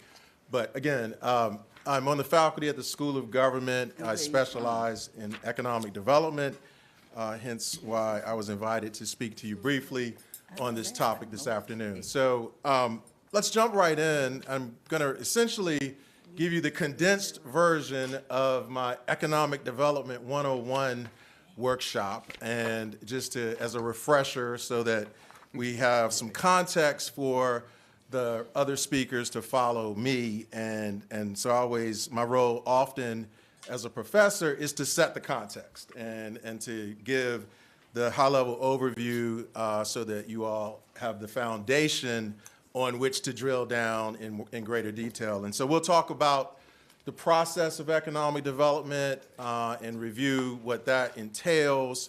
We will examine some of the strategies and tools that are available to you as a county government to try to promote economic development. And I think we'll spend a bit of time talking about perhaps one of the most controversial aspects of economic development, of course, which are the financial incentives that get offered to businesses. And we'll kind of walk through all sides of that issue, and then I'll give you some thoughts and insights, at least from my research and perspective, in terms of the latest about what we know in terms of the effectiveness of economic development incentives. There's some interesting research that's come out in recent years on that front. And then we'll wrap up, time permitting, with a quick sort of discussion of some of the emerging trends and best practices for your consideration. But let's start with first things first, which is the process. And we have to recognize that the backdrop in which local government, cities and counties try to do economic development is pretty challenging. It's pretty daunting. You can see everything on this slide from a fluctuating economy with the ups and downs, the ebbs and flows of economic cycles, and the implications for local government budgets that happen as a result. The chronic inequality in terms of income and wealth. I was just looking at some recent numbers that came out last week about wealth inequality across the U.S., and the numbers are just staggering and getting worse depending on how you slice the numbers. Trade and immigration policies, which, as we change White House administrations in D.C., we get shifts in trade and immigration policies, and that has implications for economic development at the state, local, and regional levels. The demographic shifts we see, the graying of the workforce, the browning of the workforce and the population, these all play into how economic development happens on the ground. And then North Carolina is no stranger to its share, probably more than its fair share, of extreme weather events and natural disasters, hurricanes and floods, the most recent one being Helene that just hit the western part of the state pretty hard. And then, you know, we're still not that far out from the COVID-19 pandemic, global pandemic that has shaped and changed many things, including the way economic development gets done. And so against this kind of complex, challenging backdrop, local governments try to do the best they can in promoting economic development. And obviously, one of the primary goals in economic development is job creation, right? And I think the numbers of jobs always matter, but increasingly communities and jurisdictions are paying closer attention to the quality of the jobs being created in terms of how much they pay in wages and how much they offer in terms of fringe benefits, the job quality, what working conditions look like, and all of those kinds of things. And so job quantity and job quality, I think, matter. And then from a local government perspective, we see economic development as a viable way to expand the tax base, right? To increase tax revenues without necessarily having to raise tax rates. And so in that sense, expanding the base of taxable property by growing the economy is an important goal for economic development. And I would submit to you, though, that the primary thing that we're trying to achieve with economic development, though, is private investment. And it's when companies, real companies, make private investment decisions about where to locate a facility, where to expand their operations, maybe where to set up a new headquarters. Those private investment decisions, when they occur, and when they occur in your jurisdiction, that's when you see these other goals, these other outcomes like job creation and tax-based growth. And so at the crux of economic development is this question of what can be done as a city or county, in your case, Mecklenburg County, to stimulate private investment, to sway the private investment decisions that companies make. And that's what we're trying to figure out here and trying to better understand. And these short-term goals around private investment that leads to job creation and expansion of the tax base are good short-run goals to try to attain. But in the long run, those short-term goals ought to lead to longer-term qualitative improvements in the economy, right? In terms of levels of wealth in the area getting deeper and broader, making sure that economic development happens in a way that is consistent with preserving and enhancing your quality of life. And then ultimately, there ought to be some indicators over the long run that your economic development efforts are elevating the standard of living for your residents, right? And so that's the magic formula, sort of sweet sauce, if you will, for doing economic development. And so to give you a very straightforward, simplistic in some respects, diagram or depiction of the way this process works, you can see how it really starts with this private investment that these companies and industries make, and the job creation, tax-based expansion that comes about as a result, that when it happens in the right way should lead to unemployment levels declining, poverty rates coming down, and incomes and wages going up. And again, there's no guarantee that job creation will lead to these things, and so you have to be intentional and deliberate about making that connection. And then when we see the improvements in the labor market and poverty and in income, we see improvements in output and worker productivity and tax revenue, as we've already discussed. And the great thing about this cycle of economic development is that when we are able to kind of trigger the initial investment decision, there's somewhat of a snowball effect, or through what we call the economic multiplier, where that initial investment in that particular company in that sector of the economy will actually lead to additional growth and expansion in multiple other sectors of the local and regional economy. And so that snowball ripple effect, I think, is where we see the greatest bang for the buck, if you will, with economic development. We hear a lot about business climate in the context of economic development, and North Carolina actually gets top billing in many of these state rankings for business climate.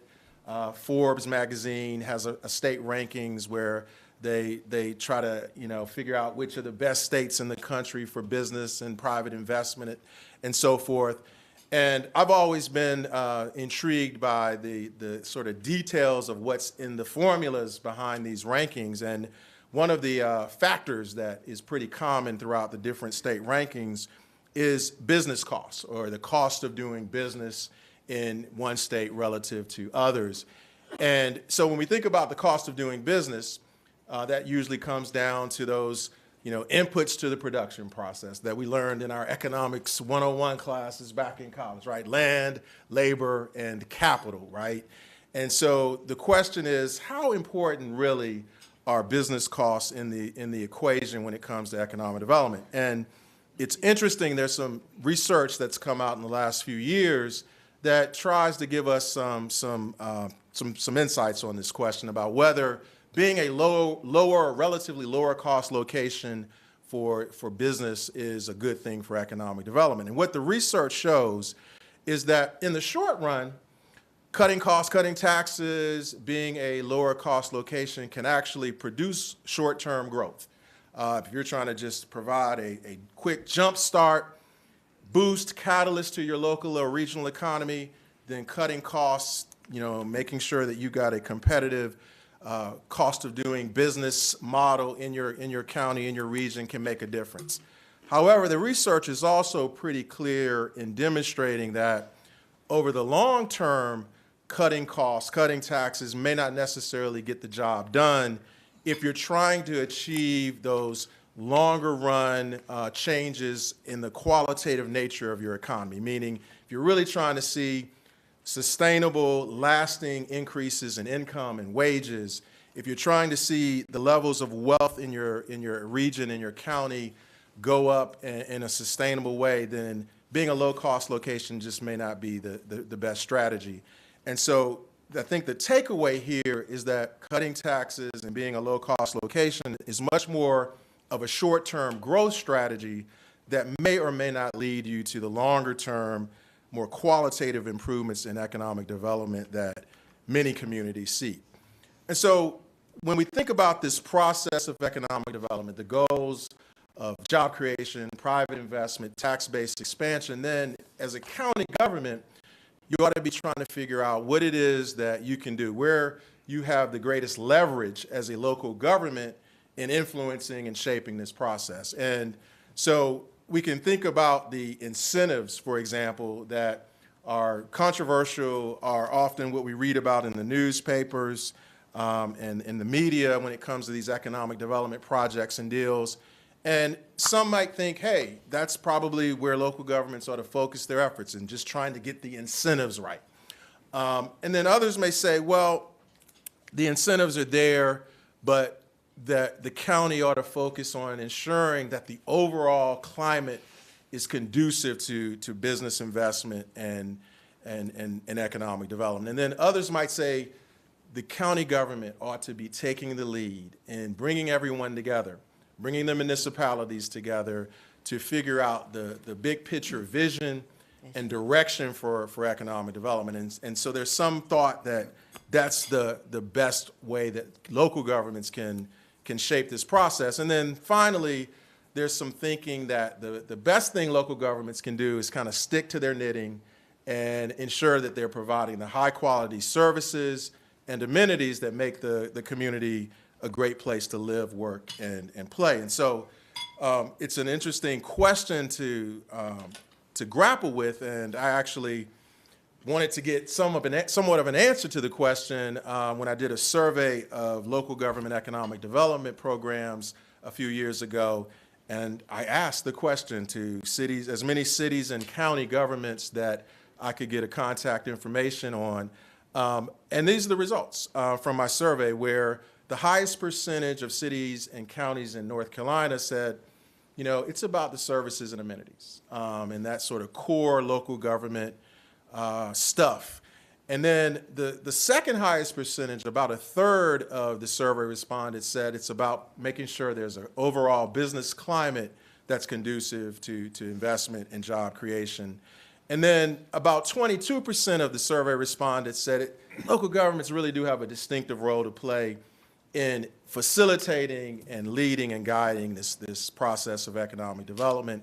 And only about 6% of those who responded to my survey said they think it's about the incentives. And so it's just interesting to get a read on how local governments in the state view their role and where they see their ability to have the greatest influence. And I work at the School of Government. You all are county government officials, and so we care about what government thinks is important in this process. But at the beginning, we said economic development is about what? Jobs and investment. Job creation by way of private investment. And who makes private investment decisions? Companies, businesses, right? So while what government thinks is important is worthwhile to consider, what businesses and industries take into account in this process is equally or perhaps more important. And so you can see here that these are some of the usual suspects, if you will, in terms of the different variables and factors that companies take into account when they're making these investment decisions, when they're trying to decide about whether to locate a new plant or a facility or headquarters in Mecklenburg County. These are the kinds of variables that they look at. And so what we're trying to figure out on our side of the table, though, is which ones of these variables rise to the top in importance. And we have some good data on this issue as well. These numbers are from the Area Development, which is a trade magazine, trade publication, and they conduct a survey every year of corporate decision makers, and they ask this very question. When you're making an investment decision about where to locate a facility or where to expand, which of these factors are most important? And these that you see on this slide are the top 10 or so out of a larger list of about 25 different variables. And so these really are the ones that rise to the top in importance. And you can see in the 1 and 2 spots in the latest survey results are labor and workforce issues, both labor costs. So getting back to that question about, you know, what role costs play in this process. But then in at the number 2 slot, the availability of skilled labor, right? So these workforce and labor issues are just absolutely essential and indispensable in this process, and these numbers here bear that out. And as we round out the top 10, you see the variety of other variables that relate to the business climate, the regulatory environment, for example. We see tax exemptions on this list. We see the broadband infrastructure being at number 5 in this particular survey, in these survey results. Quality of life comes in at number 7. So those issues have grown in importance, I think, over time. When I've been studying these corporate survey results for at least 15 years, and quality of life as a factor has moved up and up and up in terms of its relative importance. And then the corporate tax rate, number 9 on this list. North Carolina at the state level has been intentionally trying to lower its corporate income tax rate to the point now where it's among the lowest in the nation. And these numbers from these corporate decision makers suggest that might make a difference in terms of how they look at North Carolina as a competitive location for their investments. And then state and local incentives, kind of makes the top 10 here, where more than 75%, 3/4 of these corporate decision makers said the incentives make a difference and are important. So we have to come to terms with that.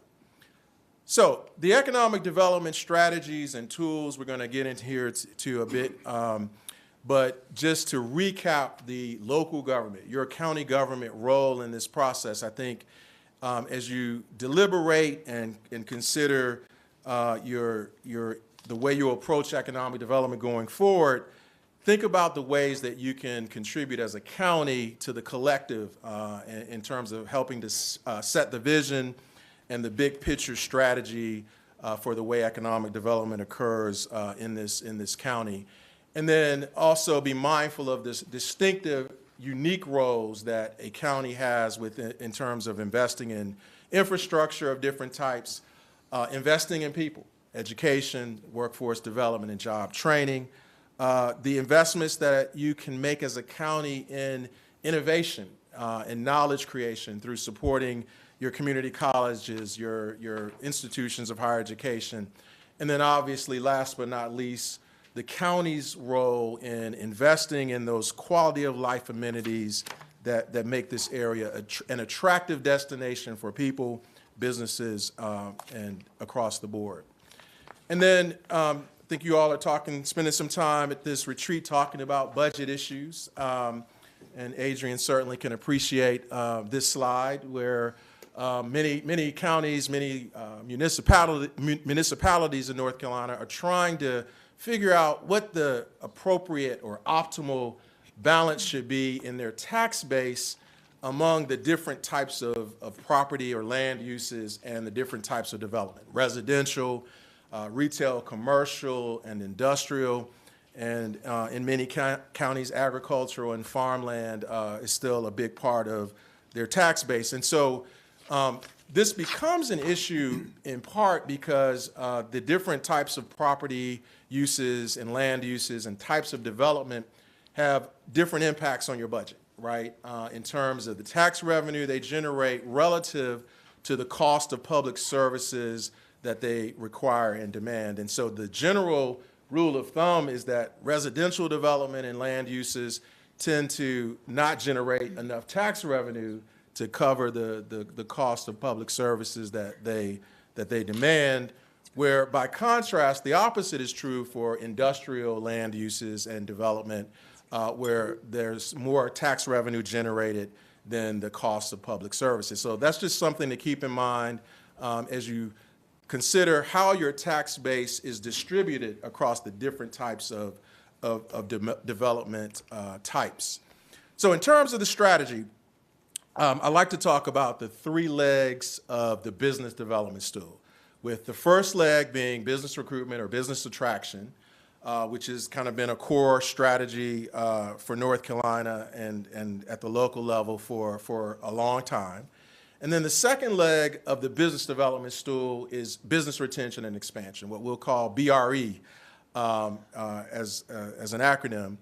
And then the third leg of the business development stool would then be business creation and the support for small businesses and entrepreneurs and would-be entrepreneurs. And so the business development components of economic development are core, are foundational.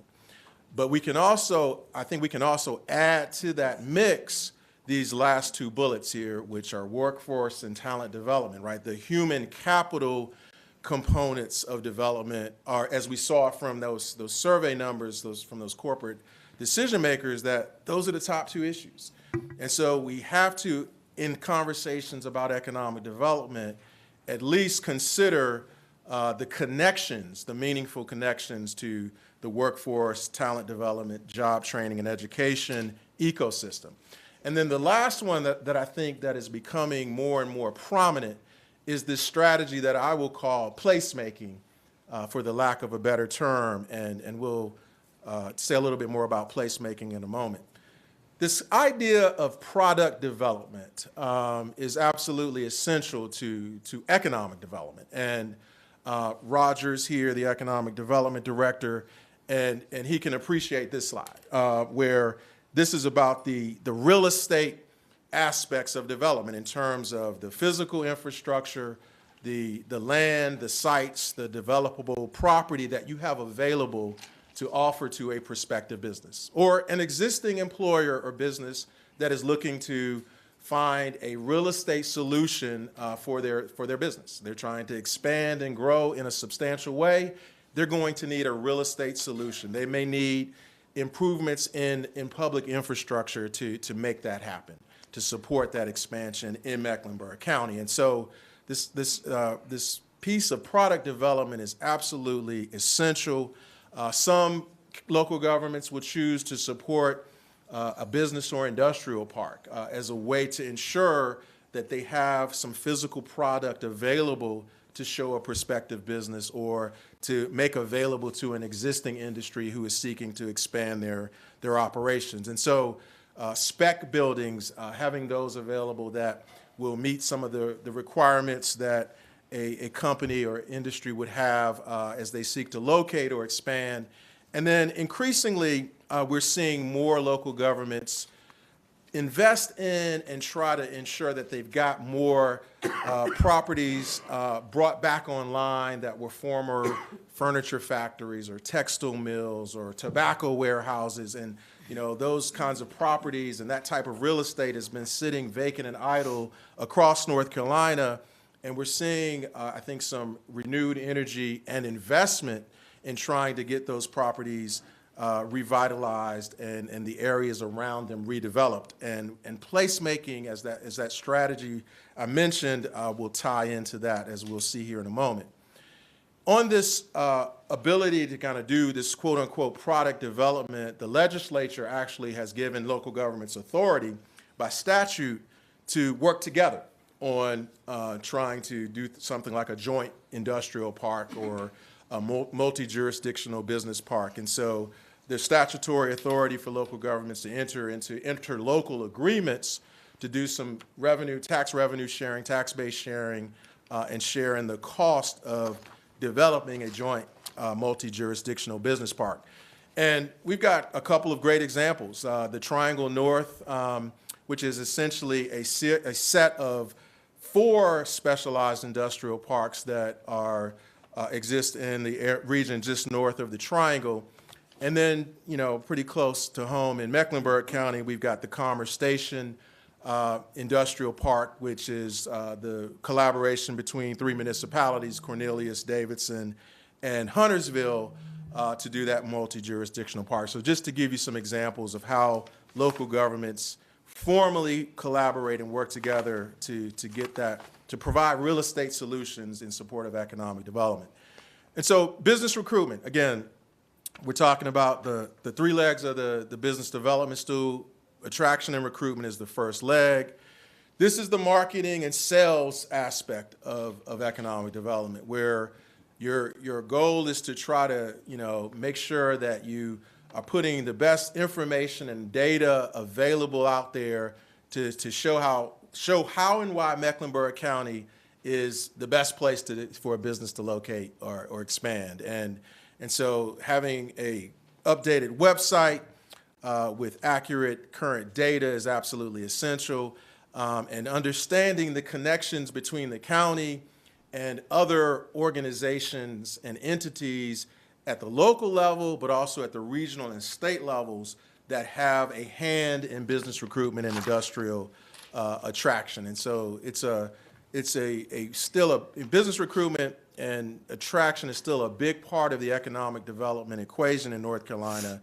And so understanding and sorting out who's doing what is very important. And we have to also understand how this process of site selection plays out. And in some ways, site selection is somewhat of a misnomer because when you look at this image of a funnel, you can see how, in many respects, this is a process of site elimination, where a prospective company is trying to figure out pretty quickly how it can take you out of the mix in terms of the potential possible locations it's considering. And so understanding the way that this process kind of winnows down to get to the finalists, the handful of finalist communities, and the way that unfolds is really important.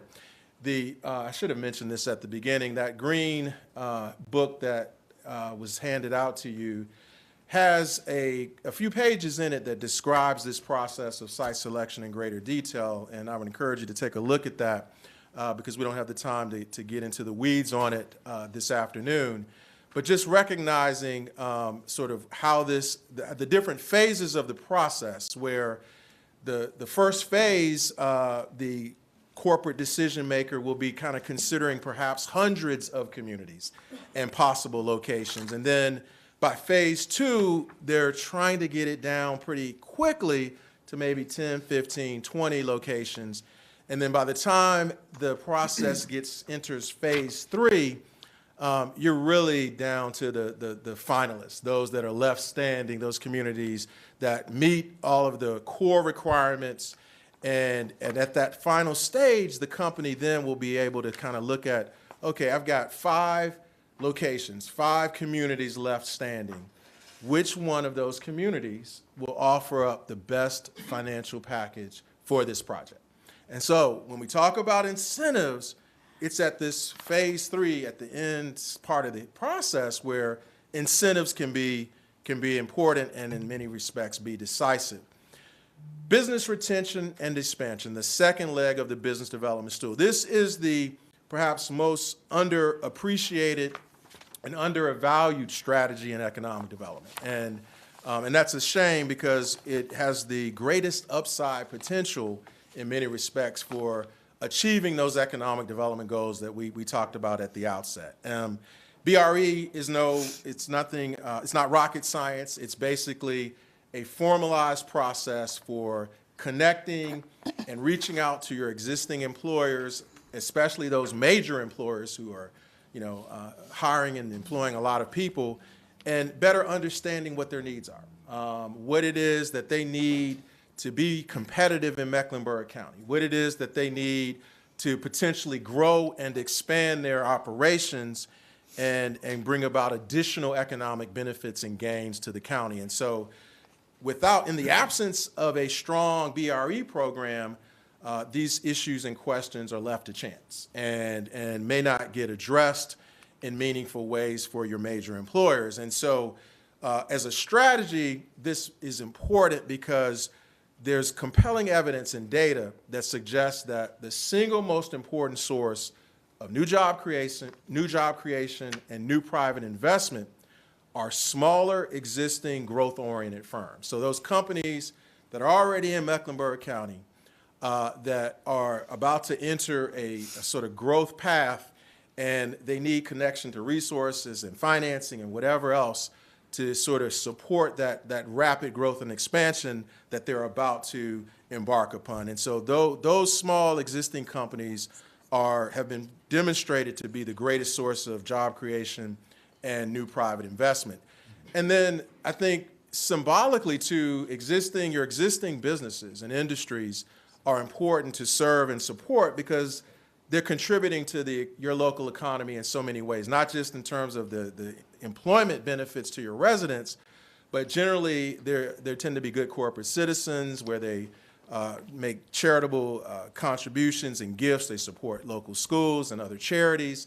And so this BRE strategy is just a great way to build your local economy from within.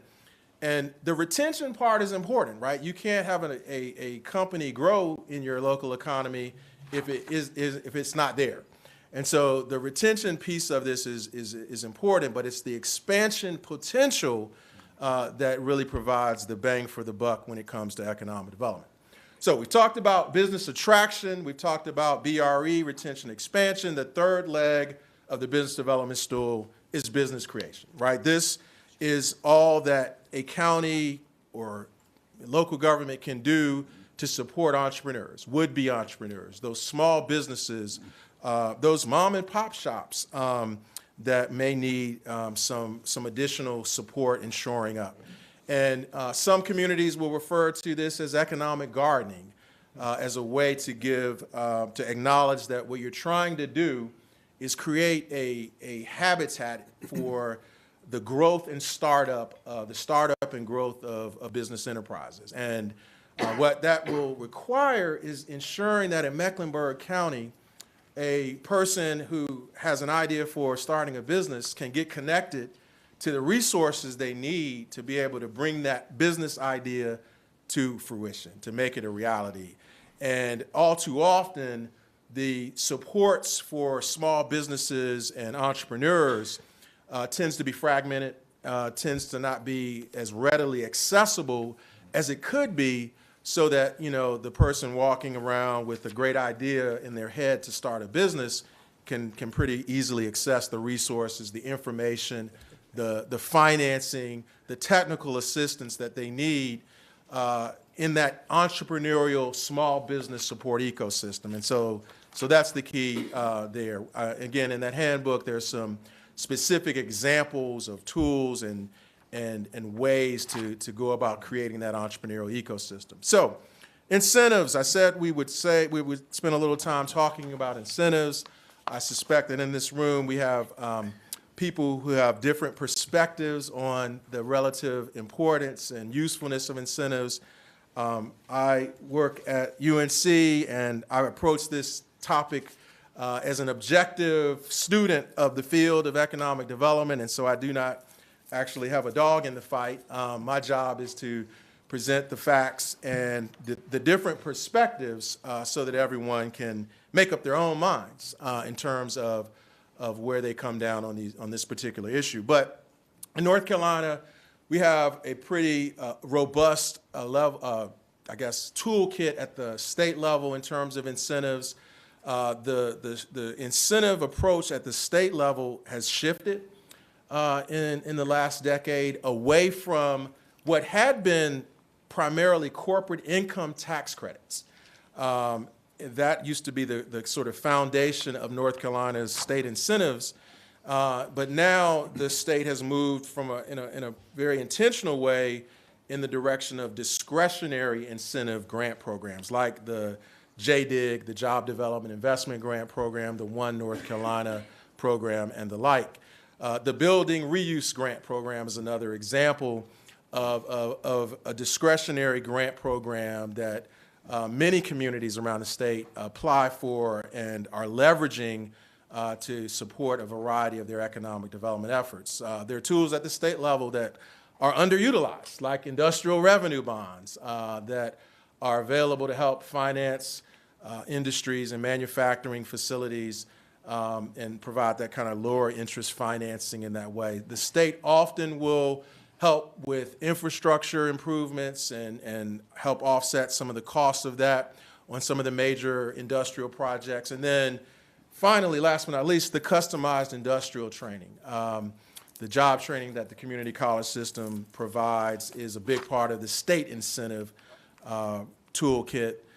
At the local level, you as a county government, the municipalities in the state will often have a cash grant program where you will provide cash grants to businesses as a way to encourage private investment and economic development. And those grants should always be performance-based if you want to do this by the book, meaning that the grants should be tied to the amount of job creation, the amount of capital investment that the business makes in your jurisdiction. And so that's a safety check, a check and balance, an accountability mechanism to ensure that the public interest is protected.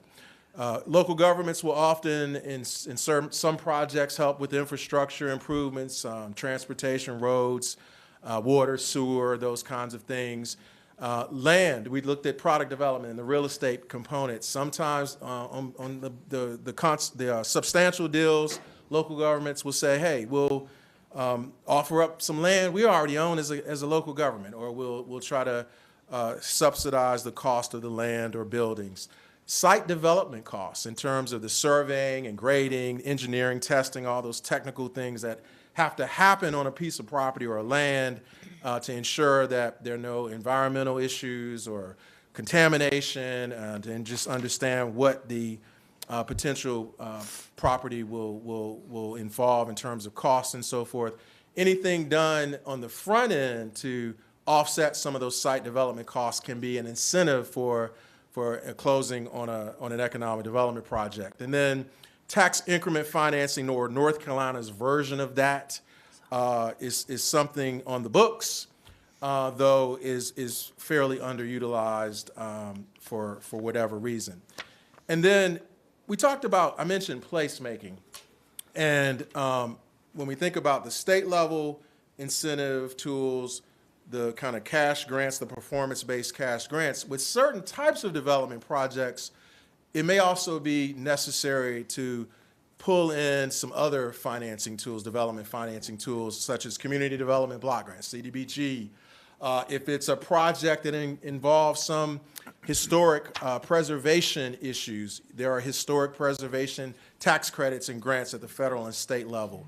The New Markets Tax Credit, which is a federal program that can be used to support local revitalization projects. Revolving loan funds at the local level can also help close the financing gap for some of these development projects. And then the Federal Opportunity Zone program is another one that in certain districts can make a difference. So the controversy around incentives. There are obviously some legal concerns, and I'll say a little bit more about the legal issues. I am not an attorney, but I work with a lot of attorneys back at the School of Government, including my colleague Tyler Mulligan, who has written extensively on these legal issues surrounding incentives. There's fairness issues, there are efficiency concerns. I focus my work primarily on the effectiveness issues and questions. And then the accountability mechanisms are, the accountability concerns are also important. In terms of the legal issues, this is the only slide I have that makes reference to the law in terms of North Carolina's legal framework for local governments to do incentives. And many of you may be familiar with the now classic 1996 Moretti decision, the Supreme Court decision that basically laid the groundwork for the use of economic development incentives by local governments. And one of the big takeaways from that Supreme Court ruling is that in order to justify using incentives to provide financial incentives to a private business under the auspices of economic development, there need to be substantial job creation and private investment, capital investment, meaning tax-based expansion. And then the other piece that the Supreme Court ruling highlights is that ideally there should also be some evidence for interstate competition, meaning there's a real concern that if you don't, as a county, offer up an incentive, that company, that project will go to another state. And so when you can demonstrate that substantial job creation and tax-based expansion, in addition to the interstate competition piece, then you're on the safest legal ground and constitutional ground with respect to using incentives. And then the development statute also has some pretty strict procedural requirements that local governments must follow whenever you're considering offering a financial incentive to a private business for economic development. The public hearing requirements and so forth. So it's important to kind of understand the letter of the law with respect to what the statutory authority it is for local governments to use these incentives. And so I'll leave it there on the legal piece. If you have specific questions, I can try to get those answered. And I think it's useful to think about the pros and cons, right? What are the two sides of the arguments with respect to economic development incentives? Well, the folks who advocate pretty ardently in favor of incentives will say that the reason that incentives should continue to be a part of the mix is that they work. And that is to say that they actually influence business location decisions. They actually influence those private investment decisions that we said are so core to economic development. You all may have heard of the but-for test, right? That the economic development project, the job creation, the private investment would not happen but for the incentives that your county provides, right? And so that if we can demonstrate that incentives work in this way, then I get it. I understand why incentives continue to be such an important part of the mix. And then, so let's set aside whether or not, or the extent to which that is actually true. We're going to come back to that in a moment. But setting that aside, I think the other practical reason, and Roger will kind of, I think, appreciate this, the other practical reason that incentives continue to be an important tool in the arsenal for economic development is it's the way the game is played. In many respects, some would consider it a necessary evil to be competitive, or at least have a shot at trying to be competitive for some of these larger projects. And then what we saw in those corporate survey results at number 10 on that list was state and local incentives. So the companies say that incentives matter, and so I think that's why we continue to see them being widely used. Now, the flip side is that there are some question marks about how well incentives actually work in terms of their ability to influence and sway those private investment decisions, those business location considerations. And then, so we'll come back to that in a second, but there's also concern about the slippery slope, meaning that the more and more local governments and state governments offer incentives, the more the companies will begin to expect and sort of, their expectations will go up and up. There will be a ratcheting up, if you will, of what's expected in terms of the dollar amount and the sort of scale of incentives. And so we've seen some evidence of that. When you think about some of the big national projects like the Amazon second headquarters that came down the pike a few years back, and some of these other big projects. So, and then, a lot of the economists and policy analysts are worried about the counterproductive competition that might pit Mecklenburg County against Davidson County for the same project in the same state. And so that counterproductive competition among local jurisdictions is something that bothers some folks. And then from the accountability lens, there's the concern that the companies may not live up to their end of the bargain.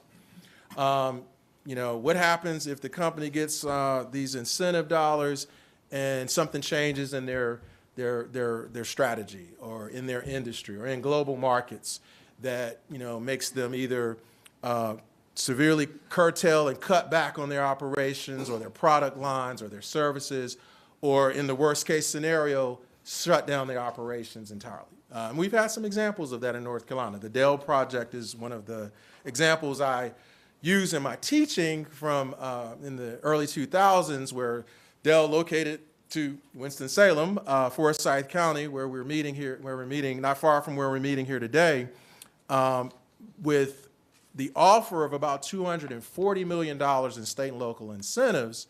And in 5 short years, Dell shut down its facility in Winston-Salem, Forsyth County. Now, the good thing about the Dell example, and the reason why I use it as a case study in my teaching, is that these safeguards were in place on that project, on that deal, where the state and Winston-Salem and Forsyth County local governments had protections in the incentive agreement with the company, with Dell, such that Dell had to repay some of the upfront incentives, and obviously they would not continue to receive the performance-based incentives as part of the deal, because they weren't creating jobs and investment anymore once they closed down the facility. So lots of lessons to be learned from some of the past projects and deals.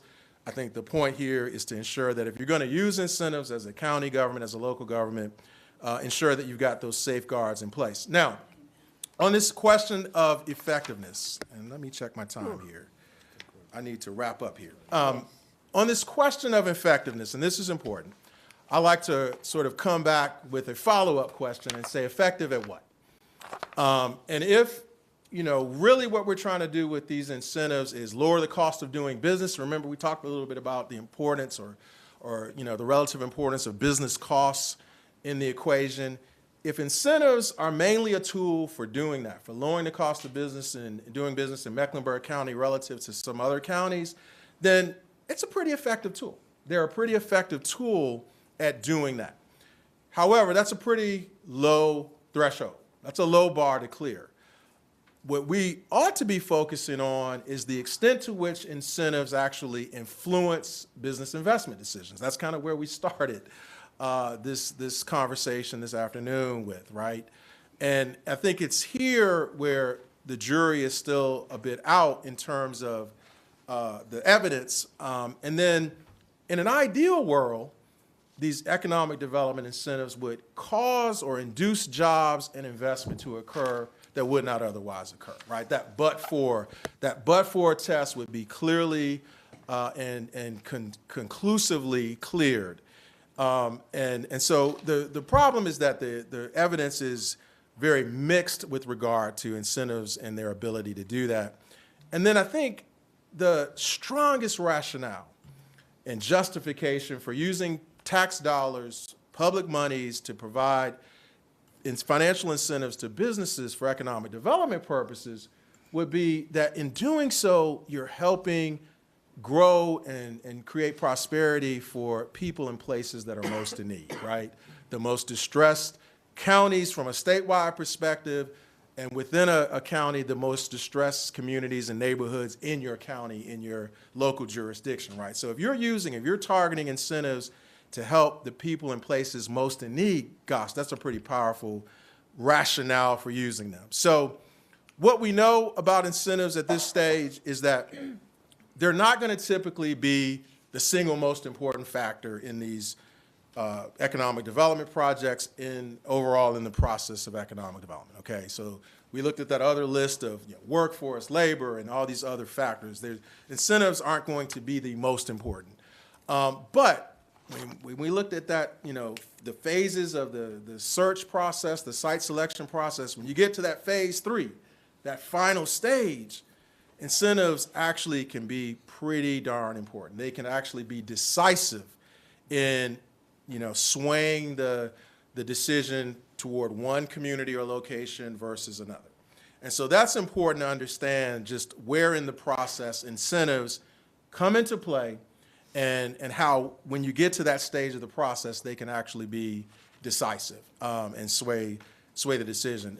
We know at the state level, we're still struggling and grappling with how to figure out a way to incentivize job creation and private investment in the most distressed counties of the state, right? That we've had the tier system in place for 20 plus years, and we've tweaked it almost every legislative session, the formula for, trying to calculate distress for all the 100 counties, and yet and still we don't see the kinds of job creation and private investment occurring in the most distressed Tier 1 counties. And I think part of that is because the Tier 1 counties are typically, they have some shortcomings with respect to some of those other factors. Maybe it's highway access, maybe it's infrastructure, maybe it's their workforce, their education system. So I think what we've learned from the North Carolina experience with the tier system is that, no matter, you can offer as much money as you want to a company, but if you don't have those other requisite factors in place and those sort of core foundational things in place, then the incentive dollars really won't make a difference. And so some of the latest research from an economist named Tim Bartik, who works with the W.E. Upjohn Institute, he's done the most comprehensive research and analysis on these economic development incentives and has found some pretty compelling evidence that incentives can be important and can actually be successful in influencing these business location and investment decisions and supporting job growth in that sense in certain instances. And so I think his research suggests that across the board, incentives have not necessarily demonstrated their effectiveness. And again, practically speaking, incentives are useful in terms of helping folks like Roger and others who are economic developers close deals. And so, do not want to diminish the importance of that and the role incentives can play in just helping getting a deal done. But in this latest research, there's, the evidence suggests that the specific effects on firms and workers and local economies will will vary. So there's a lot of variation from project to project in terms of how effective the incentives will be and how important the incentives will be in actually swaying the investment and location decision. And Bartik has found in his research that less than 25%, less than a quarter of the business location or economic development projects that he's studied and estimated in less than 25% of them have the incentives been decisive in terms of actually swaying the location and investment decisions. So that's not the strongest evidence for effectiveness. And so I think the point here is that if you're going to be using these incentives, that you have to pay attention to the details on each individual project in terms of understanding how incentives in that particular project might be making a difference or not. And so there's the research, this latest research also raises a lot of additional questions and concerns about whether incentives are large enough to really come to, rise on the rate, be elevated high enough on the radar of companies. There's a lot of, the pitch for incentives is often based on the multiplier effect, right? That ripple effect, that if we incentivize this company, then that will attract additional suppliers and support additional economic activity. Some of this research suggests that multiplier benefit, that ripple effect, may not be as significant as we always expect and hope it would be. So there's some real questions. And then, it's important to take into account how incentives affect other parts of the budget. And if the outlays on incentives force the hand of your budget decisions in terms of you have to take resources from somewhere else in the budget that may be important to support incentives, that's something you have to weigh and consider. And this research suggests that that's something worth taking into account.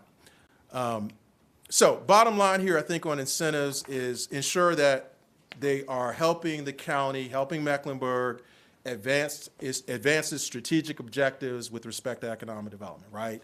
So such that you're not just using the incentives haphazardly, but you're using them intentionally and strategically to advance what you're trying to do in economic development in the county. And again, make sure those safeguards are in place.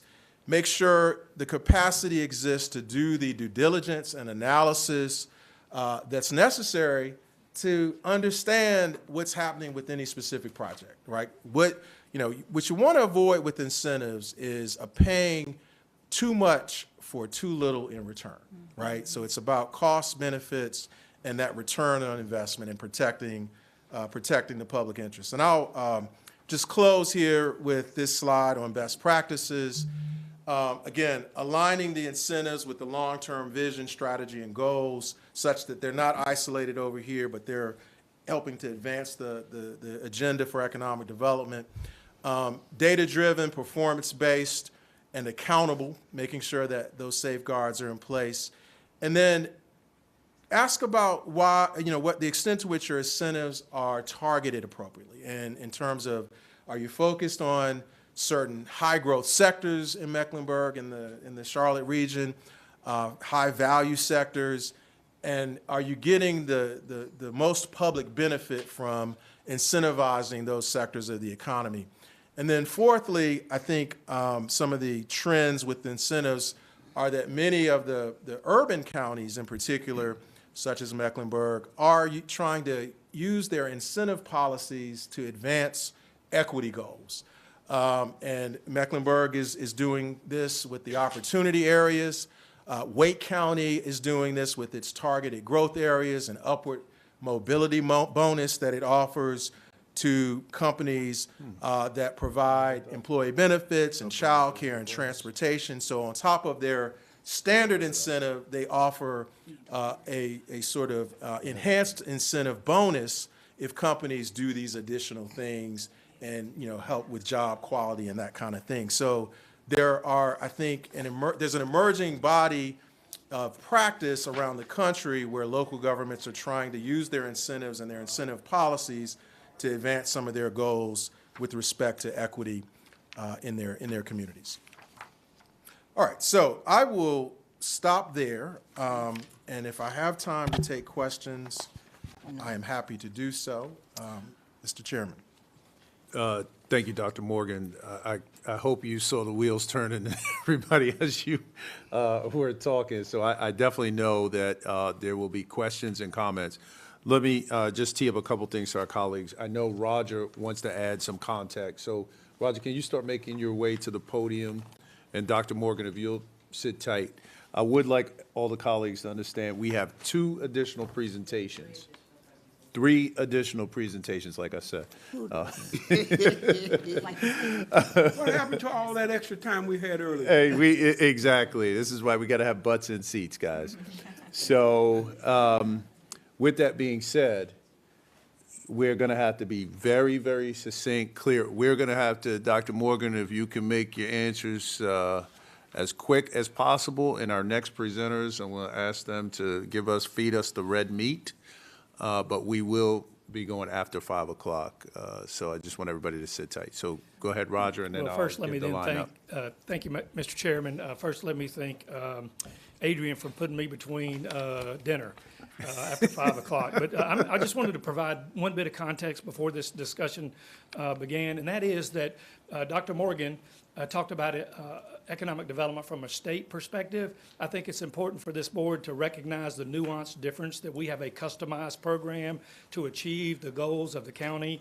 It's not just about private investment here. You have instructed us to overcome racial disparities, and we do that in numerous ways, which would be in addition to private investment. One is we focus on when I say we, let me just give credit where credit's due. Dr. Johnson and Shahid Rana put together a program that included this, but it's focusing on creating a good or service that's manufactured here locally and sold outside of our area, bringing all that wealth back into our community. For example, when you buy a car, a lot of that wealth goes to Detroit or wherever that car was manufactured. We want those jobs here. An example of that would be Siemens. When they build a turbine and they sell it, all that money comes back into our community to support your goals, to include small businesses and entrepreneurship. And the second thing is so in addition to growing wealth, we also include in our incentive process the NAICS codes and career ladder jobs. And we do that to ensure people in our community have the ability to move up a ladder. So it's not just about investment only. And I just wanted to point that nuanced difference out. And the last thing I'll say is I plan to address all of those areas of concerns that were listed in Dr. Morgan's presentation, and I'm happy to report that we'll be able to address all of those effectively. Thank you, Mr. Chair. Thank you. I'm getting ready to give the lineup, but I would like board members to know that all of these presentations are sort of a tee-up for us to really think about what we want our economic development strategy to be. So as we go through these presentations, please keep that in mind. Here's the lineup. We're going to go with our Economic Development Chair, Commissioner Rodriguez McDowell. We'll go with Commissioner Dunlap, Commissioner Meyer, then Commissioner Powell. All right. Thank you, Mr. Chairman. Thank you so much for this presentation, very comprehensive and extremely interesting. One of the things that jumped out to me was on your slide 150, and this was pertaining to the corporate tax credits. I think this might have been before my time on the county commission. Was it here? Yeah, the very top, corporate tax credits with a line through it. Yeah. I'm just, this is really interesting to me because, it seems like another area where the state has shifted the cost to the county as tell me if I'm wrong, but like it seems that way that, so prior to the way things are now, what I'm hearing you say is that the state would have offered corporate tax credits. They did away with that. Right. And so now it falls more on the counties to attract these businesses. And the state is shifting once again, just more onto county taxpayers. And I know we have the but for, if they didn't come here, then, we wouldn't have the tax money. But I still think that it eventually, it's coming out of what rightfully should be tax money that property tax shouldn't make up for the, you know what I mean? So I feel like I'm extremely ineloquent in what I'm trying to say, but No, can you fill in a little bit more around that? And Yeah, when did that go away and what was? I understand your question, and I'm not a tax policy expert, but I think the shift at the state level was about trying to better understand, to make it more predictable in terms of what it would cost the state in terms of these incentives. So with tax credits, income tax credits, the state was struggling with knowing in any given fiscal year how much it was going to cost the state because it depended on how many companies would actually claim the tax credits. And in some years, that would be astronomically high, in some years, not so much. And I think it was also a reflection of the benefit, or of trying to improve the benefit and advantage of the incentive to the companies. So if a company with a tax credit does not turn a profit in a particular year, the tax credit does not benefit them because they have no tax liability against which to claim a tax credit. And so I think there were a number of factors in terms of just trying to make the incentives more predictable for state budgeting, so that with the discretionary grant programs that, like JDIG, you can now sort of cap that in any given fiscal year, so the state will always know exactly how much money is being spent. Now, the way that that affects the tax burden and the shift to the local level, I'm just not an expert on how that would play out. Well, Hold on one second. Okay. I apologize. Let's get moving, and I'll come back to you. Okay. I'll defer some of my time. Commissioner Dunlap? Well, I just want to make sure that we understand that it's really not a tax burden to the citizens of Mecklenburg County. What we're doing is we're offering an incentive for a company to come so that they will generate additional taxes that we use then to help our citizens. And I want to make sure we get that right. It's just not, it's costing us. I mean, because we can choose to incentivize or choose not to. Mecklenburg County chooses to incentivize, because if we don't, others are. There are occasionally times when we decide that a company doesn't meet our standard, whatever that might be, whether they don't offer enough jobs to certain groups of people, or whether they don't offer enough income to a certain group of people. We always have those choices. But the bottom line is, what we're trying to do is build our tax base. And we do that because when those companies, even if we incentivize them, after 3-5 years, when they're no longer getting tax rebates, they're staying here, and we're getting all of those tax dollars until they leave. And not many of them are leaving. So when you talk about long-term, planning long-term, we incentivize to get a company here because it's going to be here 10 to 15 years, and we're going to generate that tax revenue for 10 to 15 years, as opposed to concerned about what we do the first 3 years. Thank you. Commissioner Meyer? That was well said. I agree with that, Commissioner Dunlap. And I also just want to say that I think our ED committee and our team, yes, it does cost money on the front end, but everything George said, plus we dive deep into what the company does for the community and what they're going to bring to our community. And I think that's extremely important. And I didn't see that part of this discussion. And I know we're talking about money and taxes and the bottom line, but I do think that when we spend a great deal of time, they spend a great deal of time, these two guys right over here, finding out what it is that we want in our priorities, and I think they really do adhere to that. And I just want to shout out to them because they really do a great job with that. Thank you. And that's the key, to get that matching up and lining up between community, your community and county's priorities and values and the companies and the projects. Yeah, that's the key. Thank you. Commissioner Powell? Thank you. I love your slides from 155 through 160. They're awesome. And I love how you started, because it's true.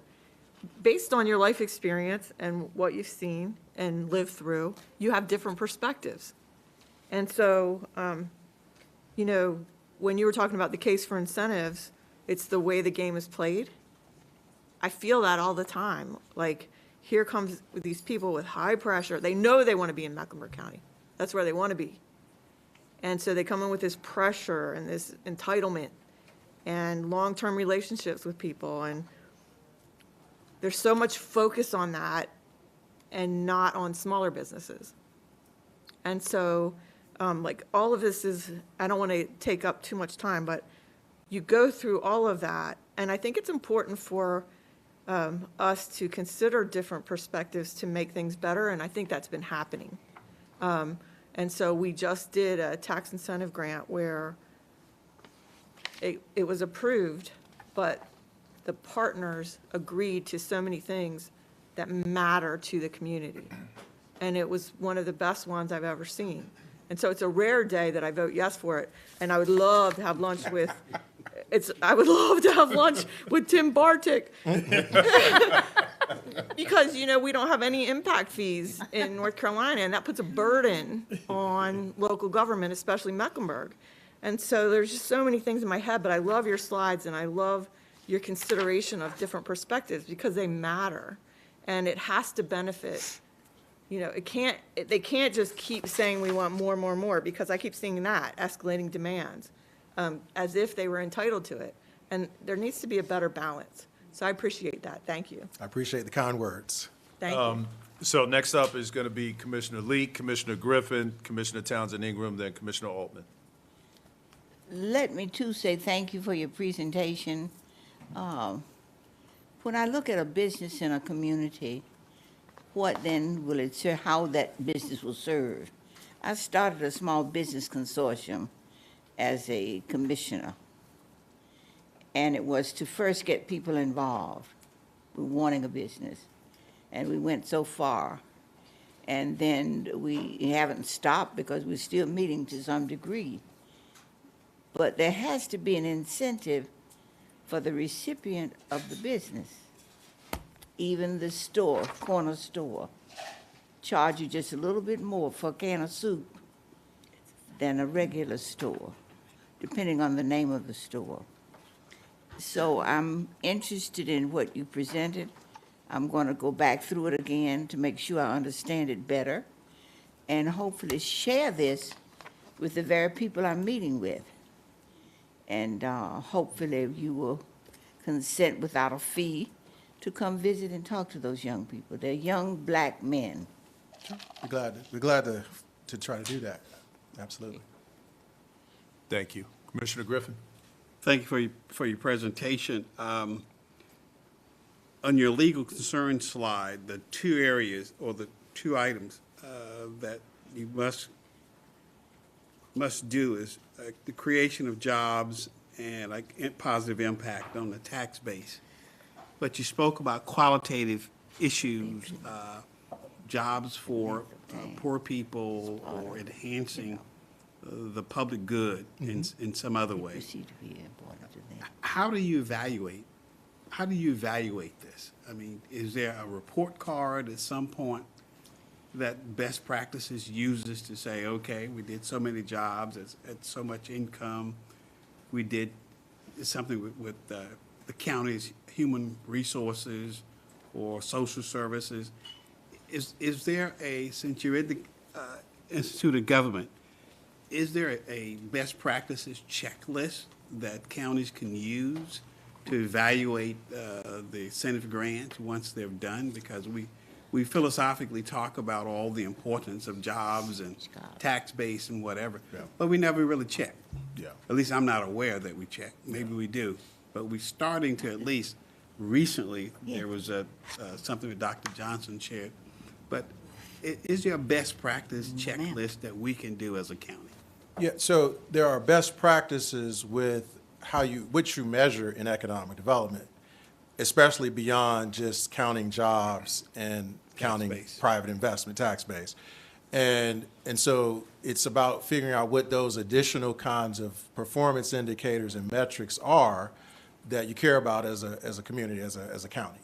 And so yes, there's a list of some of those metrics and indicators that if you're trying to move the needle on outcomes in addition to job creation and private investment and tax base that you can look at, like wealth creation, per capita income, income levels by race or an ethnicity, look at it, by community within your county. So it's all about, I think, the additional layers of analysis and metrics in terms of what you look at and care about and getting those right. And I think that's the key. Yeah, I'd be interested in any examples of assessments you may have when you go back to the Institute and check with your peers. Absolutely.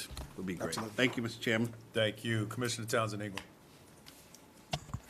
I'm still trying to absorb much of the information. I think I'm a little too naive because my question is about public education and then the investment between the incentive of having businesses come and invest in public education and how we can tie those two together, whether statutorily that's permissible and things of that nature. So I'll have to dive a little bit more and to see if that is even an option. And that, a tool that some local governments have used, not so much in North Carolina just yet, is public benefits agreements, where on a major redevelopment project, you can get a commitment from the company to support other things in the community, like the school system, parks, facilities, cultural, recreational opportunities, and that kind of thing. So there's some examples, mostly outside of North Carolina.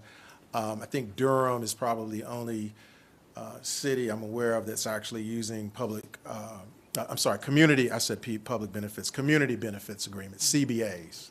But that's, I think, the closest policy tool to what you're talking about. It would be the community benefits agreements. And I would have to get some additional clarity from my legal colleagues about the extent to which CBAs, community benefits agreements, can be used in North Carolina at the local level and for what purposes.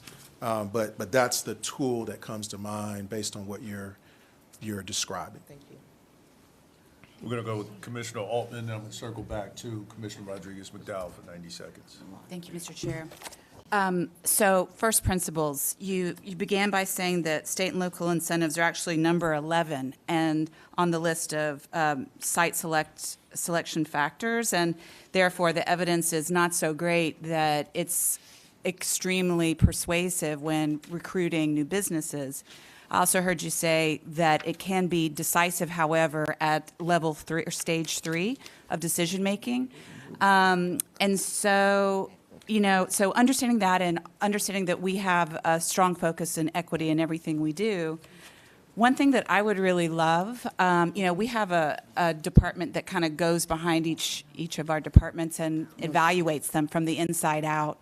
And delivers those results to the manager and to us commissioners. And you're, obviously extremely knowledgeable, a fresh pair of eyes. I would love it if there is a mechanism, I realize you're employed by the School of Government, but if there's a mechanism for us to retain you or someone like you, I would love for you to look at our procedures and for you to, this is me, I'm speaking for myself, but to develop an alternative or a critique of our decision-making and add into it the things that, we're talking about here, like what are the best practices that you say there's a growing body of what is being done across the country.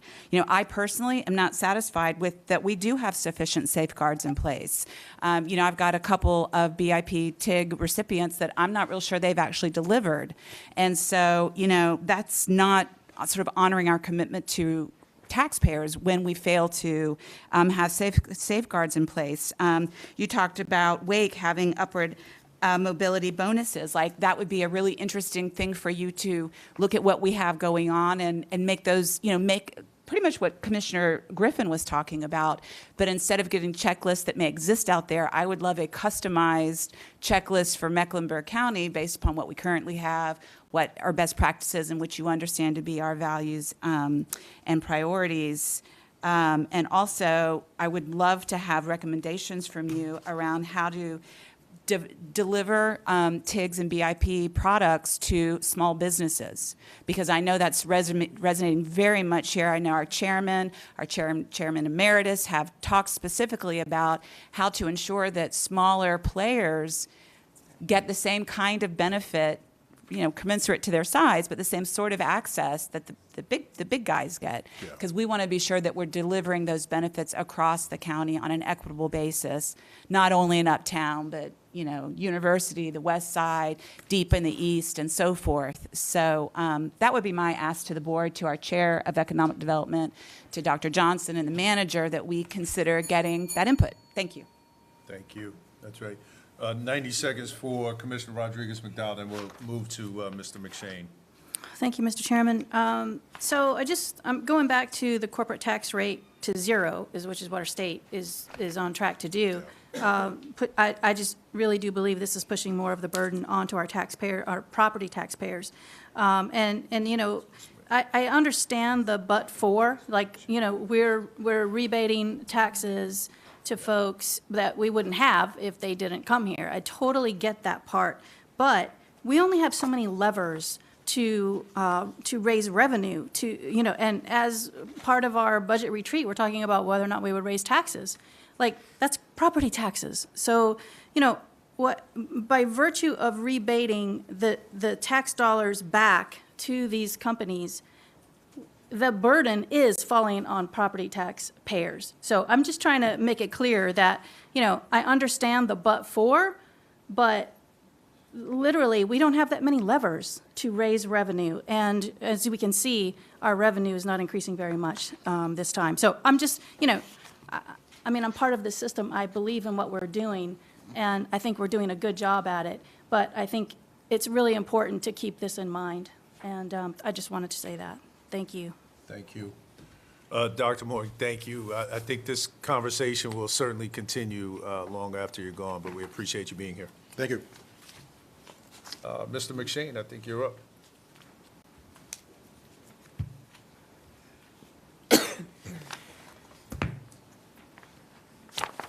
Thanks for having me today. My name's Chuck McShane. I'm from CoStar. We're a real estate data and analytics company focused on the Charlotte and Carolinas markets. And today I'm going to focus on the office market in particular and the state of the office market. It's probably been the most impacted property type, commercial property type, that we've seen over the last 5 years of this experience with the pandemic, the response to the pandemic, and now with this up and down of interest rates. So I've got a slide here. I've got 4 takeaways that if you think about nothing else, these 4 items are the primary drivers of that office market today. 2 of them are demand focused, 1 of them supply focused, and the other is focused on capital markets, which really flows into the valuations and how properties are valued in the future. Number 1, you think about the office market, it's a rental market, right? 80% of office space is leased by companies. Few companies own their own space, but it's really a income producing leased market. And what we're seeing over the last 5 years is tenants moving into smaller spaces, taking less space. While they're taking less space, they're prioritizing the newest and highest quality buildings. So that's one trend that we're seeing.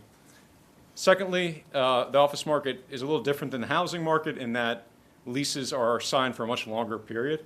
So if you think about the apartment market, tends to reset once a year because leases are typically 12 months. Maybe there are a few that are a little bit longer than that. In the office space, it's more of a 5 to 7 year lease is more typical.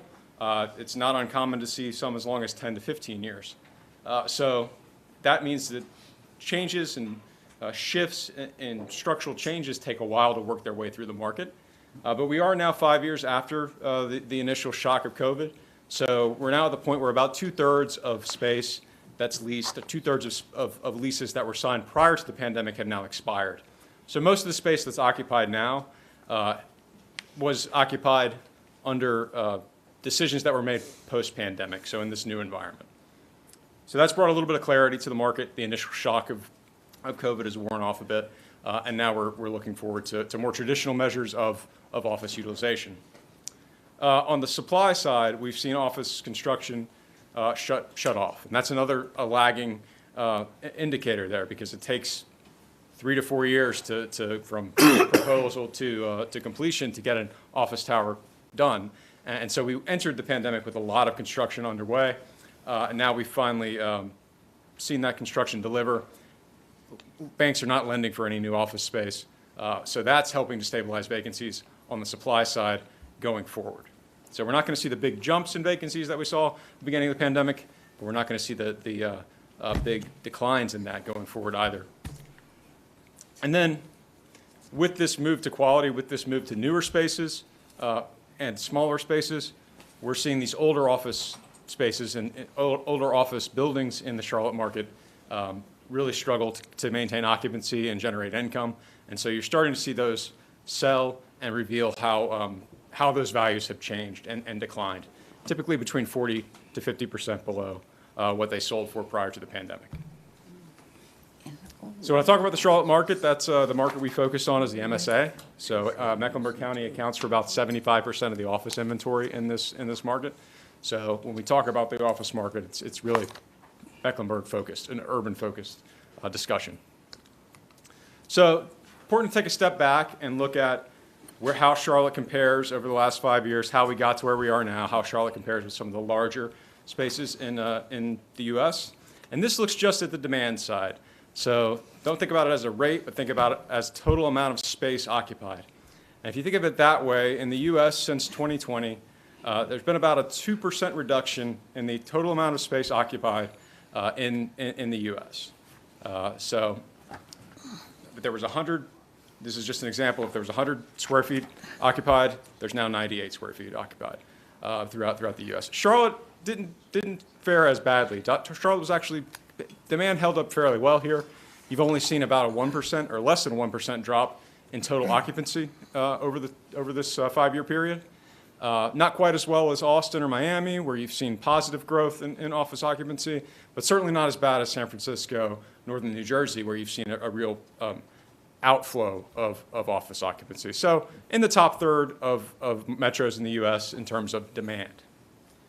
However, we've also seen the fifth fastest increase in the vacancy rate, and that's largely because of a supply issue.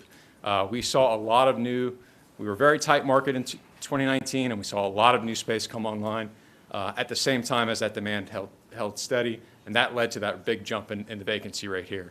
And you can see that some other Sunbelt markets like us, Austin, for example, is on there, also as a big leader in the increase in the vacancy rate. Even though they saw positive increase in office space occupied, they had so much space delivered that it led to this big increase in the vacancy rate. So the vacancy rate doubled essentially from 2019 to 2025, and each of these boxes in the diagram represents about 1 million square feet of office space in the market.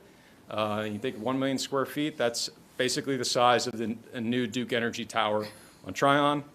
So this is the entire market. If you extrapolate that out throughout all of the metro area, we had about 129 million square feet and 9 million vacant square feet in the entire market. And our vacancy rate was 7%. We added another 10 million square feet of new office space during that time period. That's in that darker green. And we saw the amount of vacancy increase to 20.3 million square feet. So that's a big increase. Put that into context, and for Mecklenburg County in particular, again, the bulk of the office space is there. You saw an even higher increase in Mecklenburg County. It was even more intense there, up to about 17.1%. You really want to subtract out the medical office as well. So we cover the entire office market because medical office hasn't been affected by the same sort of issues. So your doctor's offices, they haven't seen that same sort of move to work from home. So when you strip that out, you're up at more than a 20% vacancy rate throughout the market. So what really happened, like we saw in San Francisco, we saw a migration out of San Francisco, a loss of demand, companies moving out of market. But what happened in Charlotte was really a move within the market from older spaces to newer spaces. So this chart looks at absorption, which is basically the amount of office space that was taken that year in different types of buildings. So in the blue, we've got buildings that were built from 2015 to the present, and the buildings older than that are in the red. If you're up, you're adding office occupancy. If you're down below, they're subtracting that. And you can see there's always been more space absorbed, more demand in newer buildings. But you really see the bottom fall out of demand in the older buildings in 2020. So while demand is still there for the newer buildings, you're seeing that flight away from the older buildings into the newer buildings. And that's been pretty consistent over the last 5 years.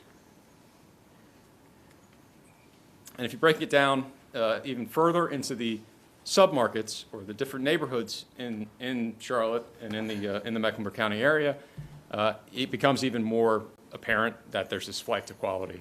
So taking it back to 2000, buildings built before 2000s and buildings built after 2000s.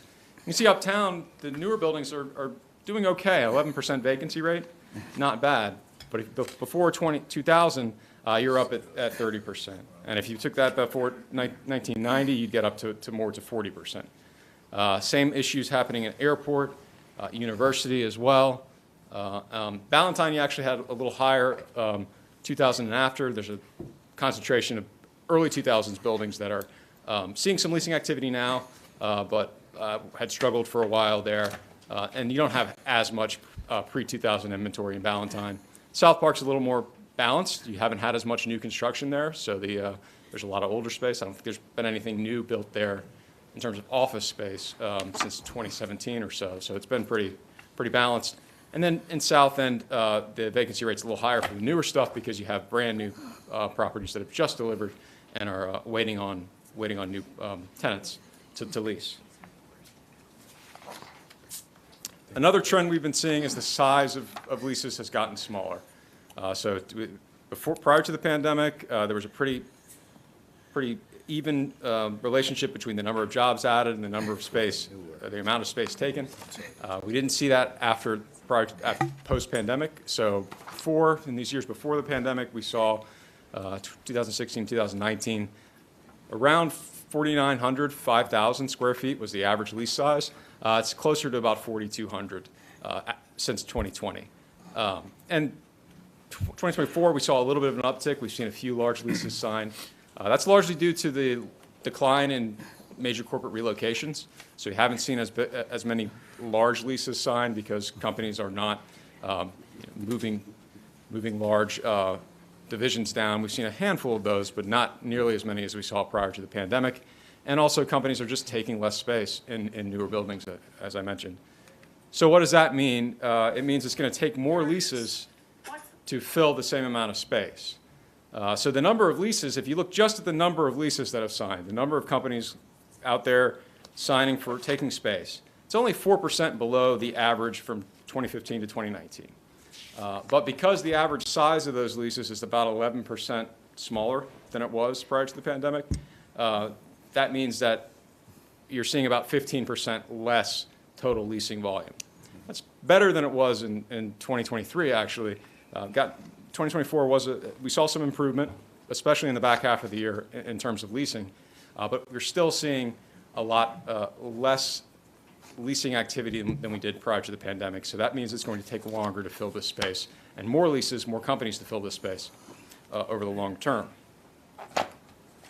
And so that was talking about space, and I'm going to move on to people now and jobs. To take space, companies are going to have to add jobs in order to have demand for space. And one of the challenges we've seen, especially in 2023, was the amount of office-using employment. So jobs in industries that typically use office space, financial services, professional services, and tech. Job growth in those industries has been fairly flat. It's actually below the pre-pandemic trend.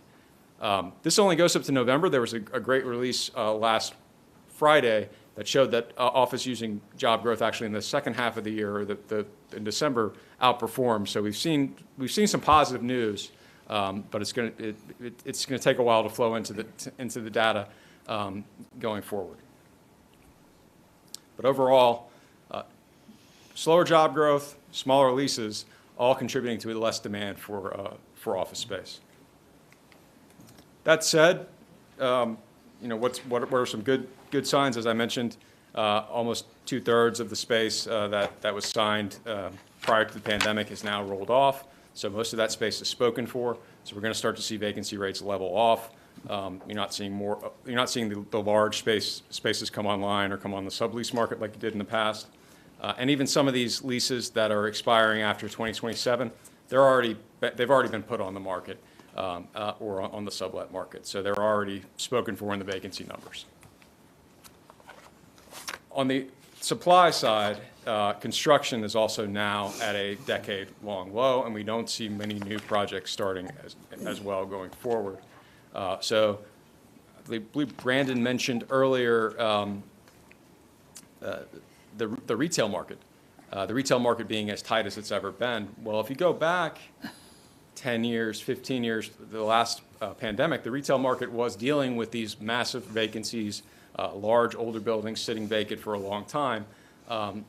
Through a painful process, they've gotten to the point where the retail market is tighter than it's ever been, largely due to reconfiguration, reuse, and a lack of new construction over the last 10 years. So if you want to think about the office market in comparison to other property markets historically, think about the office market as the retail market, say, post the 2008, 2009 financial crisis.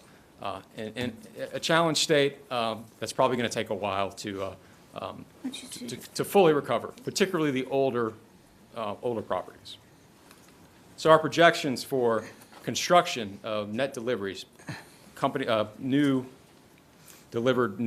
space on the market going into the future, it's going to level off. In fact, we may see some removal of space like we did with the retail market in the past. And because of that, we do expect vacancy rates to peak by late 25, early into 26, because you're not going to have that new supply added on, and you're seeing the demand come back. But that is one of the, but with that, we're going to see some older properties take a while to fill back up. We're also seeing, because of these properties can't generate income anymore because they do not have occupancy, they have some vacancies there, we're seeing the value of these properties decline. So this looks at the average price per square foot for properties that have sold, office properties that have sold in Charlotte, larger than 10 million over the last, since 2016. And you can see they peaked right after 2021. We saw a wave of brand new properties come online, and low interest rates led to these peak of a per square foot pricing at about 437 square feet. We've seen it tick up a little bit in the back half of last year as more properties have begun to sell. Saw a few large deals like Vantage South End, new property sell for, raise that per square foot pricing considerably, but it's still at about 2017 levels when you look at the average across the board.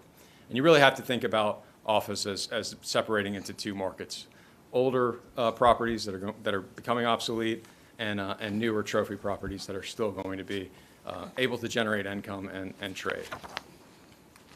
So, put this into context, we're starting to see the older side of the equation.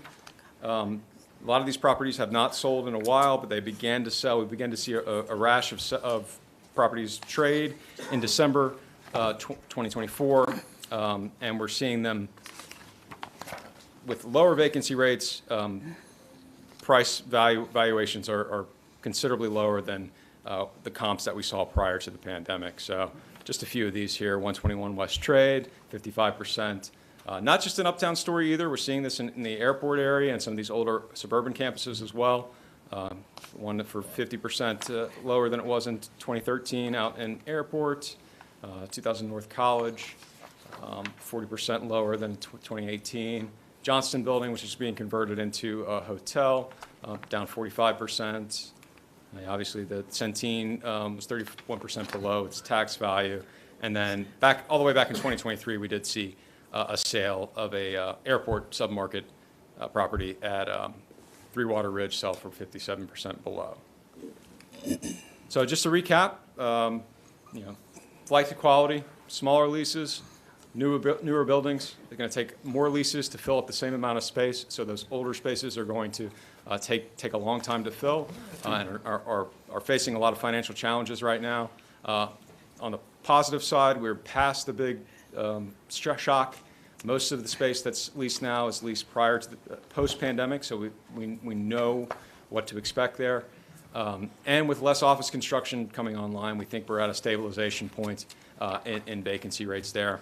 But as we get further along and some of these older properties cope with longer-term vacancies, lack of income for a longer term, we're going to start to see more of those sell and more pricing discovery will happen. So with that, I'm happy to take any questions. Well, thank you for that. Great job flying through that. It's great information. Okay, here's the order. 3 minutes, guys. It's going to be Commissioner Altman, Commissioner Leek, Townsend Ingram, and Griffin. Thank you. On page 84, not sure which slide that is, but across submarkets, vacancies concentrate in older buildings. Slide 174. Yes. Are you telling us with this slide that Ballantyne is experiencing can you repeat what this slide is teaching us here? Yeah, so this breaks down office vacancy rates in properties built by vintage. So properties built before 2000 are in the red, properties built after 2000 are in the blue. Ballantyne's kind of a special case. They don't have a lot of pre-2000 inventory. There are a number of older buildings in that park that are from the early 2000s, and that's where most of that vacancy is concentrated. Okay, I'm surprised. I did not know that Ballantyne had the highest vacancy rate of any of our markets. In terms of newer space, it does, not in terms of overall space. But yes, Ballantyne has a higher. It's not just an uptown issue. Airport, Uptown, University, the legacy submarkets. There's a higher vacancy. There's high vacancy rates throughout. Thank you, Mr. Chairman. Thank you. Commissioner Leek. Thank you.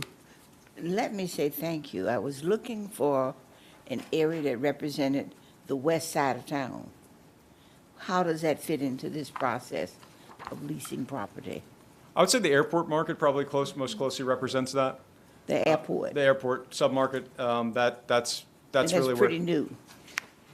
The office inventory there, if you go out Arrowwood, those areas, that it tends to be relatively older space.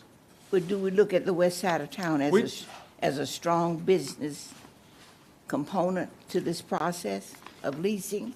I think the airport submarket, yeah, there's been a considerable amount of leasing in airport. There are higher vacancies because you have a larger number of older properties, but the rental rates in the airport submarket are such that it's very attractive for companies who are looking for a value and larger leases. And my last one is warehouses that's standing without use now.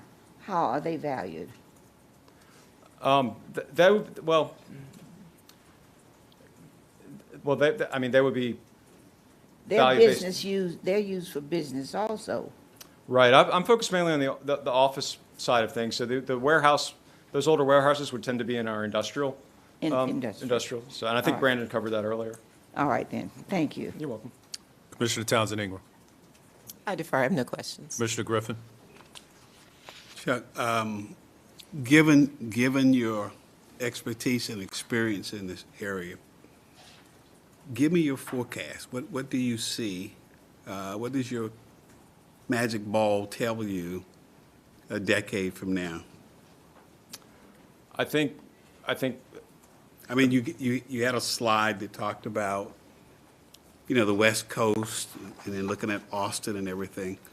A lot of businesses are looking at the Southeast from those high markets on the West Coast and in the North. They may not always land in Charlotte, but they might land in this area that you observe, the statistical metropolitan area, I think SMA. What's your guess? What's your gut telling you when you look out a decade from now Yeah, I about think- the office? Yeah, I mean, I think Charlotte is well-positioned to continue attracting business as it has been. Higher quality of life, relatively lower cost than some of these higher cost markets. When you think about the office market in particular, I see it really separation between older spaces and newer spaces. So I see older spaces becoming somewhat obsolete, so pre-1990 buildings, either finding some way to be converted or turned over. Is there a taste for upscaling these older properties? Occasionally, I'll read an article in the paper about folk are taking a look at some of these older office buildings in downtown Charlotte and suggesting that let's upfit this to be consistent with the younger employees coming into the workplace. I think it's already happening. I think you're seeing it in the best located buildings and buildings that have ownership groups that are willing to invest in it. As I was mentioning, the space, the smaller lease sizes, longer term, it's going to take more leases to fill those up. So I think there'll be a handful of those winners. And as we see less new construction come on, there'll be an appetite to renovate those. So I think in the next couple of years, next 2 to 3 years, you're going to see that shake out of which of those older buildings are going to be the ones that can be renovated and can be the top of the second tier, and which ones are really obsolete and need the most help. Thank you, Mr. Chairman. Thank you, Commissioner. Next up will be Commissioner Meyer, Rodriguez, McDowell, Powell, and Dunlap. I have no questions. Commissioner Rodriguez, McDowell. Thank you. So can you connect the dots, or maybe I'd like to know if we're connecting the dots, maybe between Brandon's presentation and this one around, did we have a slide already that shows how the value drops that you were showing us on slides 182 through 185, these huge value drops? How is that going to affect our tax revenues? And I don't know if that's something we've already presented on, that I just. Oh, okay, all right, fantastic, thank you. That was my big question. Thank you. Commissioner Powell. No questions. Commissioner Dunlap. Well, thank you, Susan, for lifting up the same question that I had.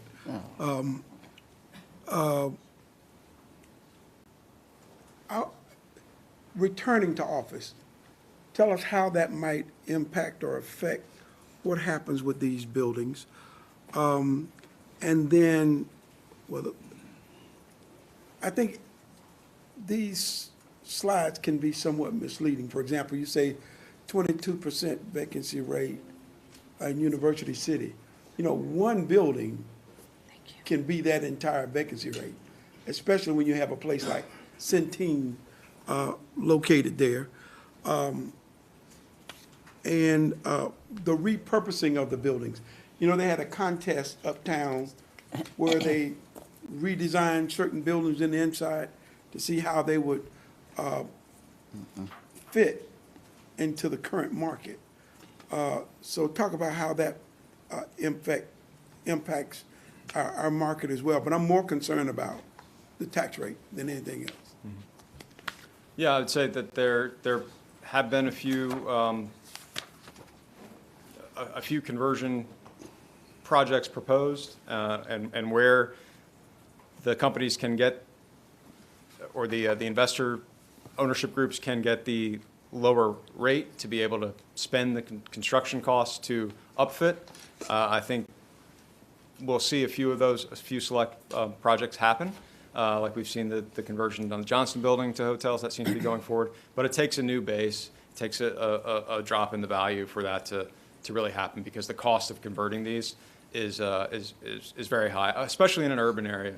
Where I think you'll see more opportunities for conversions is of some of these older suburban office campuses, where you have more parking, the demolition costs are lower, you have parking lots you can reconfigure without having to work within a really challenging, expensive place to demolish a larger structure in an urban area. So I think there's opportunities there, but if you compare it to the retail market of 10 to 15 years ago, It was a very long process. You saw some demolitions, you saw some conversions, but some of those sat empty for quite a while.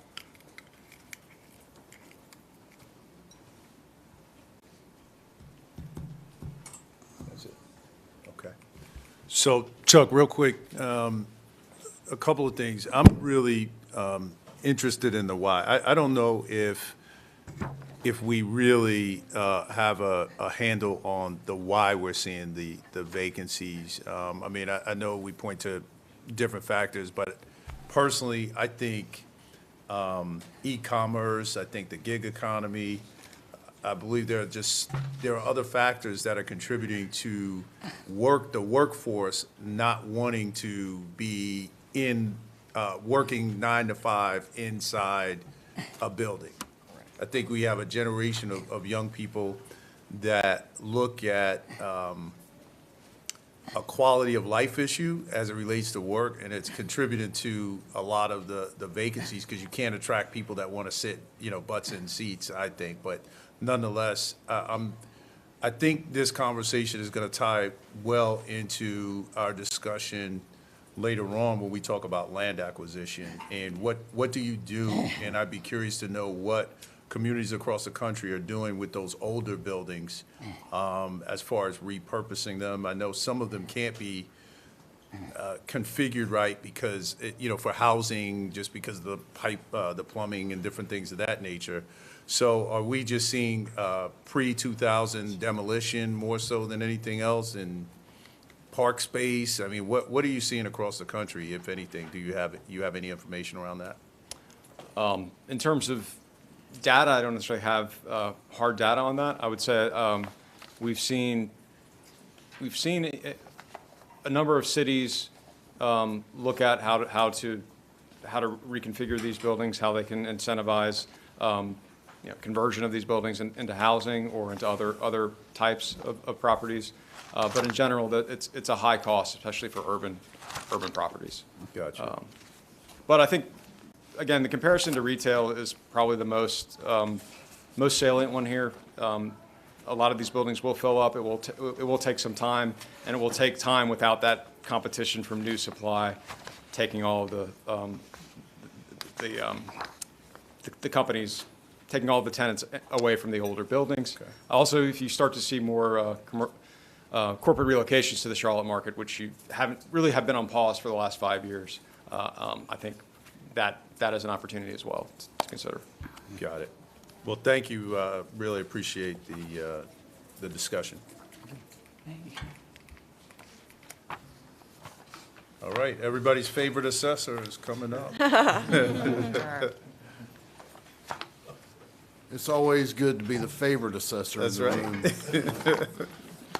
Got some emails for you, too, by the way. Okay. He's the voice. All right, well, thank you for the segue from You didn't know it. Commissioner Rodriguez McDowell into how is this going to affect the county? And that was my piece of the puzzle, was to try to put that together.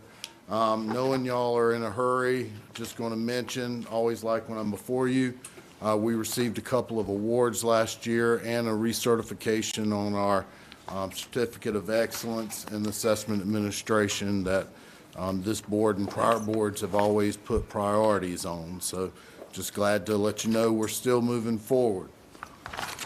So thinking about a 2027 revaluation and how the material we're talking about today could affect us. So a reval is only on our real property, as this board is aware. Currently, when you look at the current values, residential versus commercial, 165 billion residential, 93 billion commercial, for a total of $258 billion. That means that commercial makes up about 36% of the real property base. Within the commercial, the office properties that have been the hot topic today make up about 20% of the commercial base. The other 80 is found in multifamily, 38%, industrial 14%, retail 24%, and an other category that's mainly made up of commercial condos. Very small percentage there. So on your left, you see residential versus commercial, 64%, 36% as we mentioned. On the other side, to give you context, you've got office. When you look at the entire real property base, it makes up about 7.6% of the overall base of real property. I'm also adding in multifamily because as we've started running through the scenarios, I just wanted you to be aware of multifamily and changes affecting there. It's at about 13.8%, and that's going to be mainly our apartments. When you think about multifamily, mainly the apartments. So giving you that overall context. How has real property changed over the years? Well, the last 3 revaluations occurred in 2011, 2019, and 2023. Commercial as an overall percentage was at 35% in 2011, peaked at 38% with the 2019 reval, and came down slightly as we had large discussions about in 2023 at 36%. So it's relatively stable, but as we have seen, even a small reduction in commercial can make a big impact. Also, I think it's interesting here when you look at multifamily in 2011 was at $6 billion. It skyrockets to $36 billion by 23, whereas office basically doubles, industrial basically doubles, and retail a little more, probably 2.5 times.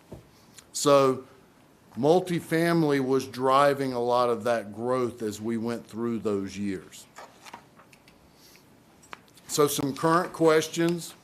Some of these will tie into some of our prior speakers. With more than 60% of the pre-COVID leases expiring on office properties, what will office leases look like moving forward?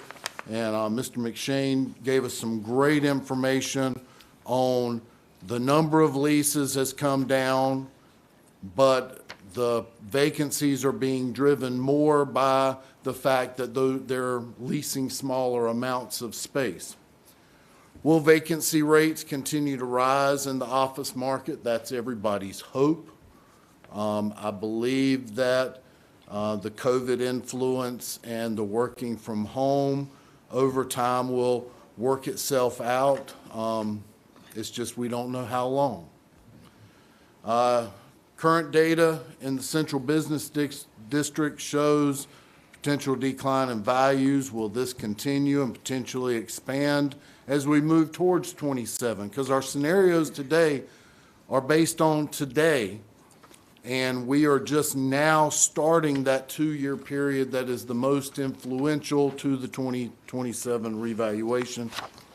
And how does this affect both businesses and homeowners? And we're going to try to cover some of these as best we can over the next slides.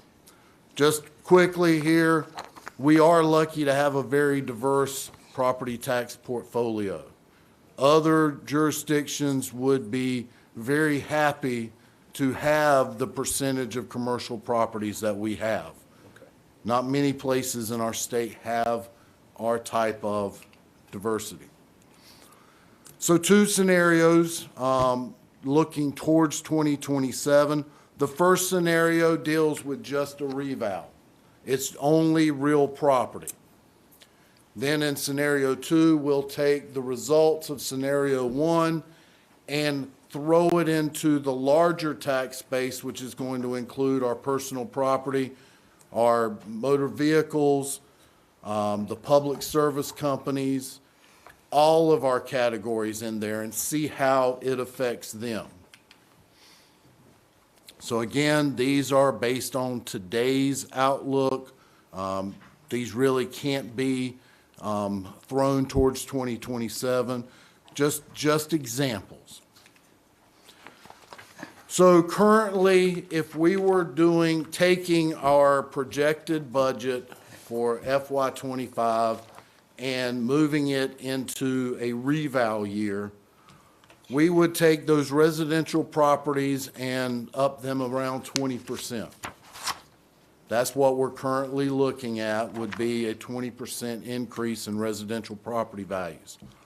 Commercial as a whole would move up at 4.5%. That's made up based on expected increases around 15% in retail and industrial. Multifamily has a more modest increase of around 2% right now, and our office is expected to see a 10% decrease. So again, you can see why I pulled multifamily out to our later discussion, just to follow up on that, because multifamily is seeing a balancing right now as where we've probably got a few more apartments than we need. The rates are going down, the rents, and that will balance itself out over time, much like the vacancies.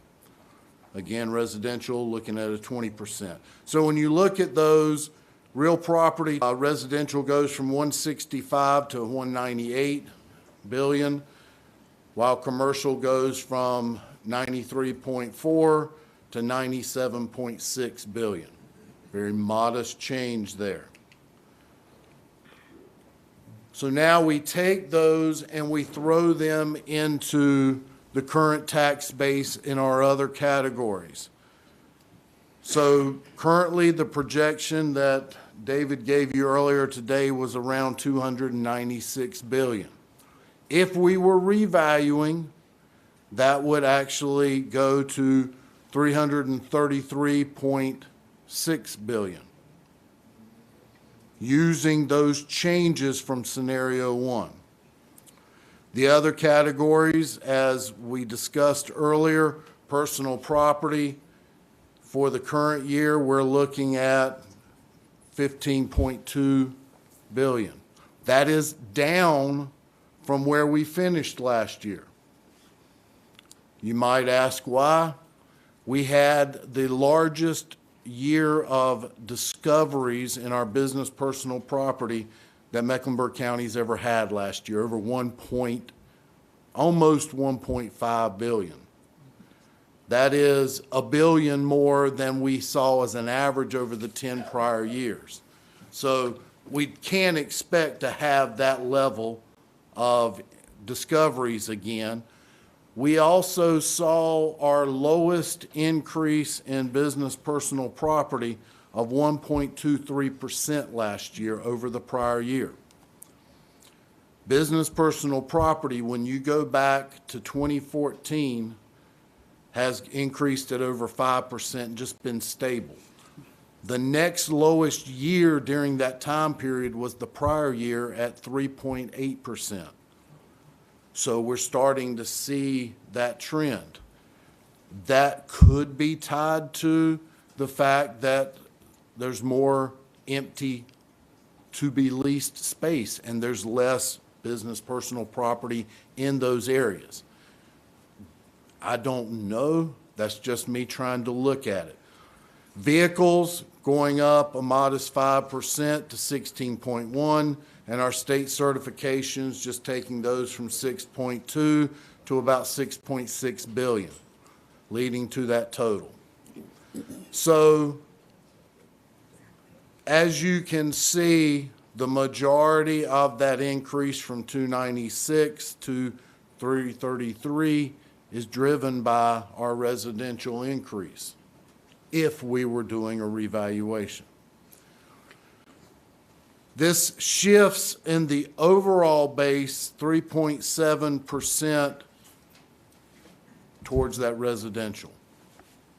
Almost 4% shift of the overall burden going to residential. Now, I also want to point out that when we think of personal property, a lot of us think of manufactured homes, boats, things such as that, that are taxable personal property. Of the 16.1 billion last year, 15.5 billion of that was business personal property. So seeing a reduction in our personal property category is again a shift towards our residential valuations, because the majority of that is commercial in nature. Now, at the very bottom, I've got a revenue neutral rate for FY '25. We currently are at 48.31. A revenue neutral rate moving forward would be 42.92%. For our newest commissioner, and as a reminder for everyone, because it only comes up in a reval year, a revenue neutral rate is a rate that gives the county the same amount of revenue in their new scenario of values that they received from their old scenario of values, with the only exception for that being that normal growth that you see in the tax base each year by new vehicles, new homes, new businesses, new equipment. That has been 2.88% over the 4 prior fiscal years. We worked with OMB on getting that number. So to get the same amount of revenue as the current year plus that natural growth, the new rate would be 42.92 cents per $100. So just wanted to explain that, because as we give you that impact on residential versus commercial later, we're going to use those two rates, the current year and a revenue neutral. So as I said earlier, there's a 3.7% shift to residential when you look at the entire tax base before the scenario and after the scenario using a revaluation. In all of the other categories, the percentage goes down. So it's being absorbed by residential. Commercial went from 31.5 to 29.3. Our personal property, as I said, the majority of that is business in nature, 5.4% to 4.6. The vehicles, which would be more residential, goes from 5.3 to 4.8. And our state certification, in many cases, some of our largest taxpayers, the ones that are valued by the state, are Duke Energies, American Airlines, and other airlines. Those go from 2.1% to 2%. So as you can see, that tax base breakdown, the values are shifting more towards residential. So using a scenario, again, looking at just average values for homes on how that would affect their annual tax bill. For 2024, that would have been $446,000. At our current tax rate, their bill would have been $2,154. That would change with the reval scenario to a value of $535,200. At the revenue neutral rate, their bill would go to almost $2,300, and it's around a $12 a month increase. As we learned in 2023 and also in 2019, not every area is hit with the same increases, and in many cases, it was our lower valued properties that saw the largest increases. So this is just a picture of what the average value would do during that scenario. Commercial, the average assessed value, $4.4 million. At the current tax rate, $21,256. That would go down with a new assessed value of 4.5% increase to around $4.6 million at that revenue neutral rate of $19,735. That is going to decrease their bill basically $120 a month. So you can see the average commercial, their bill would go down, average residential would go up. This is the new tax breakdown, 67% residential, 33% commercial. And this is, again, just the real property.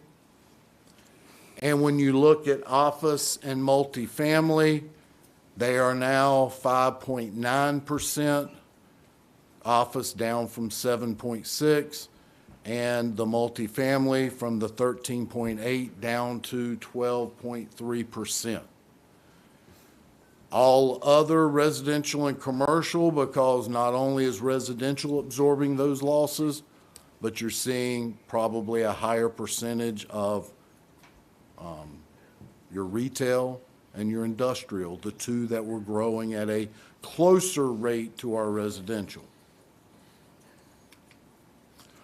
And then finally, just plugging these values in with the other three revaluations, the scenario would be the lowest percentage commercial in our real property base that we would have seen in the last basically 15, 16, 17 years. So why the reversal? Hold on 1 second, George, if you don't mind. Let's go through this, and then I'm coming to you. Come to Arthur, then I'm coming to you. So conclusions, all scenarios are for illustration based on today's projected values and the information that you've heard today from others. Based on current market trends, office values are expected to decrease overall by the next revaluation. And with residential values growing at a higher rate, you're still going to continue to see that shift in the overall base towards residential. So question. All right, thank you. I know there's going to be a lot of questions and comments on this. We're going to go with Commissioner Griffin first, Commissioner Dunlap, then Commissioner Rodriguez-McDowell.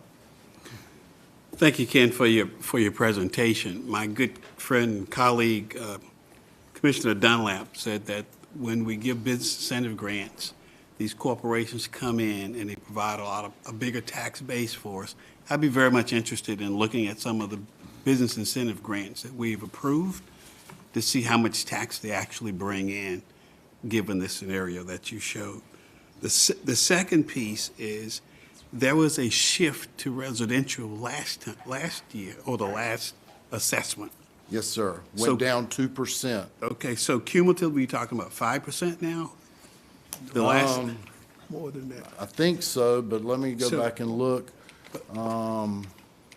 before my 3 minutes up, Ken, what I'm trying to figure out is, we're shifting to homeowners. Yes. And that's just crazy. And what you said 2 years ago, that a greater burden, the burdens are going to be on homeowners, but a potential greater burden is going to be in folks in the Crescent, in the inner city. That's right. So we got to find, I don't know, also my good friend and colleague, Commissioner Dunlap, would say, well, what do you cut out? It was always a tough question. You know, if you're going to reduce spending, we need to take a hard look on reducing spending, because we're taxing that group of citizens out of Mecklenburg County. And that is unfortunate and unacceptable. I don't know what the magic wand's going to be, but you're looking at 5% shift in addition to the tax rate, or 5% plus shift to residents, and corporations commercials are looking for a decrease. There's something wrong with that picture. You know, thank you, Mr. Chairman. Thank you. Commissioner Dunlap. Well, I'm going to piggyback on that because I'm in agreement. What I'm trying to figure out is, and I can recall 10 years ago, there was more of a burden on commercial properties. And over the last 3 revaluations, since 2011, I think it was, there's been a shift. Each revaluation to personal property, away from corporate. In addition to that, the state is giving the corporations additional tax reductions. So I want to understand why, and I want to know what we can do to shift the burden back the other way. Well, in North Carolina, all properties are valued at 100% of their market value at the revaluation date on real property. So as we update the market and look at what those market factors are, what's the price per square foot, what's the vacancy rate, what are the level of expenses on commercial properties, as a whole, they increased.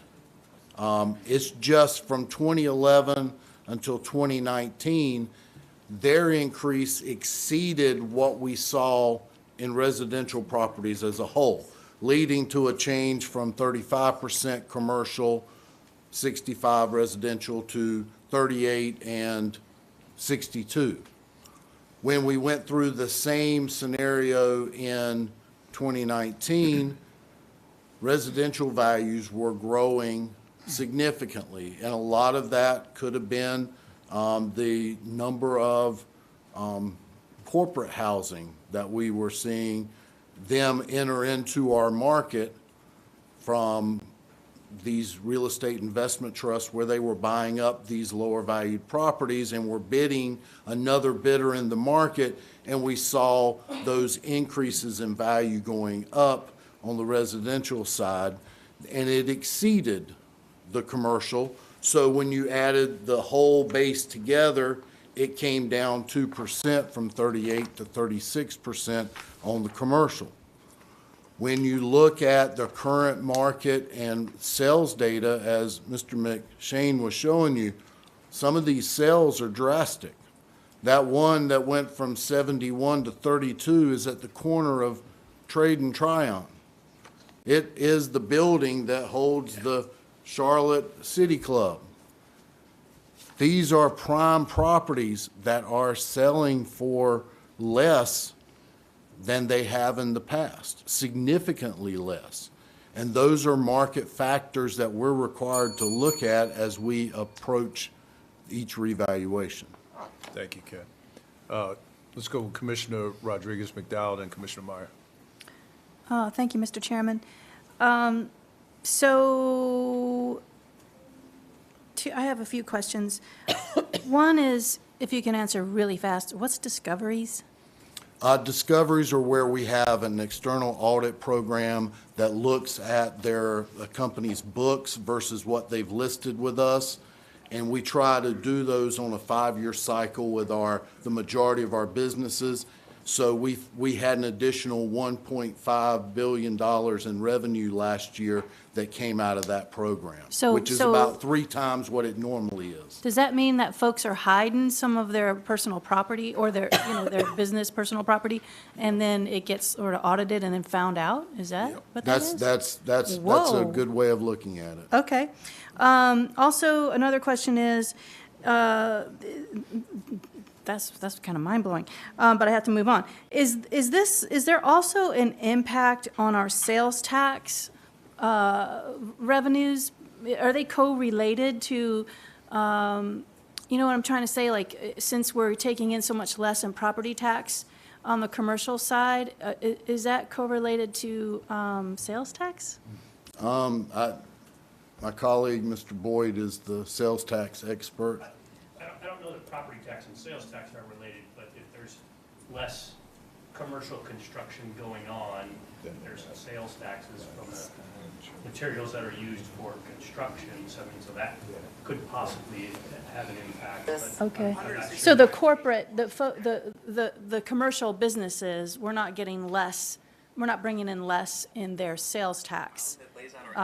It's not correlated then to their space. Right. There's probably not much of a correlation there Okay. other than the materials that go into construction and remodeling. Okay. And then, so the 5% shift toward residential, a big factor in that would be the fact that the values are rising 20% for residential versus commercial. The 4.5. So do we have a slide that shows, you know, is 20%, what was it last time before? Like, is 20%, I can't remember, like, how much did they rise last time? And is- 20% is a modest increase in residential compared to what we've seen over the last few cycles. Okay. I think in 2019, it was closer to 45%, whereas commercial was just under 70. Okay. The last time around, commercial came in lower, and I want to think we were somewhere around 55% on the residential increase over that 4-year period. Okay. But if you'll remember,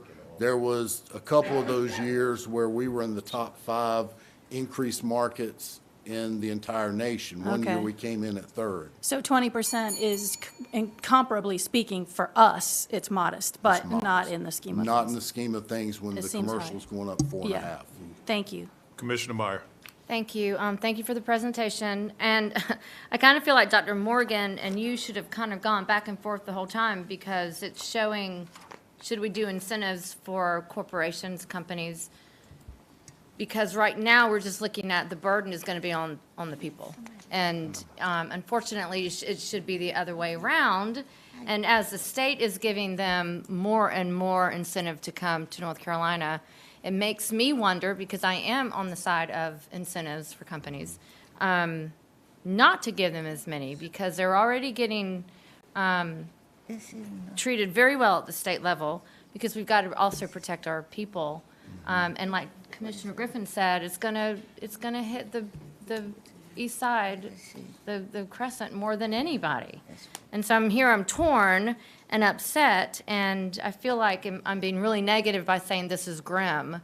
Do you think this is grim? Yes. Okay. Thank you. Again, as before, that's a good word for it. Yeah, the next thing. All right, thank you. Thank you. Commissioner Townsend Ingram. Thank you so much for also, for re-explaining the tax revenue, revenue neutral. Like she said, it's grim, and because hope is not a strategy, what I would like to see are statutory programs that can mitigate the burden for fixed income residents. So if that is at all possible, recommendations of wiggle room so that we can create those programs to lessen that tax burden on our fixed income residents. Mecklenburg has been the major player in trying to get the homestead exclusion incomes and amounts increased over the last 10 years since I've been here. Last session, we got a good surge. We didn't get anything through, but I know that, well, one of my 2 assistants, Brad Fowler, is the legislative chair for both the Assessors and the Collectors Association, and that's their top priority, and they've already been meeting with and talking with legislators trying to get that increased. Also, in, I think it was 2020, this board created the Homes Program, which has seen some significant increases. I think it's at up to 2.7 in county grants this past year. So I would have to imagine that we would see increased participation in that type of program in the coming years as well.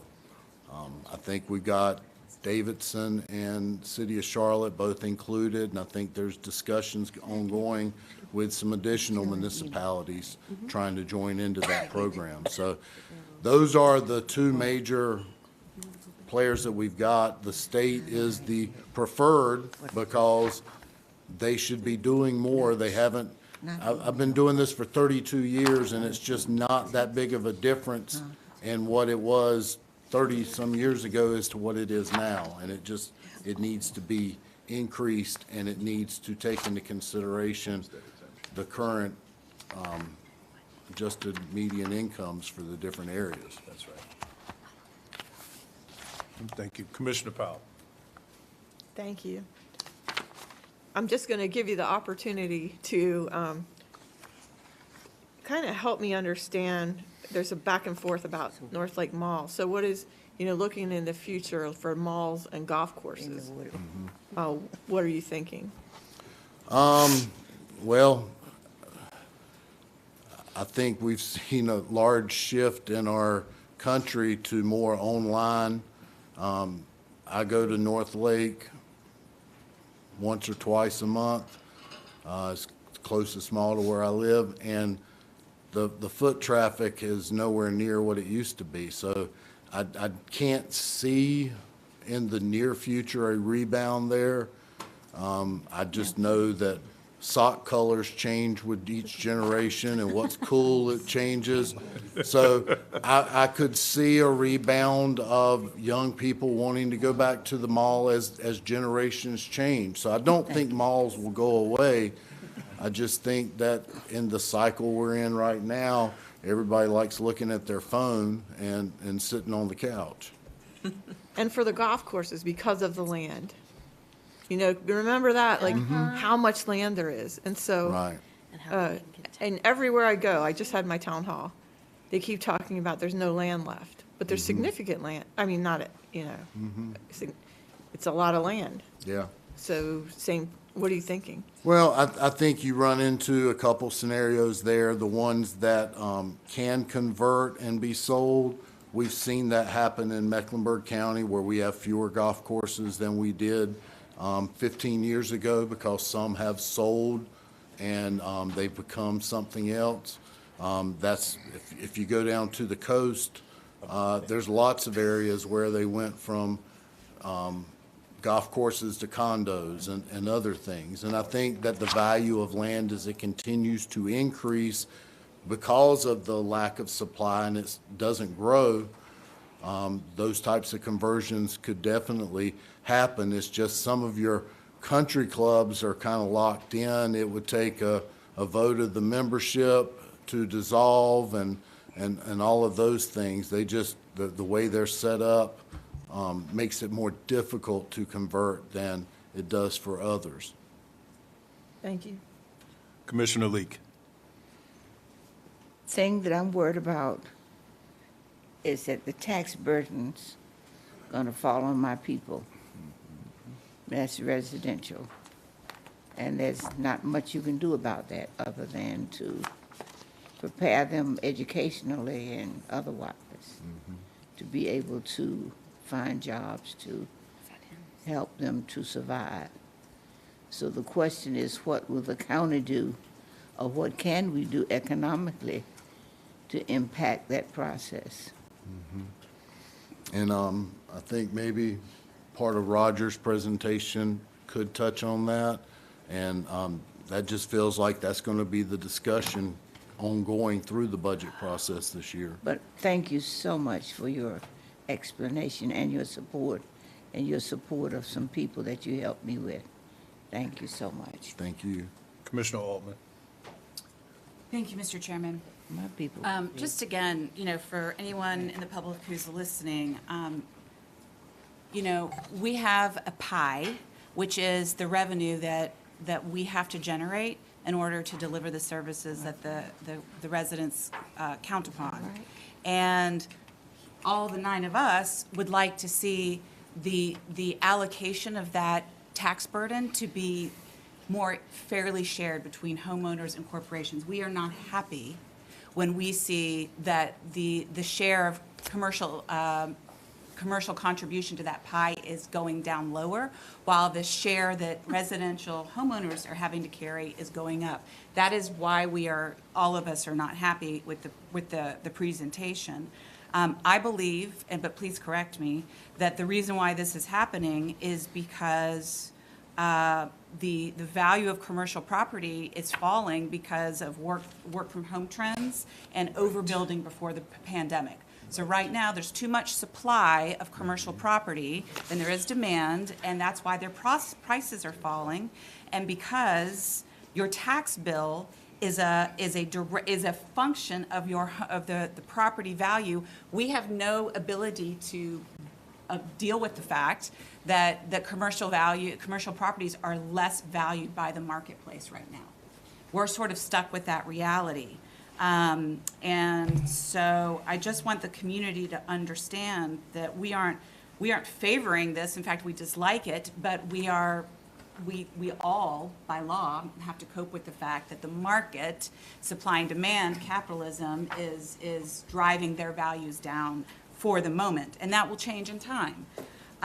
So what can the Board of County Commissioners do to react to this?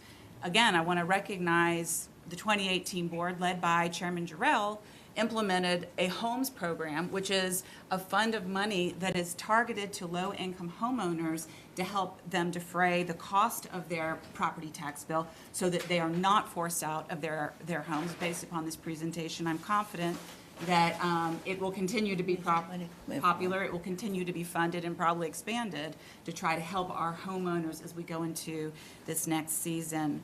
You know, it is a separate conversation about how we incentivize businesses to come to this community. It's a different problem. It seems like a similar problem, but again, I believe that we, as policymakers, need to do everything we can to recruit and retain great employers that will increase our commercial tax base to fund our services. So those are just my preliminary reflections, and thank you. Thank you. Ken, a couple of things. One, I think this presentation was great. It was. One of the things that it really lifted up is what separates Mecklenburg County. When I think about the comments of my colleagues in this board, every last one of us sitting here definitely concerned about the burden that's being placed on the residents as opposed to the commercial and the corporate entities. One of the things I'm proud of, and Commissioner Altman touched on this, is that the board had foresight at some point to understand that while we teed up in our legislative agenda advocacy around the homestead exemption and the need for urban counties to, be looked at differently. And that's still part of our legislative agenda. So I want the public to understand that this isn't something that was a one and done. This isn't something that we forgot about. It's been a part of our legislative agenda for quite some time, and it still is. And so that comes with foresight, not just from board members, but from our staff, led by our county manager. The other thing is and so that's a policy prescription for everybody that's listening. And so that's the way we can impact, is via policy. And when you think about that, what we've implemented via the homes program is another prescription where we are trying to do what we can do at the local level to try to offset or defray some of that burden. What this conversation speaks to, we've got a lot of runway to set the conditions to where we can scale up our efforts as far as visibility is concerned with respect to the program that we do have in place. I think when you look on a percentage basis, the way the homes program has scaled since we implemented, it's scaled astronomically, and we still need to scale it more. And so I think the question that I would have for staff would be, how do we identify not only the 5,000 families that we helped this past fiscal year, but how do we identify the opportunity that's available of the families that are in Mecklenburg County? So those that are at 80% AMI and below, can we get a number that says, hey, the opportunity is 30,000 households, and figure out what that plan looks like to make sure that they have visibility, even if we have to go knock doors. We've got to make sure people can defray that or offset those costs, because to Commissioner Griffin's point and everyone else's point, it's going to hit the people that can least afford it. And some will look at it and say, well, you have an increase in your equity, so to speak, but if you can't tap into that equity, it means absolutely nothing. If you can't leverage it to tap into that wealth that's building, it means absolutely nothing. And so I know we're very, very concerned about making sure that we are not shifting burden to the people that can least afford it. So I hope staff caught my question, but I do want to thank colleagues for having the foresight, and this is a conversation that we need to continue. So thank you, Ken. Thank you. All right, we're at 4:55, everyone. We've got one more presentation from a Director of Economic Development. So Roger, we'll turn it over to you. Thank you, Mr. Chairman, members of the board, Madam Manager, and of course, my boss, Dr. Johnson. Before I get into my presentation, I've just got a general comments I'd like to make that sort of speaks to all the conversation that you all have had with the speakers before. First, I'm a practitioner and I'm not an academic. And so I just want to humanize something for you, talking about my experience. About 15 years ago, I was in Wilmington, North Carolina. The state of North Carolina decided they were going to rewrite the film incentives. I don't know if you remember that or not. And so I was there when it happened. And when they say rewrite, they really just tore it down and capped how much incentives you could get and really just did away with the North Carolina incentives. And during that time frame, they used to have a book. I'm dating myself a little bit.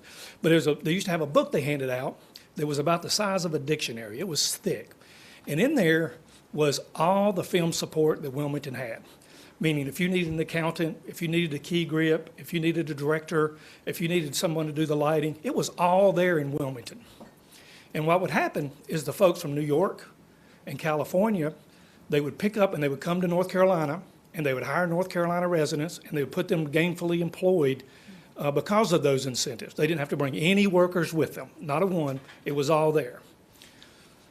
As soon as North Carolina changed that incentive policy, I mean, within a year, I lived there, it impacted my neighbors, the people were there.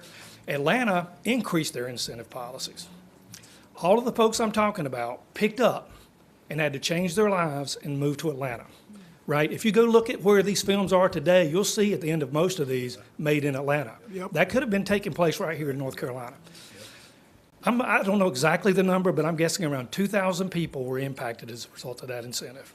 And as we talk about incentives, I just want to humanize it. Those people had to pick up and move or take different jobs, take lesser jobs in that community. It's a hospitality-based community. They wanted to stay there. It impacted their lives. And so as we talk about incentives, I don't want you to look at it just through the eyes of the dollars and cents that we're talking about here. We're talking about people and how we impact those. The second example I'll give to you is I worked for Albemarle County right before I came here. Albemarle County did not have an economic development office. In 2008, 9, and 10, it hit them a little bit later, the housing market crashed. They did not have a diversified economy. They hired someone, me, to write a program for them, which included creating an economic development incentive package. And economic development was not even on the radar, and it moved to the number 2 priority for the purposes of diversifying the economy. For the record, the number 1 was the school system. They always put kids first. But I just want to humanize what happens when you take away incentives or not. We read the percentages up there, as Dr. Morgan talked about, but I'm just talking about real-life people, the human aspects that could get lost in all of this. A couple of other questions came out that I can address. We check annually every year on incentive grants to make sure they meet their thresholds, which includes both the job, their salaries, and their investment. So every year that's checked. Don't worry about that. We do the checks and balances associated with that. A couple of things that I didn't include in my presentation that I now wish I would have. From 2015 to 2020, they estimated $690 million in new taxable investment, these companies that I'm going to reference, and then they referenced a little over 4,500 jobs. In the slide that I'm going to show you, it's only going to show 923 million. They outperformed what they said they were going to do. I didn't get into the jobs component because that wasn't part of the question, but they created over 6,800 new jobs for our community. So that's not in the message that I'm going to address, but I think it's germane to the overall conversation that you have. The last thing I'd like to mention is by the time a company gets to the Economic Development Committee, we've already made sure the but-for provision has been met. We've already made sure that the incentives matter, that there is a competitive position that we're actually competing with someone else to go for. And we also look at the NAICS code, the codes that the jobs are created. And we do that to make sure that every one of those jobs are 100% average or greater.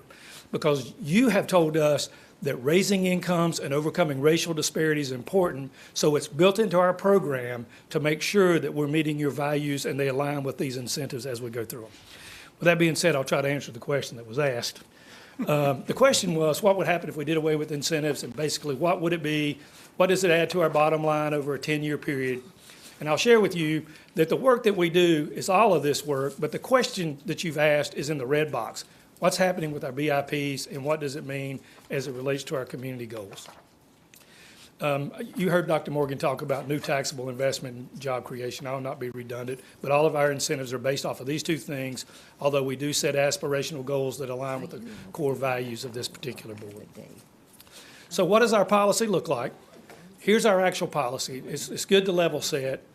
If a company creates 20 jobs and at least $3 million investment, and they pay at least 100% of the average wages in our community, they are eligible for an incentive.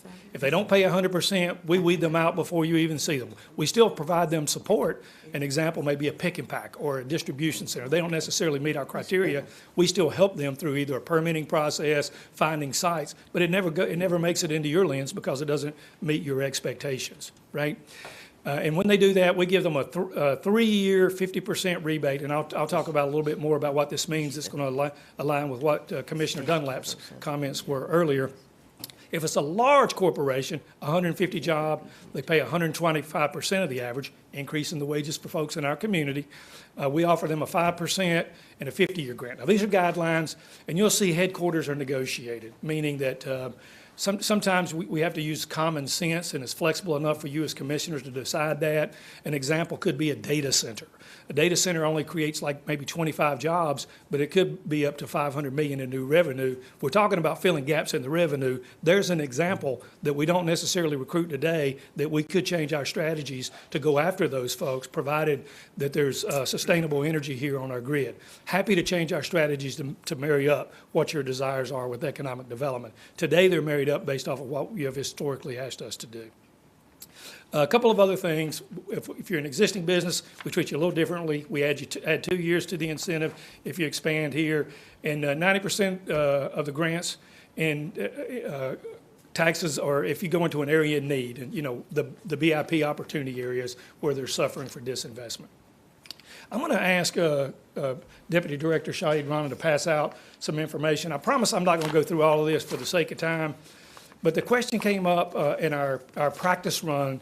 Deputy County Manager Bryant asked, could we benchmark a couple of locations? And so we have for you. It just so happens that we thought the best benchmarks were the City of Charlotte and Wake County, because in North Carolina, that's who we mostly compete with. And I promise I'm not going to walk through all of this because of time, but you'd be happy to answer any questions you may have. But I'm going to ask you to flip to Wake County, because I think it's germane. And if you will look on the second to last page, it might be the fourth because we printed front and back, you're going to see the social mobility index. To be honest with you, most of the research says that Charlotte and Wake County, we offer about the same incentives, except for this one difference that I'd like to highlight. And it talks about what Wake County does to align with some of their equity goals. And what they basically say is if you meet the top 3 listings there, which is pay a reasonable wage. Where are we supposed to be? I'm so sorry. No. I know it's in Wake, but just I want everybody to be on the same. What is it? Is this it? Yes, sir. Up at the top, it says, it's on the second to last page, it says upward mobility bonus 5%. I see it, thank you. Upward mobility. Excuse me. For those who may be watching at home, it was upward mobility bonus of 5%. And Wake County says if you will meet all of these things, which is you don't discriminate against a whole bunch of protected class of folks, that you pay good wages and you offer benefits, and you do several other items that are listed on there, which could be hiring justice involved. It could be providing support for barriers to entry into the jobs, such as transportation or childcare. And so that's an example of an incentive policy I would think this board may want to take a look at, or ask the Economic Development Committee to take a look at. And what did I set down put it in my pocket? So happy to talk more about that. I'm not going to go through this whole slide, but I brought it up here to share with you the importance of what Commissioner Dunlap said. If you look at the box that are covered in red. This is our whole process of how a company gets to an incentive package. But the point I want to make here is the company pays their entire tax bill. I think Commissioner Dunlap was alluding to this. This is not property tax revenue that is being taken from the residents and provided to a company. This all self-contained. They pay their bill, they pay their taxes, and then we provide them a contribution which equals 50% of those taxes. So they keep 50%, the county keeps 50%. Again, we validate that every year annually, and there are times companies meet the thresholds and then fall off. But historically, some of them don't ever meet the threshold because of the changing business environment, so they generally outperform their contract, as stated earlier. So what does that look like? The question at hand was, well, what's happened?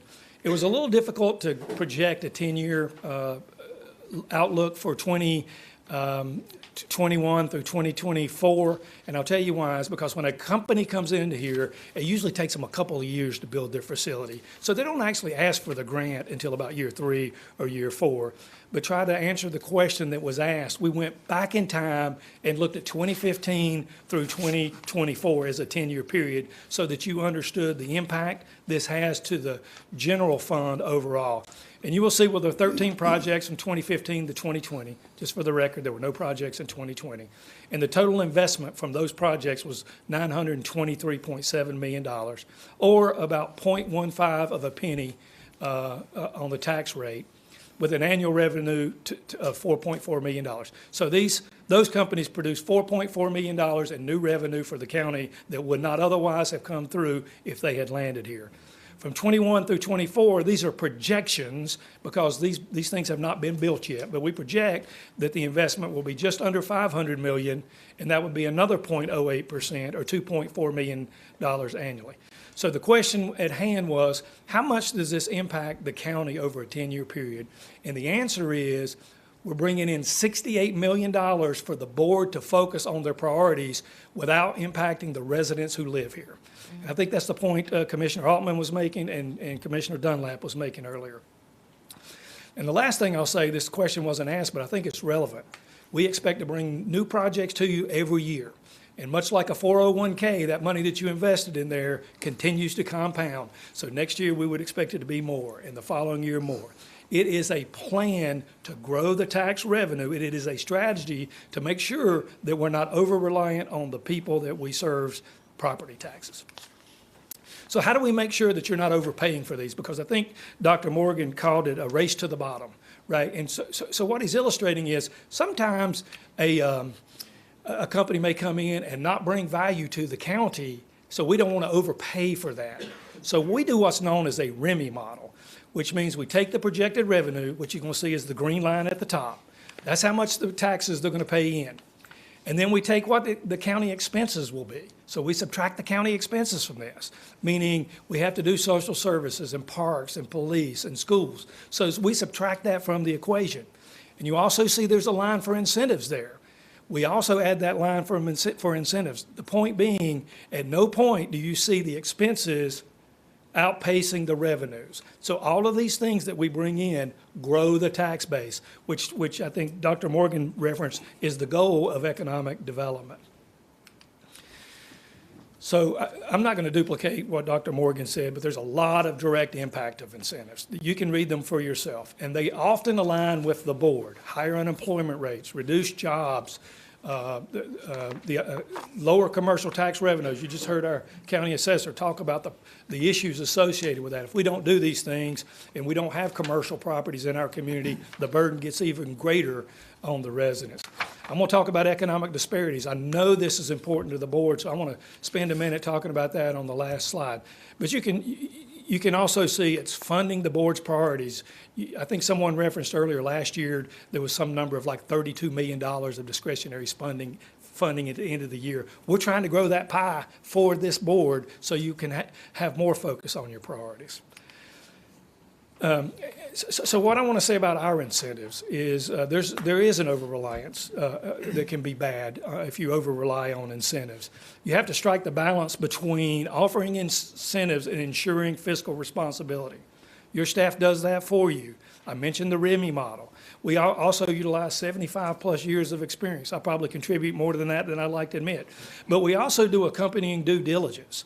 So sometimes these companies come in from places that don't go through the state, so it's not reviewed by the state before it comes in our doors. A commercial broker knocks on our door, some other company comes directly to the county. That means we have to do that work for you to make sure that you're doing business with a reputable, financially sound company. Sometimes you don't see those because we weed them out because they're too high a risk for you to be involved in. But we do that to make sure that we have a successful long-term economic development program. So how does this align with the work that you want us to do? I think probably the one that's most remarkable is overcoming racial disparities. On September the 20th, 2024, Raj Chetty, for those of you who may not be familiar with the Chetty study, he's the gentleman that measured upward mobility in the community. I think year one, we might have been 50 out of 50 large cities in terms of being born in poverty and staying in poverty. His comment at the Community Matters Cafe was the #1 indicator of social mobility is when kids grow up around employed adults. The point being, the jobs that we're creating matters to your core value of overcoming racial disparities. We talked about housing insecurity and the cost of housing earlier. We're not working on lowering the cost of housing or subsidizing housing. We're working on increasing the wages so people in our community can afford the housing that's here. It's a little different. We're part of the solution for that. There is no panacea. Communities are having this issue around the U.S., but we're part of the solution, at least from my perspective. And then workforce development, on-the-job training is part of the incentive package. North Carolina, if we don't do these incentives, we don't open up the JDIG grant that Dr. Morgan talked about before, which is usually millions compared to our thousands in terms of incentives, so that money doesn't flow into our community. These workforce programs that the state provides as part of the JDIG program goes directly to CPCC to train our residents and the folks in our community for workforce development. And I'll go back to the Area Development Magazine survey that Dr. Morgan referenced. If you notice, two of those, the top two criteria were labor in terms of cost and labor in terms of skill. So if we want to have a long-term economic development strategy, getting away from tactics for just a minute, we need to make sure that we have these workforce development programs paid for by the state. And then one other thing that our community offers, Charlotte Works offers wraparound services to help people return to work, and they also reimburse those existing businesses that we're talking about for taking a chance on those folks, right? So the first 6 months or so, they can go hire someone in our community, and Charlotte Works will reimburse that company for giving them a chance. So that concludes my presentation. I'll be happy to answer any questions you may have. You flew through that, Roger. We appreciate that. Thank you so much. I'm going with Commissioner Meyer first. Oh, thank you. Well, first I want to say thank you for making me feel a little better about incentives because I do lean toward them, so thank you. And also thank you for the Wilmington example. That is something I think we probably all remember and how it hurt North Carolina. And I think the key phrase here is striking a balance. So I appreciate that. And I am in it here. I am here to figure out how to strike that balance. Thank you. Commissioner Leek. Commissioner Leek. Thank you. That's all I have to say. Commissioner Powell. Same thing. Thank you. Thank you. Commissioner Townsend Ingram. I'll defer and say thank you for the presentation as well. Commissioner Dunlap. I really appreciate the way you delivered that message. It was as simple and succinct as I've ever heard. The last thing I will say is, I take from your presentation, there are some recommendations or some suggestions that you have for us that we haven't heard. So I'm looking forward to it. Commissioner Griffin. Roger, thank you for your presentation. I love the upward mobility bonus. I've talked to you all about this before. So whatever we need to do to make that a policy, just let us know so that we can do that. I live in a community where 5 people right around me, all from Honeywell, but from all over the world. And I want to be like you. I want to say, oh, I know Susan. that got that job with the new corporation that came into Charlotte. I want to be able to see local people go through workforce development and be in like a stable, ready when you do your incentives, that you have well-qualified people, local people, to get those jobs. That's really important to me. The second piece is I need to know from you and your team, how many more people do you need, bodies you need in your shop to be able to monitor those contracts in terms of community benefits? For example, a corporation comes in and invests $400 million in investment, building a building or whatever it is. How many MWSBE contracts are available that worked on that?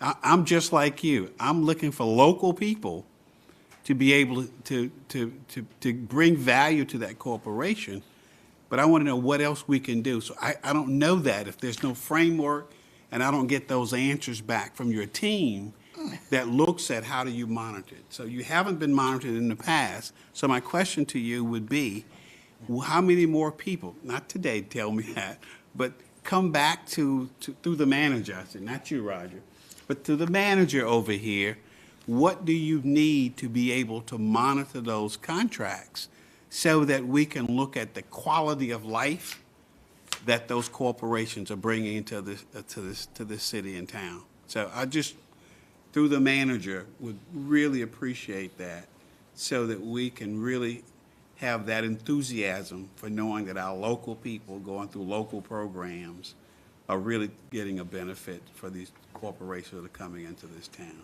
So I'm waiting to hear back from you during the budget, from the manager during the budget process. Let's don't forget about Dr. Johnson. Well, either. Dr. Johnson, but To the manager, I don't, she doesn't report to me, but to the manager, in terms of what do they need to be able to follow up their contracts that have all those community benefit attributes in there. That would be really, really valuable for the community. Thank you. Thank you, Dr. Johnson. Thank you. Commissioner Rodriguez McDowell. Thank you, Mr. Chairman. I really appreciate this. I can't wait to read this. I hope we'll be working on this. We will be working on this in our committee. I just, I really appreciated your presentation. I thought you did a great job explaining.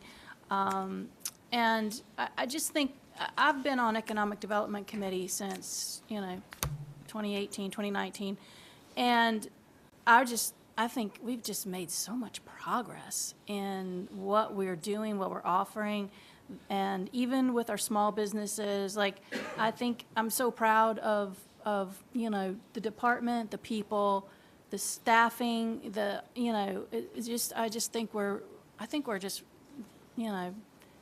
we're really bringing a value add with that. And I just want to say thank you to the whole team. Thank you, Mr. Chairman. You're welcome. Commissioner Altman. Thank you, Mr. Chairman. Can you please bring up the slide on page 103, which is the capital investment jobs new revenue graph showing $1.42 billion since fiscal year 2015. I just want this to sit here for us to look at a little bit more. I really appreciate you doing the work to answer this question and in level set. This is an enormous community benefit, which absolutely is lessening the burden on residential homeowners and taxpayers. So this, to me, is the most important slide in this presentation, and I thank you for the work that went into generating it. I, once again, want to echo what Commissioner Griffin said, the urgency of developing a strategy that will allow us to have a stable of people ready to supply local labor needs. Just syncing up that system on it at a level where we're developing strategy, not just tactics. And I know that you are doing a lot of due diligence and verification on aspects of these grants that we've given, but I think I can think of one in particular that I believe made promises around workforce development and aligning with training and jobs. There were 3-4 years notice on that project that came down the pike, and to my knowledge, nothing's been done around that. So, I'm not going to call out names here, but I just want to say that if I'm right, there's more that we need to be doing around quality control or accountability, should I say. And I'm really concerned about that. Thank you. Thank you. Couple of things, Roger. When I think about the development of our ED strategy, I think it is vitally important. I think your presentation was fantastic.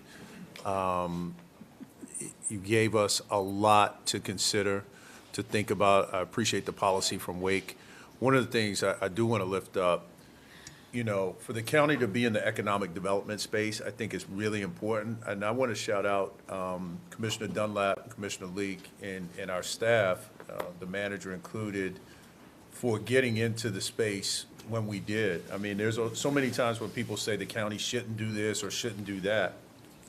But since I've been sitting here and I've watched the economic development team grow, and I realize the impact of what we've done and what it means to the community, I think about all the priorities, individual priorities that have been lifted up since I've been sitting on this board. And a lot of those priorities were funded, I mean, basically because of the additional revenue that we've received. You know, and it's that but for. And I think about that, and you know, I've shared this with some colleagues as well, that I believe strongly that economic development should be a board priority. I think it ties into so many things that we do. It funds our priorities, it funds, it provides a lift, and it's interconnected, as Commissioner Powell would say, to every priority and everything that we do. In different ways. There's an education component to it. There's an environmental component to it. When I think about the deals that have come in front of us and the way we've shaped them, particularly the last one with Providence Square. Please. So, you know, I think this is fantastic. I think we're all saying the same thing, that we certainly appreciate this and support the ED team 100%. So thank you. Thank you, sir. So that was the last presentation. I'm going to turn back to the manager and Adrian to see if you have any comments before we recess and tell everybody where the next stop is. I don't have any additional comments, taking copious notes of the conversations that you're having here today, and we'll be prepared to report that out at the end of our retreat. Adrian, your housekeeping. All right, thank you. We do have an opportunity for a social hour down in the rec room that's down in the basement of the hotel. We'll try to help everybody get there, but if you can't get on the elevator, and take that all the way down. Dinner will be served in the room all the way to the right over here at 6:30. Also, in terms of the stuff that's in this room, they will lock the doors, but I do recommend taking valuable stuff with you because of where we're at. So, okay. Can I ask a question? Please. Is it possible to ask the folks to get more water? That's, you know, that we're out of the still waters. Yeah, we'll ask for that. Thank you. All right. Thank you all. Thank you all for a great day. Thank you, everyone who presented and making this an excellent day. We'll stand in recess until tomorrow. 6:30.